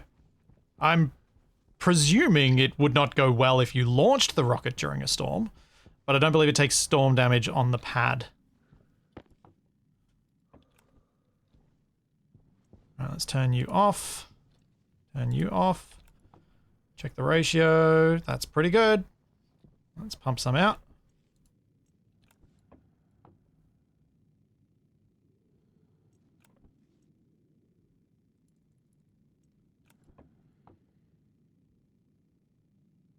See how much more we can get into the rocket.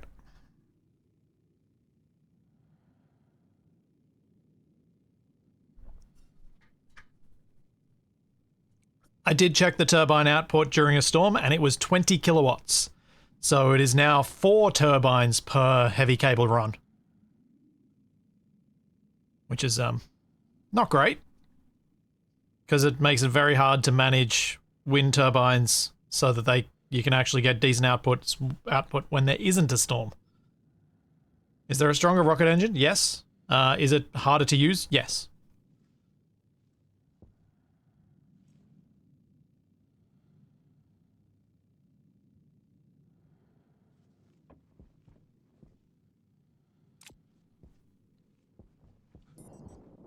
Now let's check the rocket.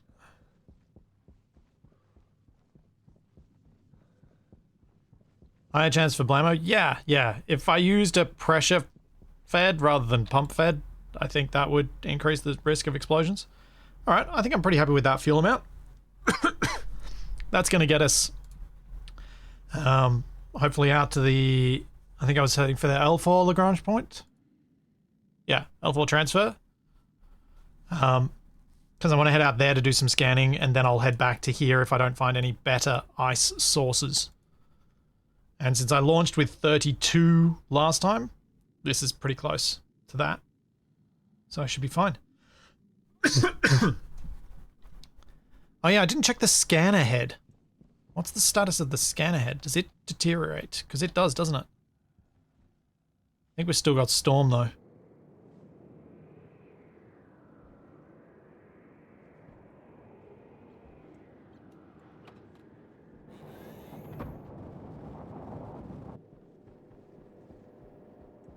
Yes, Jananton, a lot has changed in the last 4 years in Stationeers. I would almost say more has changed in the last 4 years than changed in the 4 years prior to that. I feel like. 381, not bad. I love that my storm cooling actually works. It's gigantic, but I love that it works. So we're at 42 megapascals. So this is probably a pretty balanced amount of tanks for the amount of fuel I've got on board. I wouldn't want to push my luck too much more. I can move one tank to there.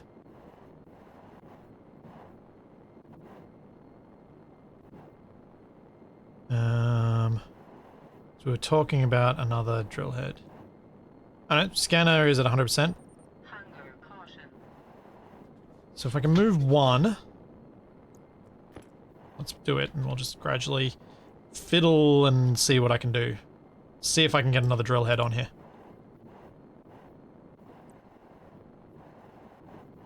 So that goes to there.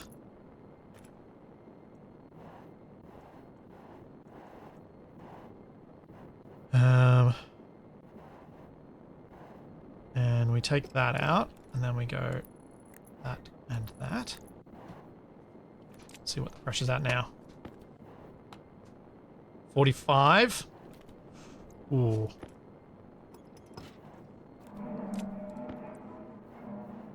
Yeah, that's the sort of sound I was expecting to hear. 48 megapascals. It is not happy. Is there anywhere I can squeeze just a little bit more just to bring that down to a level that doesn't make me so nervous? No. No, there is not.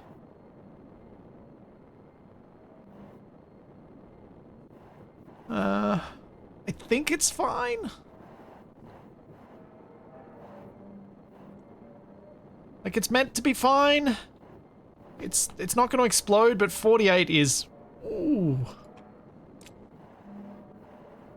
That makes me nervous.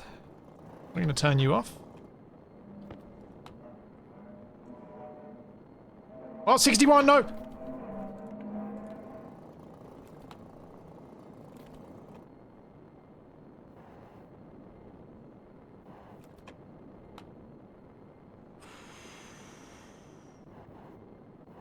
Oh.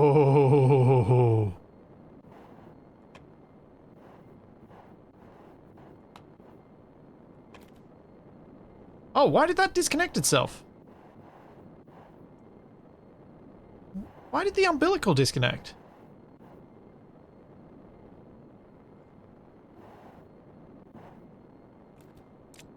Yikes.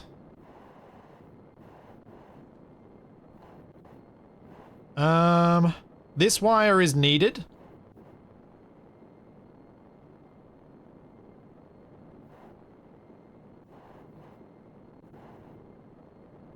I can't think of a way to arrange this so that I could get more. Actually, yes, I can.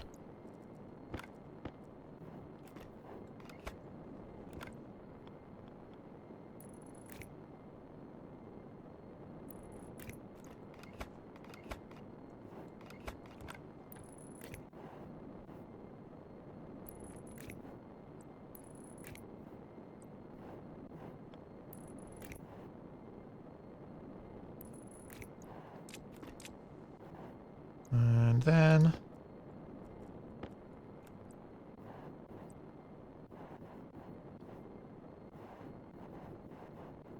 that. Now what is our pressure at? Yeah, there we go, 43. That's a bit more breathing room there. That's what I wanted. And now I can fit another drill head.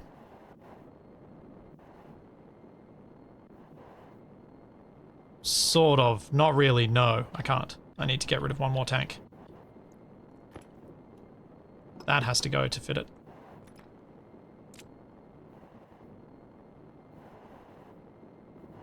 Because I need to be able to combine these two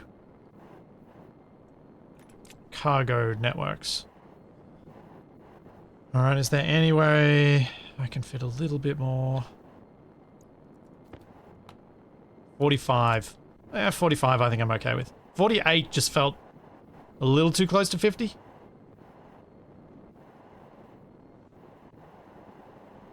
Oh, yeah. Yeah.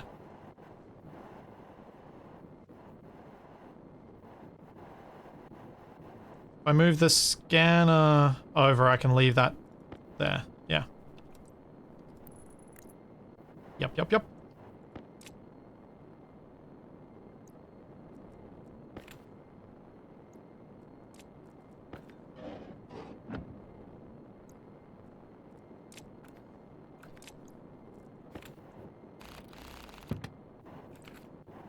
So if the scanner goes there, and then the other drill head goes next to the original drill.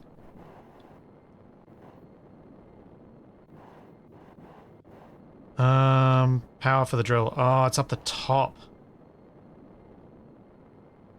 Yeah, I'll need to move the downlink over to here. And then that should fix that problem.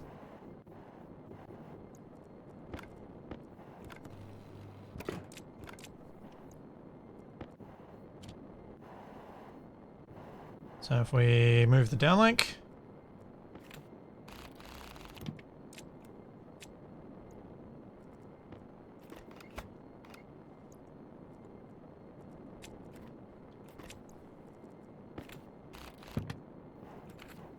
Over to here. No. That one.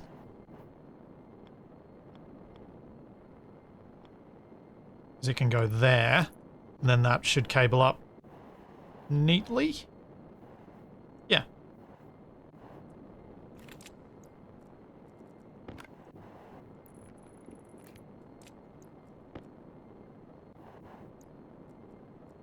Nice.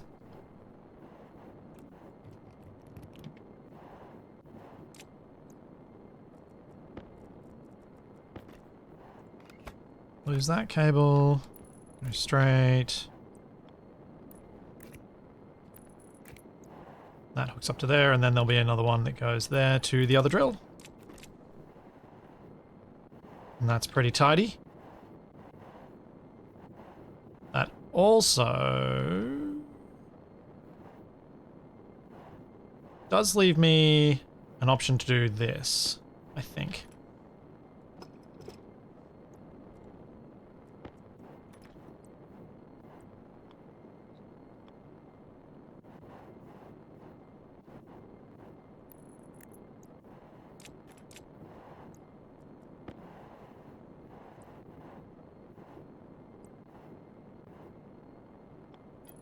Like so. I think that works. As long as I don't find out that I need something more complex for the chutes, that should be fine.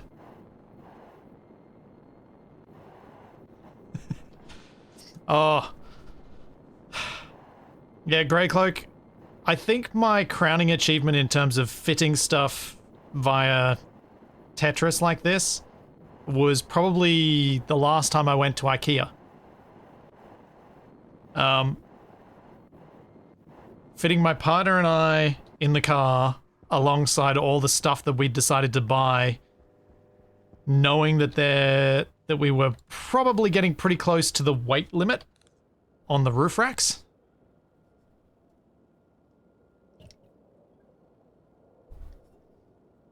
That was fun. So, you know, getting all the IKEA boxes into the car in ways that we could both still fit and be comfortable for the 2-hour drive home from IKEA. Yeah, the rocket didn't go blammo, but the gantry very nearly did. That was ridiculously close to that exploding. Hydration critical.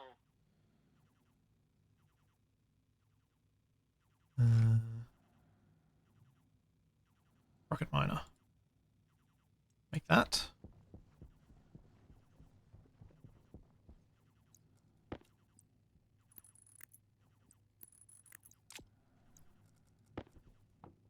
Volume 100 liters. Volume 250 liters. The double inline tank is slightly larger, so you get more from it. So it is better to try and get them where you can. Yeah, I know I need to make the drill head, but the drill's going to take the longest to make, so I've figured I'd order it up first. And since we're fueled up, let's move the fuel back into storage.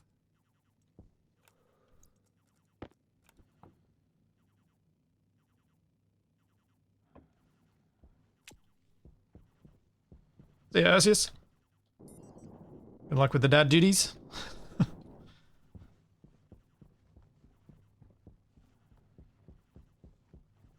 Oh man. That was... I can't believe I just happened to scan across that as it said 61 megapascals. That was so close to a big explosion. Because I'm pretty sure the temperature on Venus is high enough for that to ignite once it hits that hits the atmosphere.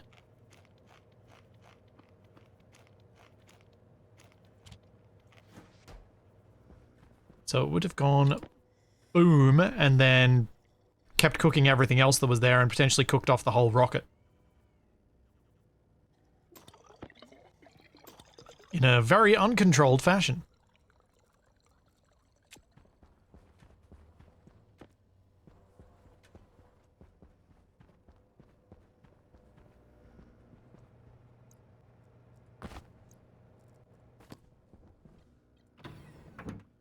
Which might have been funny, but also devastating.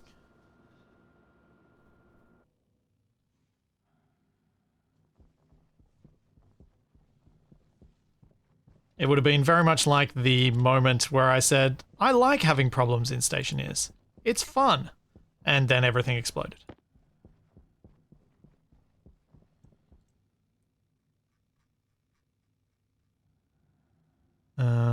Drill head ice.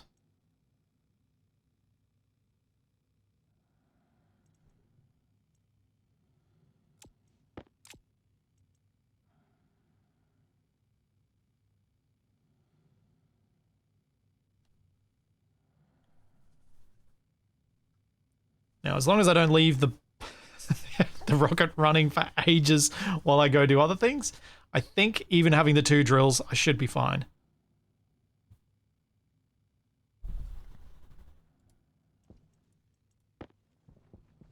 What do these cost? Just a bit of iron and steel. That's fine.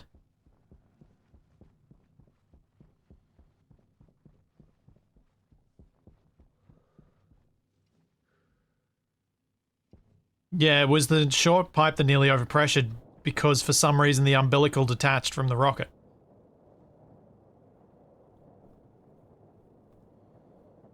I still don't know whether that's an automatic safety feature or something else that caused that.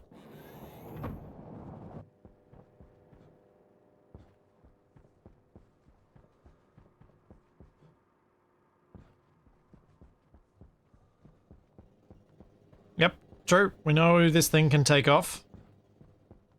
I've got the same amount of fuel as last time, actually, in the end. But this time I should end up mining a whole lot more, so...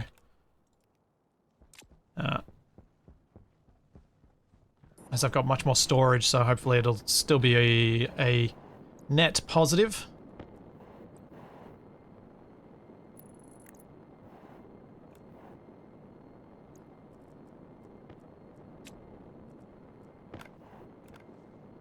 Oh, I need electronic parts. I have to go back inside. Or do I? Ha! No, I don't! Yes! I had spares.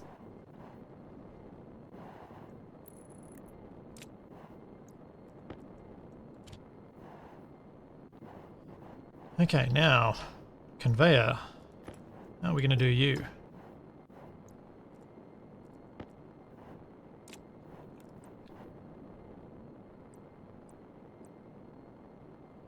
Junction. I think just junction like that should do.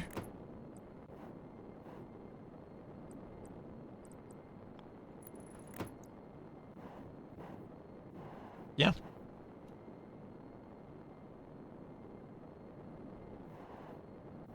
What does it look like when you turn them on the ground? I don't know. Apparently it does nothing.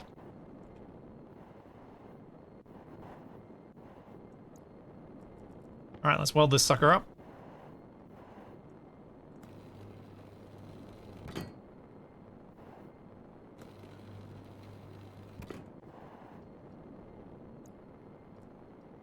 Ah! Please tell me I've got some steel plate over here. Yes, I do.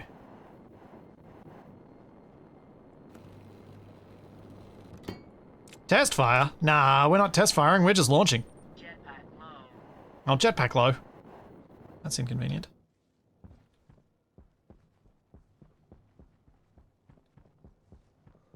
Okay, we need to disconnect that umbilical. Can I paint it this time? Right now, the only paint I have is brown, so... Let's go get jetpack fuel and then I'll get some paint. What color should I paint it? White? Because all the yellow of Venus is gonna make it weird if I make it orange, because it'll make it just blend in. Pink? Could do white and pink and purple or something.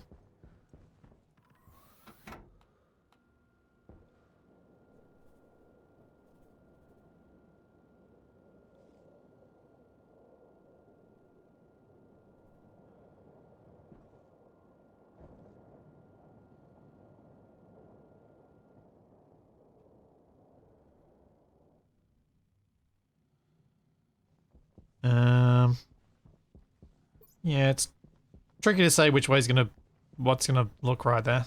What would be best? I'm just thinking of contrast. Ooh. My spare tank is full. I need to fix that. Whoops. I'm just thinking what's gonna contrast well and still stand out. Because all your standard dark colors are gonna be really a bit meh. And orange is gonna be a bit meh against the yellow haze.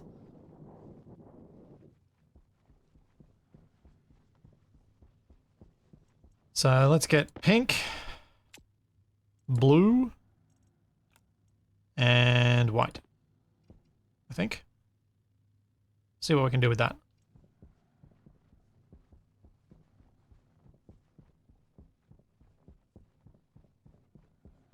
And I don't need all this stuff on me anymore, so I can put some of this away before I head back out.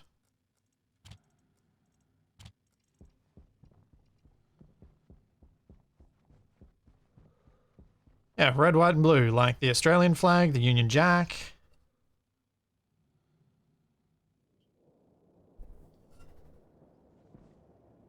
If you're planning on making more rockets, maybe color code them by use. Ice mining do blue and pink. Yeah? Yeah, there's some logic there. I can't see the colors of them until they're landed, but at least I'll know which one I've got, I guess.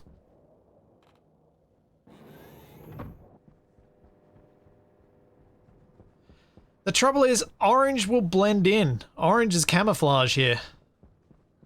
Blue, pink, and white aren't.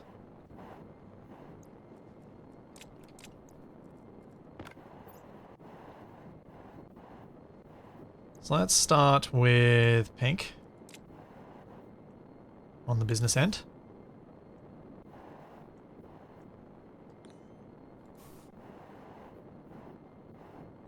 Then we'll go white.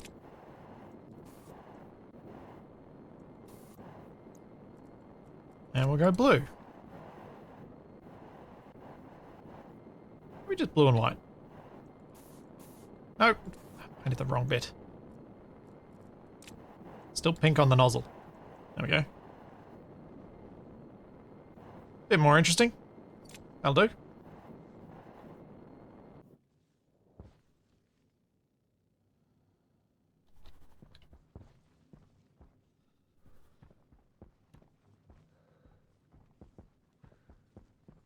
Gives it marginally more character from the outside.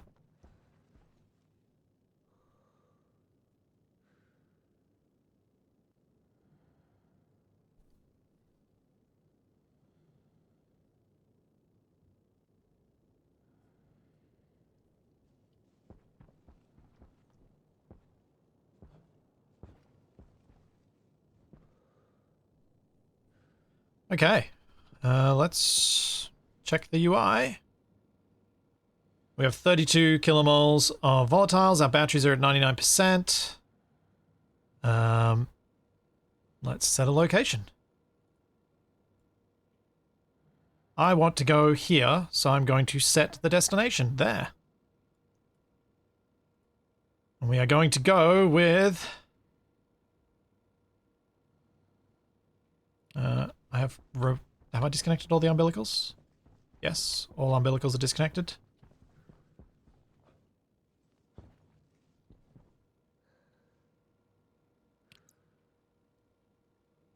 Launching in 5, 4, 3, 2, 1. Make rocket go now.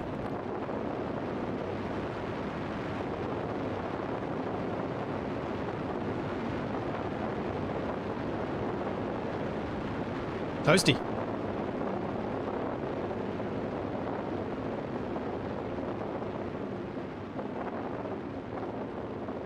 Very toasty. Alright, let's go back to... let's watch it for a little bit longer.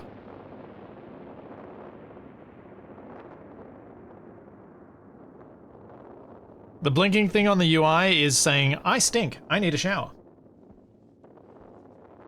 That's what that's saying. Target velocity 400 meters per second. We are currently at 10 meters per second, just shy. It's a slow takeoff with all that fuel. Definitely running into the tyranny of the rocket equation there.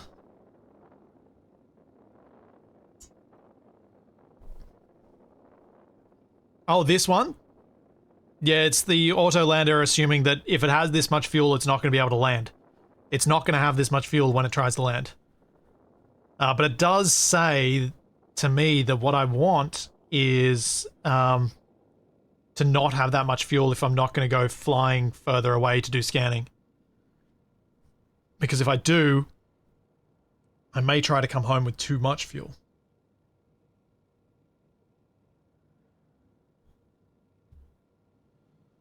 And 1 kilonewton under the weight limit. Yeah. Yeah.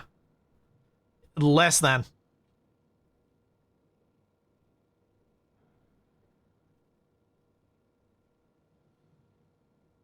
The thrust to weight ratio is 1.05. That's not great. I reckon I possibly want to try and do a launch with, say, 28 kilomoles of volatiles. So I think that'll be like 1.08 or something, thrust to weight ratio. Let's see. Maybe something around there. She's slow.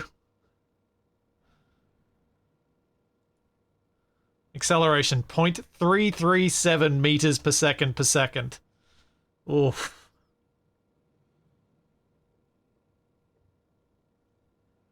That is not a lot. This is a very slow rocket. This is very heavy. I've made it a lot heavier than the previous launch.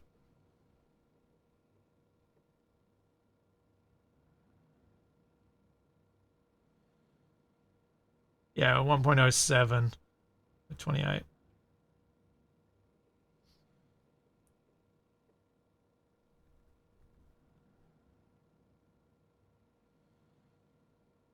Yes, I do have a lot of thrust time available to me. 1150 seconds of burn time. Which we're going to reach, even though it says 800 seconds, this is going down rapidly as gravity reduces and mass changes on the rocket. Slow boat to heaven, yeah. Super slow. Look at how slow it's going. ETA is dropping rapidly though. Like that's not dropping at, it's dropping at almost like 10 seconds per second or more than that.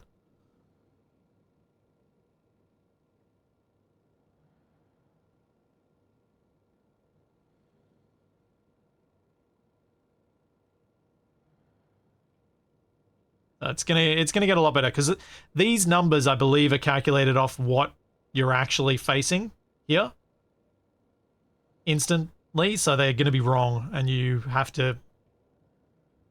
They're like, yeah, they're just gonna be wrong. Maybe head inside. Yeah, good call. Let's watch this from a vacuum. Oh, hang on. Before I head inside, let's just check. Have we finished processing the ice from the previous run?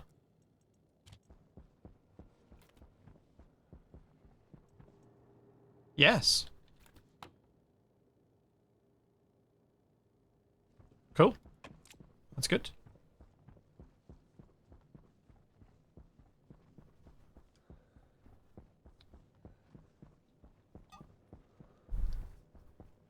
Shadow Drake, you say cryo cool my fuel mix. I am slightly cooling it by mining it. Because I'm only... it's going to be substantially cooler than it used to be, because previously it was around 30 degrees Celsius, but because I'm now bringing into my system 5 degrees Celsius oxides, oxygen and volatiles, they're dropping the temperature of the stuff in my tanks, and so my tanks will then get close to sitting at 5 degrees, which means I'm 25 degrees Celsius cooler. So I might get a little bit of extra thrust out of that. So I am actually slightly cooling it.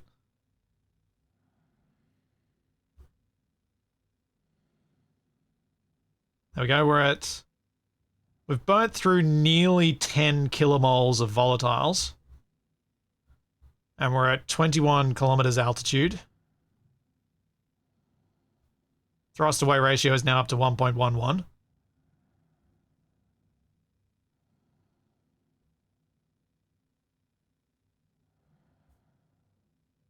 Yeah, once I get to orbit, all of this changes dramatically and I can reach a lot further.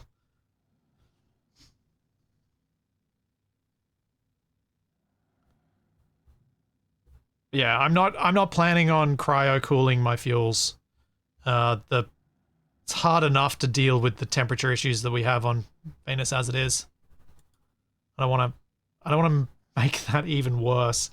That's been the bane of my existence on this planet. There we go, 930 seconds of fuel time remaining, and things are still dropping quickly. How are we going?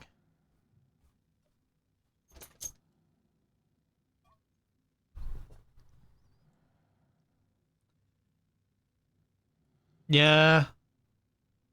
Having to travel via each location to get to the other does add a bit of fuel time.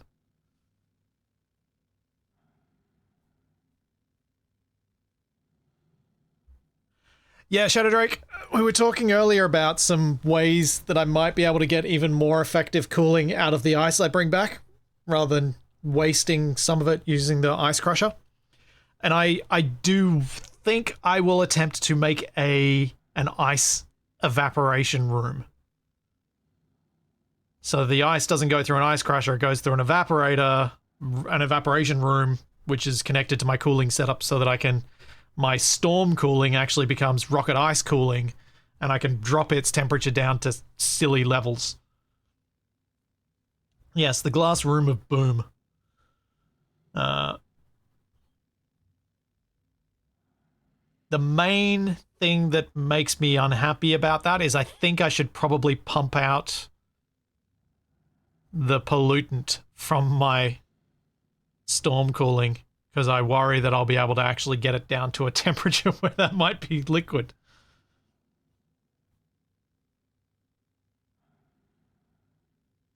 Oh man, that's so slow.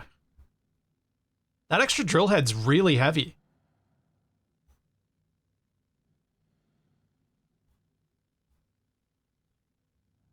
And the storage container, they're making a big, big difference on the range of this rocket.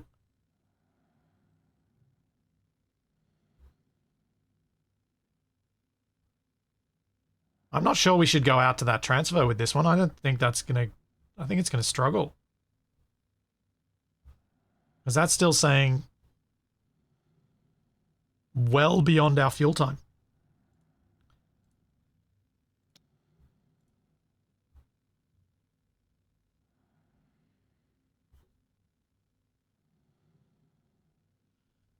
Which makes me nervous. Excuse me. That's better. Altitude 66,000.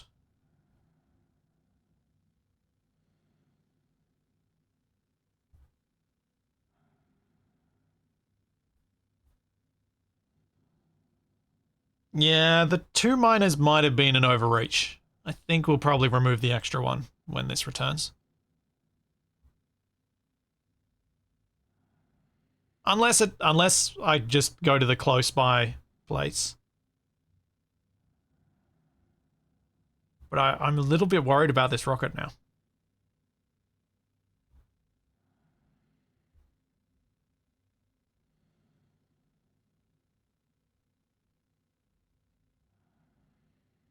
I'm more than a little bit worried about it. See you, Tex. Whoosh.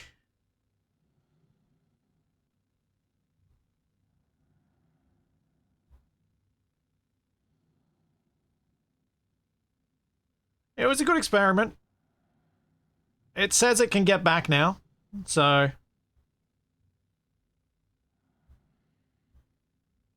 There's that.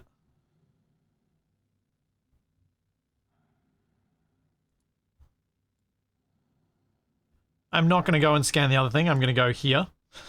Go to the volcanic condensate.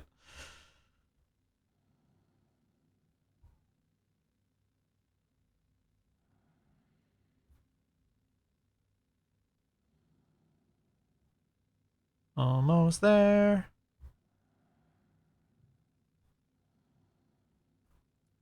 Okay. So let's set destination there. Let's turn the pump gas engine on.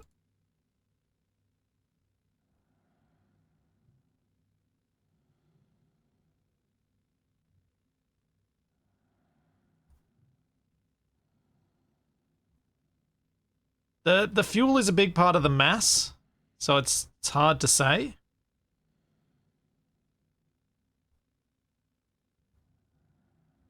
Now, I'd like to try and get this back.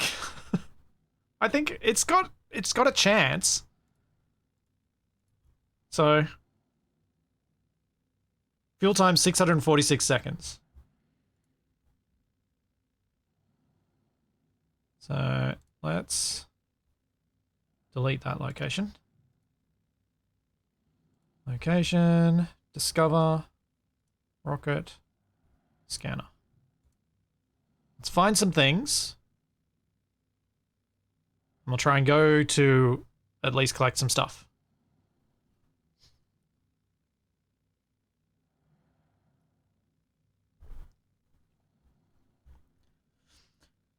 $2,300 kilos on return equals 12,650 kilonewtons of weight. Thrust of 16.3 kilonewtons means acceleration of 1.28 meters per second. So 400 meters per second divided by acceleration means you need at least 312.5 seconds of fuel for it to return. Oh yeah, I've got comfortably more than that. Yeah, the extra drill head is massive weight addition. I think I didn't appreciate just how much extra weight that was adding. It's enormous. Mass, not weight, whatever. But yeah, it's huge. It's made a big, bad difference to how things are. So I need to... this is going to be risky, the return. I think it'll still be okay, as long as I don't have to go to too many of these asteroids. But yeah, I'll be removing that drill head and I'll be making a second rocket instead. I think that's a better plan. Fuselage is only 250 while miner heads are 500. Oh, I was thinking that was the other way around. I didn't even really look into it.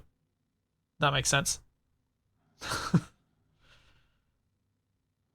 What is the difference between survey, discover, and chart? So, chart will chart these locations on the map. Survey, as I'm doing right now, sorry, discover, as I'm doing right now, discovers these locations that I can go to actually mine. And then when I get to those locations, I survey them to find out exactly what they're made of and get better mining outcomes.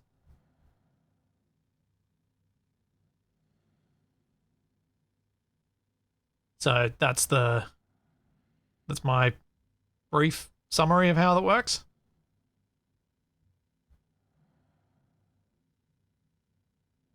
No, I don't want to deal with a pressure-fed engine, Daz. No, not interested, to be honest. So we got volatile vapor. I kind of want to go harder on their oxygen this time.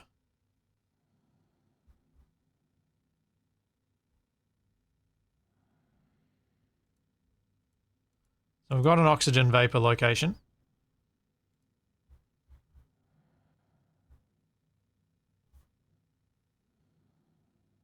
Chart is where, survey is what, discover is also where and what. Oh, where, what, how much.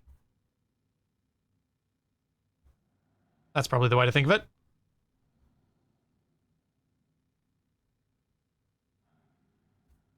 Why is pressure-fed design more complicated when it's the opposite in IRL? It might not be, but it feels like it is because you need to balance, like, I don't know what impact it'll have if I don't pump the fuel into a small space at the end, because it's all still spread around the tank. And then I need to have an extra pump active to do that and manage things.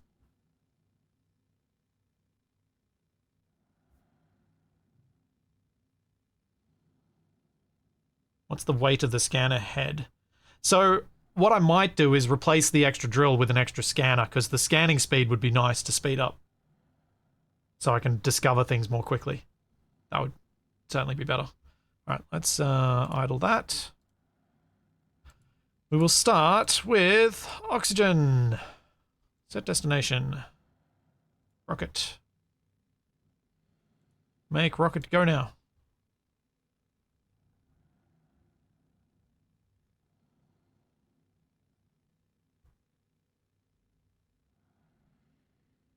Yeah, if the scanner head doesn't weigh anything, I think adding a second scanner is the way to go.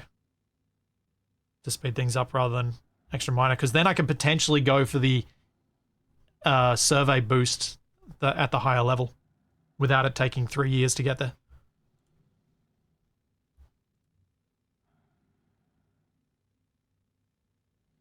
Turn on the scanner, location, survey. We can leave that for a bit and come back to it.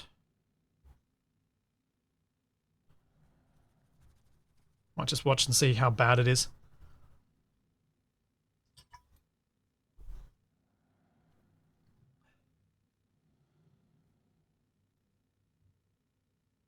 Size, not as horrible this time.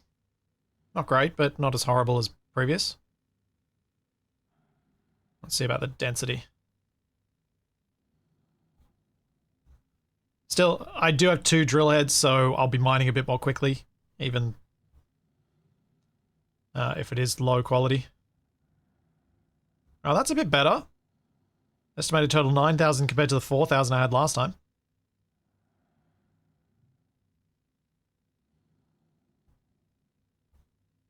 Yeah, that was the bit that I felt more complicated about with the pressure fed, was that you have to pump into a small tank that feeds the engine and you need to manage to that pressure constantly with a script.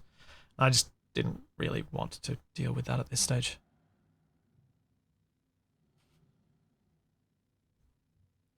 No, this isn't too bad. What's the richness though? Ugh. Wow. Okay, that's pretty rubbish. Oh well.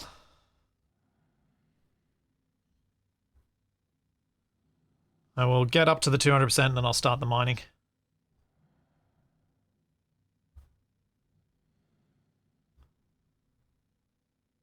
Just 2 more scans.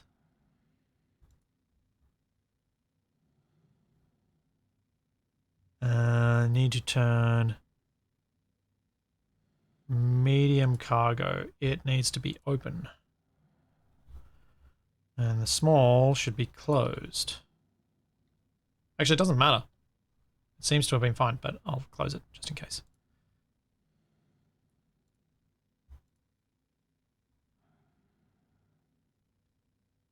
And mining boost. Idle. Let's start mining. Rocket. Miners, go. Cargo storage on. Cargo storage on.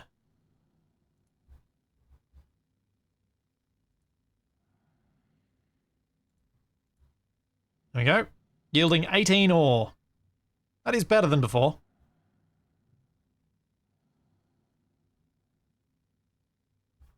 Yeah, I figure the close stuff is always going to be pretty poor. But at least it's there, and at least I can fill up my tanks with it, and hopefully start filling up on the oxygen. And it keeps me occupied while my plants do more oxygen generation for me anyway.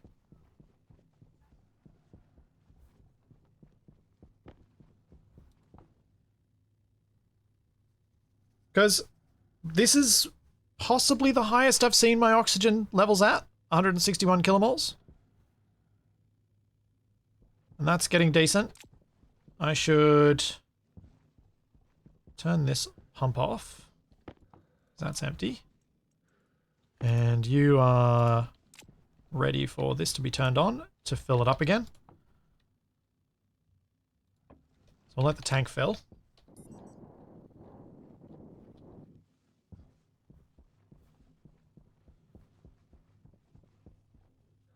But yeah, that's pretty... It's going okay. I feel like I'm actually getting something. And there's another 11,000 in here. I feel like I am achieving. As quickly as I would like? No. But I feel like I am achieving with this. And that's getting low. So let's get onto the pressure. The CO2 pump.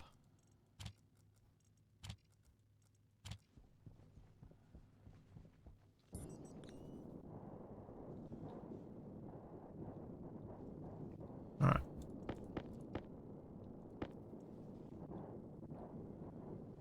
So, CO2 pump. Should probably all be brown pipes that I'm working with here because it's not actually going to be pure CO2. Because it's mixing with stuff.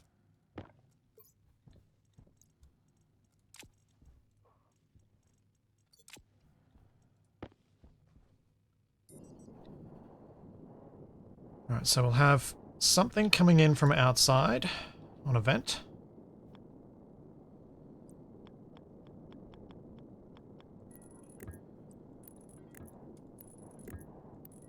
If we go along from here...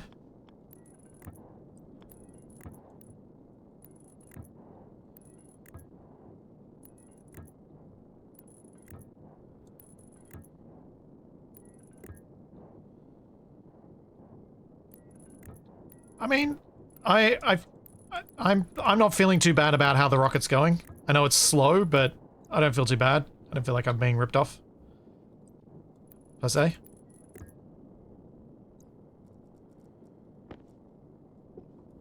I can see why the amount that I'm getting would upset some people, but I'm like... It feels like if I get better at this, it should get to a point where I'm like, yeah, I'm able to get a decent outcome from this. The unfiltered needs to go back to here.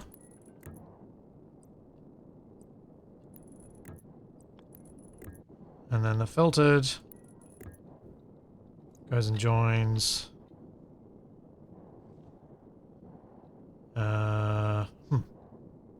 Not that line there. Oh no, it is that one. Cool.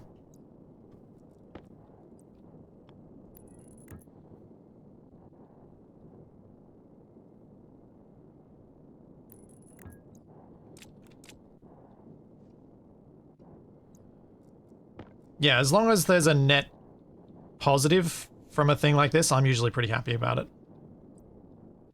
And this seems like it should have a net gain per trip, as long as I don't explode something too much. Let's go get those CO2 filters. I can start filling this tank with CO2.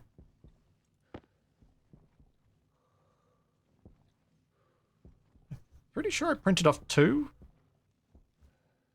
Given one of them rolled over here, I have no idea where the other one is. That's annoying. Oh, there it is.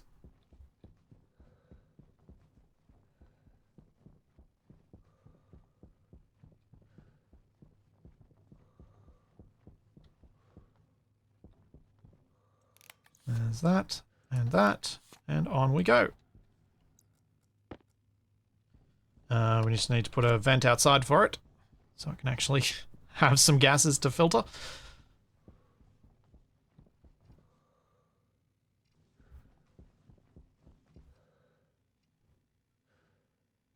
I need a new passive vent.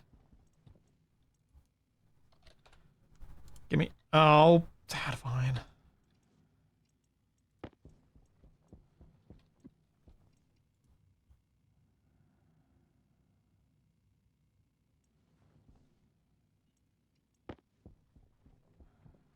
I'm gonna... Did I do this right? Yeah, I did this right. Okay, cool. Phew.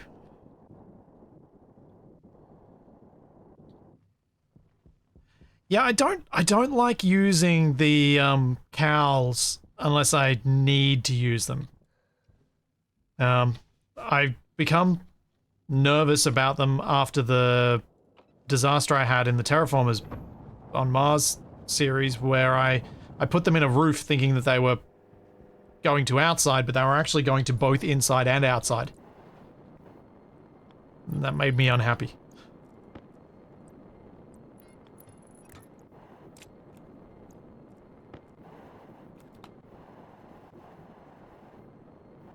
Alright, we have CO2 going in to the system.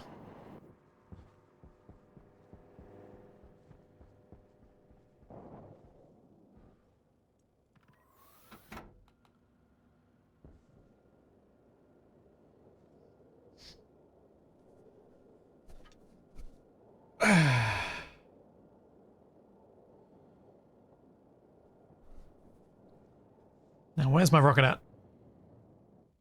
Cows are also slower than a vent, that's true.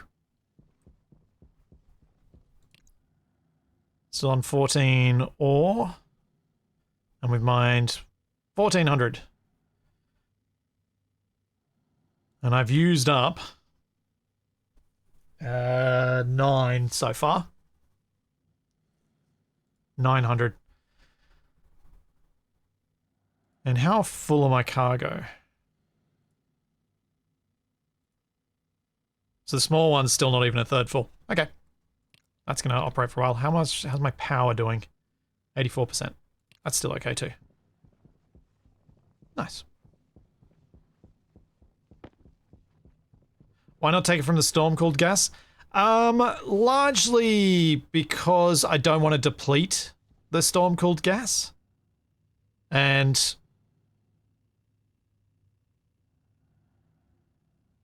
yeah, that's the main reason. And the piping to it becomes a lot more complex. It would make some sense to do it, but honestly, the difference with how much we're working with is probably not going to make it an enormous change.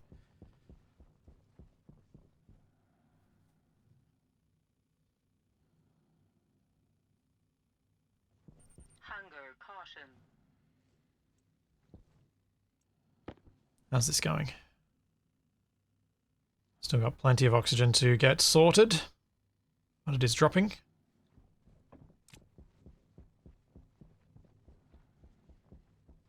Stormcold does have a thing to replenish it, but it's not active because it was breaking. It was failing and causing dangerous noises to come from the pipes.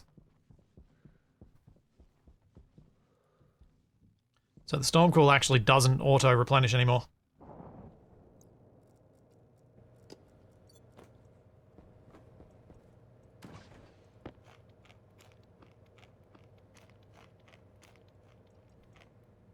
What's in this cardboard box? Chocolate. Ah, let's go sell this to the trader.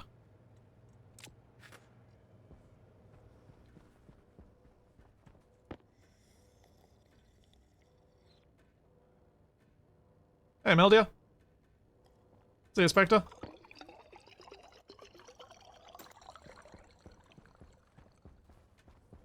Yes, of course I could just replenish the storm stuff, but, you know. So happy with those ferns. They've done so much hard work from getting me enough oxygen. Now that I'm getting more CO2 through, I think build another rocket to try and get the rocketry stuff going more quickly, but also build more greenhouse.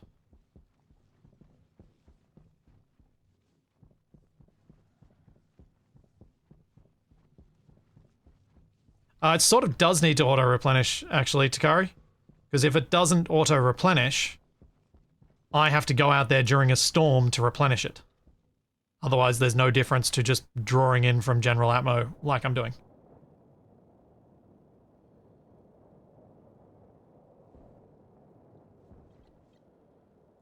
And checking to make sure that I haven't messed things up with an auto-replenishing system operating during a storm is awkward. There you go, sold the chocolates.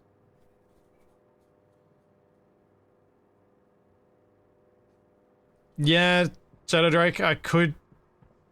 Maybe heading towards this being a 9x9 is the way to go. Upgrade the landing platform, hope I get a 9x9 seed trader and get some of the really fancy ferns. That could be a thing.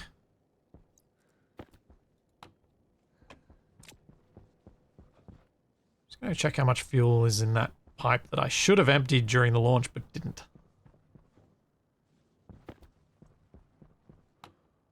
No, not a huge amount. Good.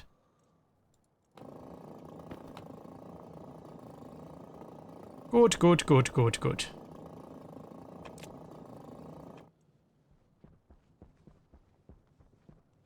They may want a pressurized hangar, and if they do, too bad. No. That's a huge volume of gas. I'm struggling as it is.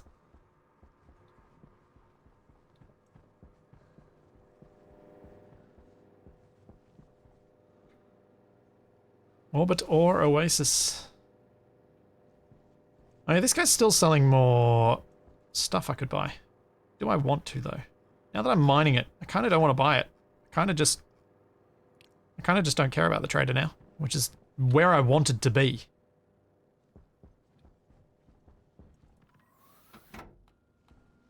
Didn't want to have to deal with them.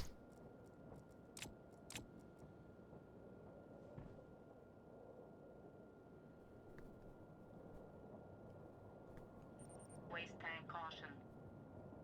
Yeah, lady. It's fine. I'm going into the safe space. Safe. Vacuum. That Well, slightly not vacuum at 440 degrees Celsius. Safe. No, Pendragon, the rovers are not in the game.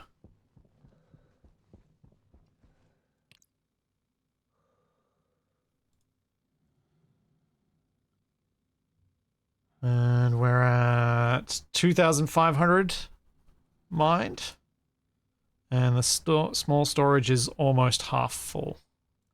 So I reckon I can probably just leave this here mining power-wise, 80%. Maybe not quite that, but I should be able to leave this mine most of this asteroid out, or this location. And then move on to a volatiles one.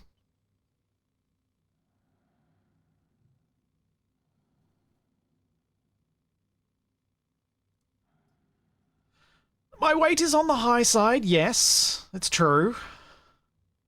But it's, hopefully gonna be okay? Hopefully.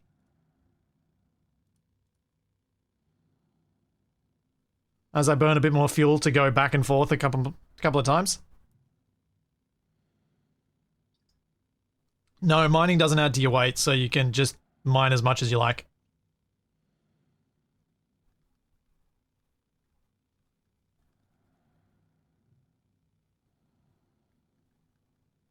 Like, I might just have to go back and forth to a few of these just to burn a bit of fuel to give myself a higher chance of successful landing. Because what I probably want, based on what the calculations were that we did before, is I've got 616 seconds of fuel time. I probably want to have about 450 to 500. So I need to burn about 2 minutes of fuel.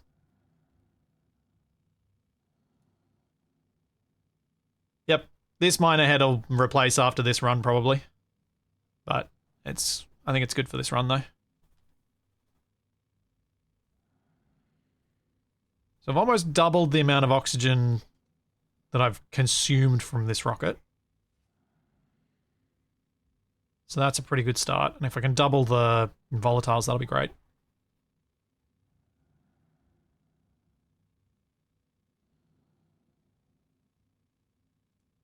Because yeah, the big storage isn't even being used yet. Oh man, I haven't even half filled that. Oh, I'm gonna go check on something. But I'm going to dump the plants off first. Dump the plants. Check on my auto mining, my deep miner. So I think I've got a lot of stuff that probably needs to get sorted. I'm just going to check. If the silo is good, I will sort all of that off stream, because sorting on stream I prefer to avoid.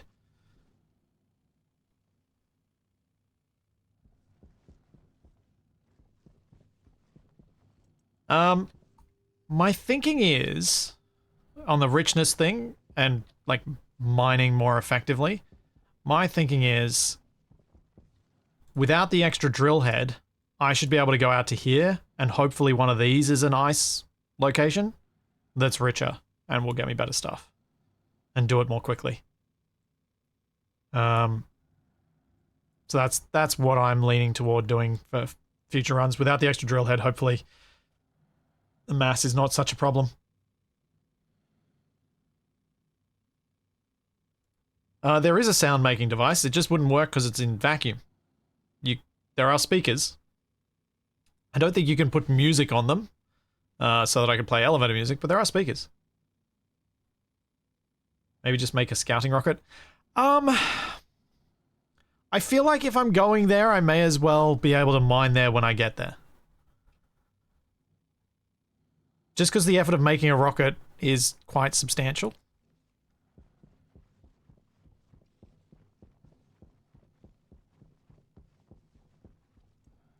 But speaking of, I should probably start printing off bits I need for the rocket.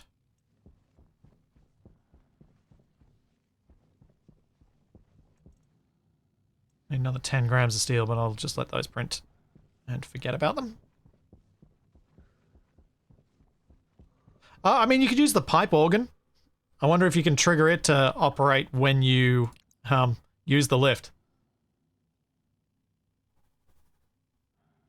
Because you can use the pipe organ to make music.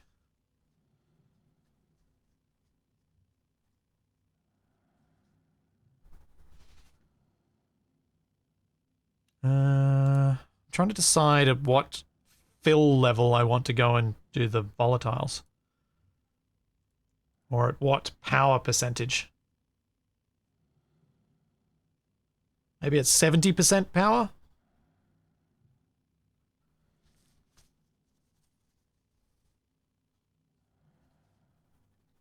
I've never played with the pipe organ. It feels like the sort of thing that requires a lot of very fiddly stuff to make it do anything remotely like what you might want it to do.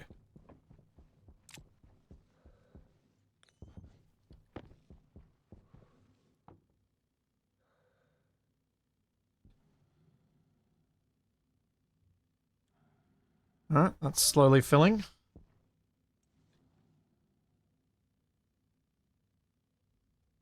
In fact, I think I've got this filling up to a level that's almost right for the thing, but I should probably change this script a bit. So what I probably want to do, now that I know how much fuel the rocket takes, is actually make this fill to that much. So it's filling to 30. It should actually fill to 45. Because that'll be one rocket's worth. So that's 30 and 15.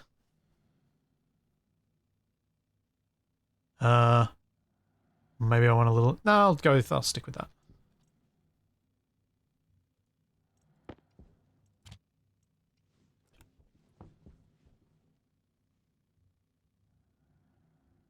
Because that way, all I need to do is turn off the script and just pump this fuel. And when the rocket is ready, then I can spin up another load of fuel. If I double it, will it make the fill faster? Yes, but it also makes the fill more dangerous. Because I could explode the rocket by overfilling it, overpressurizing it, and that would be bad. That would be a very expensive issue.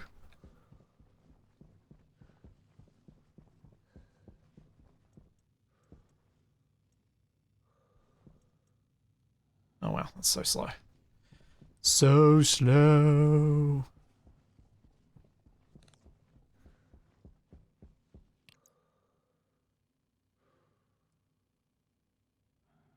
Oh, we're looking. Nearly 4,000, so that's 40 kilomoles of oxygen. And I need to get, I think we worked out I needed like 200 or 300 kilomoles total to be able to pressurize the base. So if I could just leave this here running for till it fills it, I could probably nearly pressurize the base after this rocket.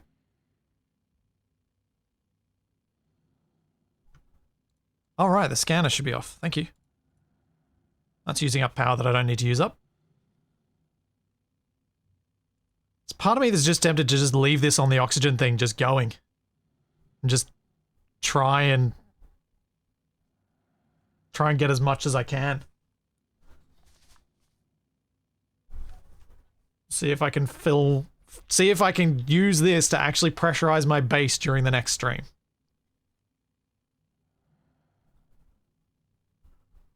It does assume the rocket doesn't litho break, yes.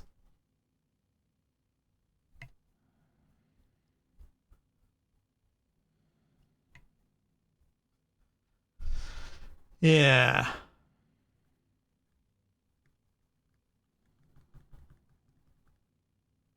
Because I've got enough volatiles and oxygen that I could just focus on one for each trip and just alternate rather than trying to load up on both for each trip. I'm going to need to burn a little bit of fuel going to some different locations to see if I get a better roll on them. But like 14's not horrible. I was working on 11 last trip. So this is still, 25% better. Something around there.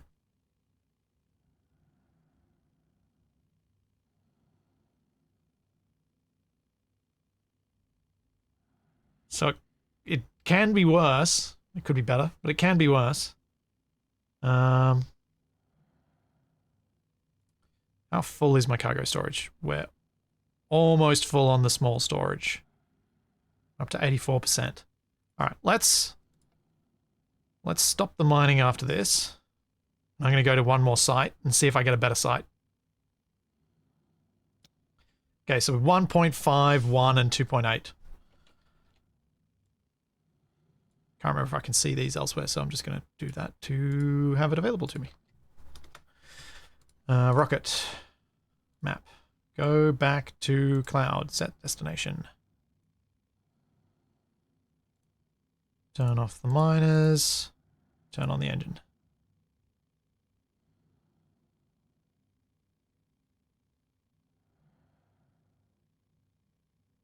Burn through a little bit of fuel.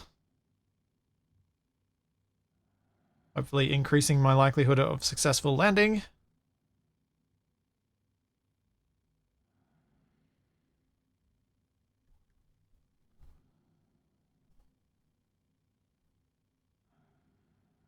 It's 200 meters per second, I think, each trip out and back.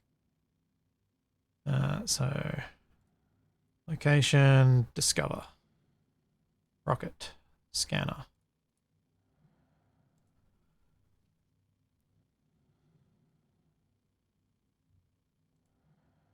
Yeah, the bar went up a little. 15.1 kilonewtons of force, and I get 16. So, you know, there's some margin there.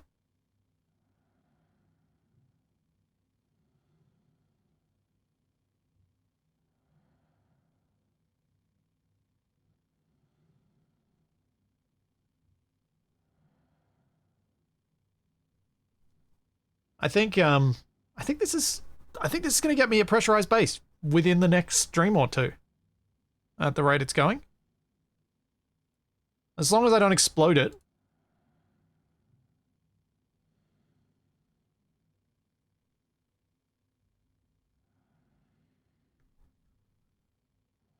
Yeah, these are always at 10 moles per thing, so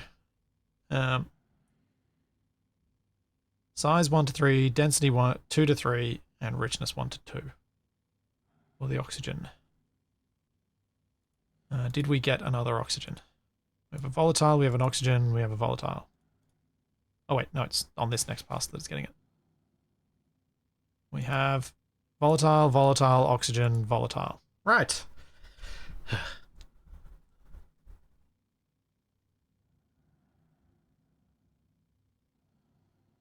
I don't want to delete the old location if the new one's worse. So I'm leaving it for the moment. I can check it at least.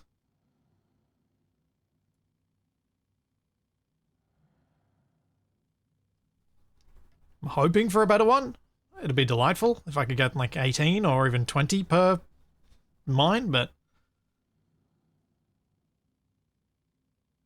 Yeah, it's a pity the cargo just gets destroyed rather than being released in the destruction, because that would make for an epic fireball.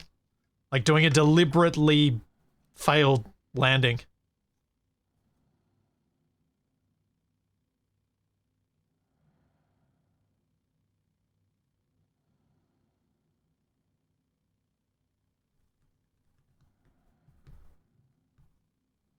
Like, just to see how big a fireball I can make.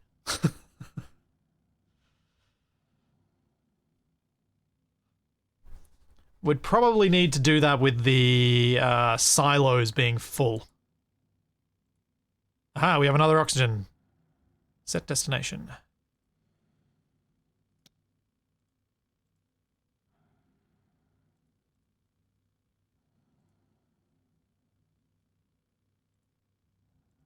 Location info, good, that's the right one.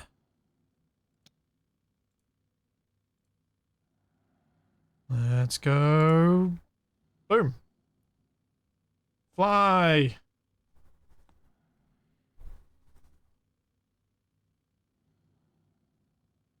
Fly to the oxygen vapor.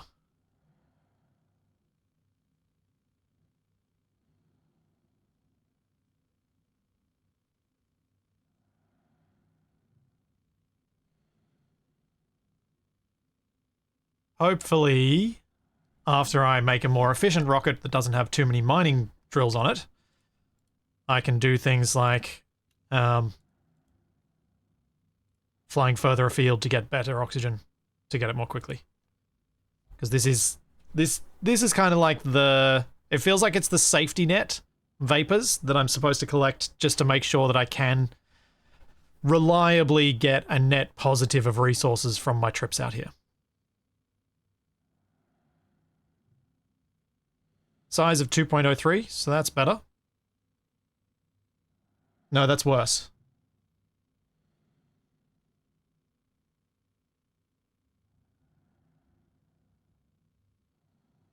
What about our density? 2.41, that's quite a lot better.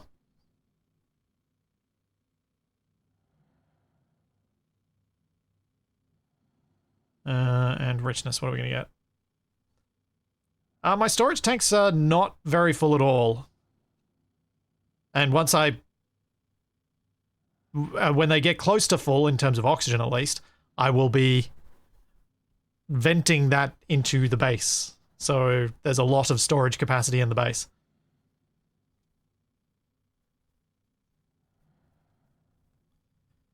And we have a very disappointing result. I am better off going back to the other one.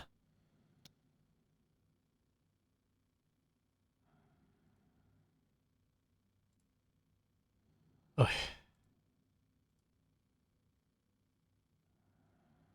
Because I actually didn't see what the mining speed was on the other one.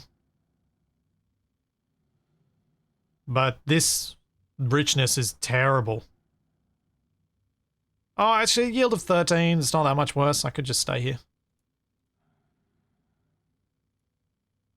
Oh, what the heck? Let's just survey. Let's get the mining boost. And I'll just accept what it is. But yeah, I'm going to probably pop into this save a few times in the coming week and just let the mining happen so that we can do the daring, terrifying landing with all the stuff at the start of the next stream, which will be this time next week. I'll be back with some more... What am I going to do on Sunday? I don't think I've decided what I'm doing on Sunday. I will let you guys know when I figure it out. Oh, Hydroneer. Hydroneer, that's what I was going to do. I was going to try it out. Have a look at it on Sunday. And then on Monday, Wrong Way Out returns. Probably with me, TFE, and Wasted. Not sure about Capac. But yeah, there'll be a stream on Sunday and a stream for Wrong Way Out on Monday. So there's all that. And plenty more to come. And I will see you then. Go away, thing. See ya.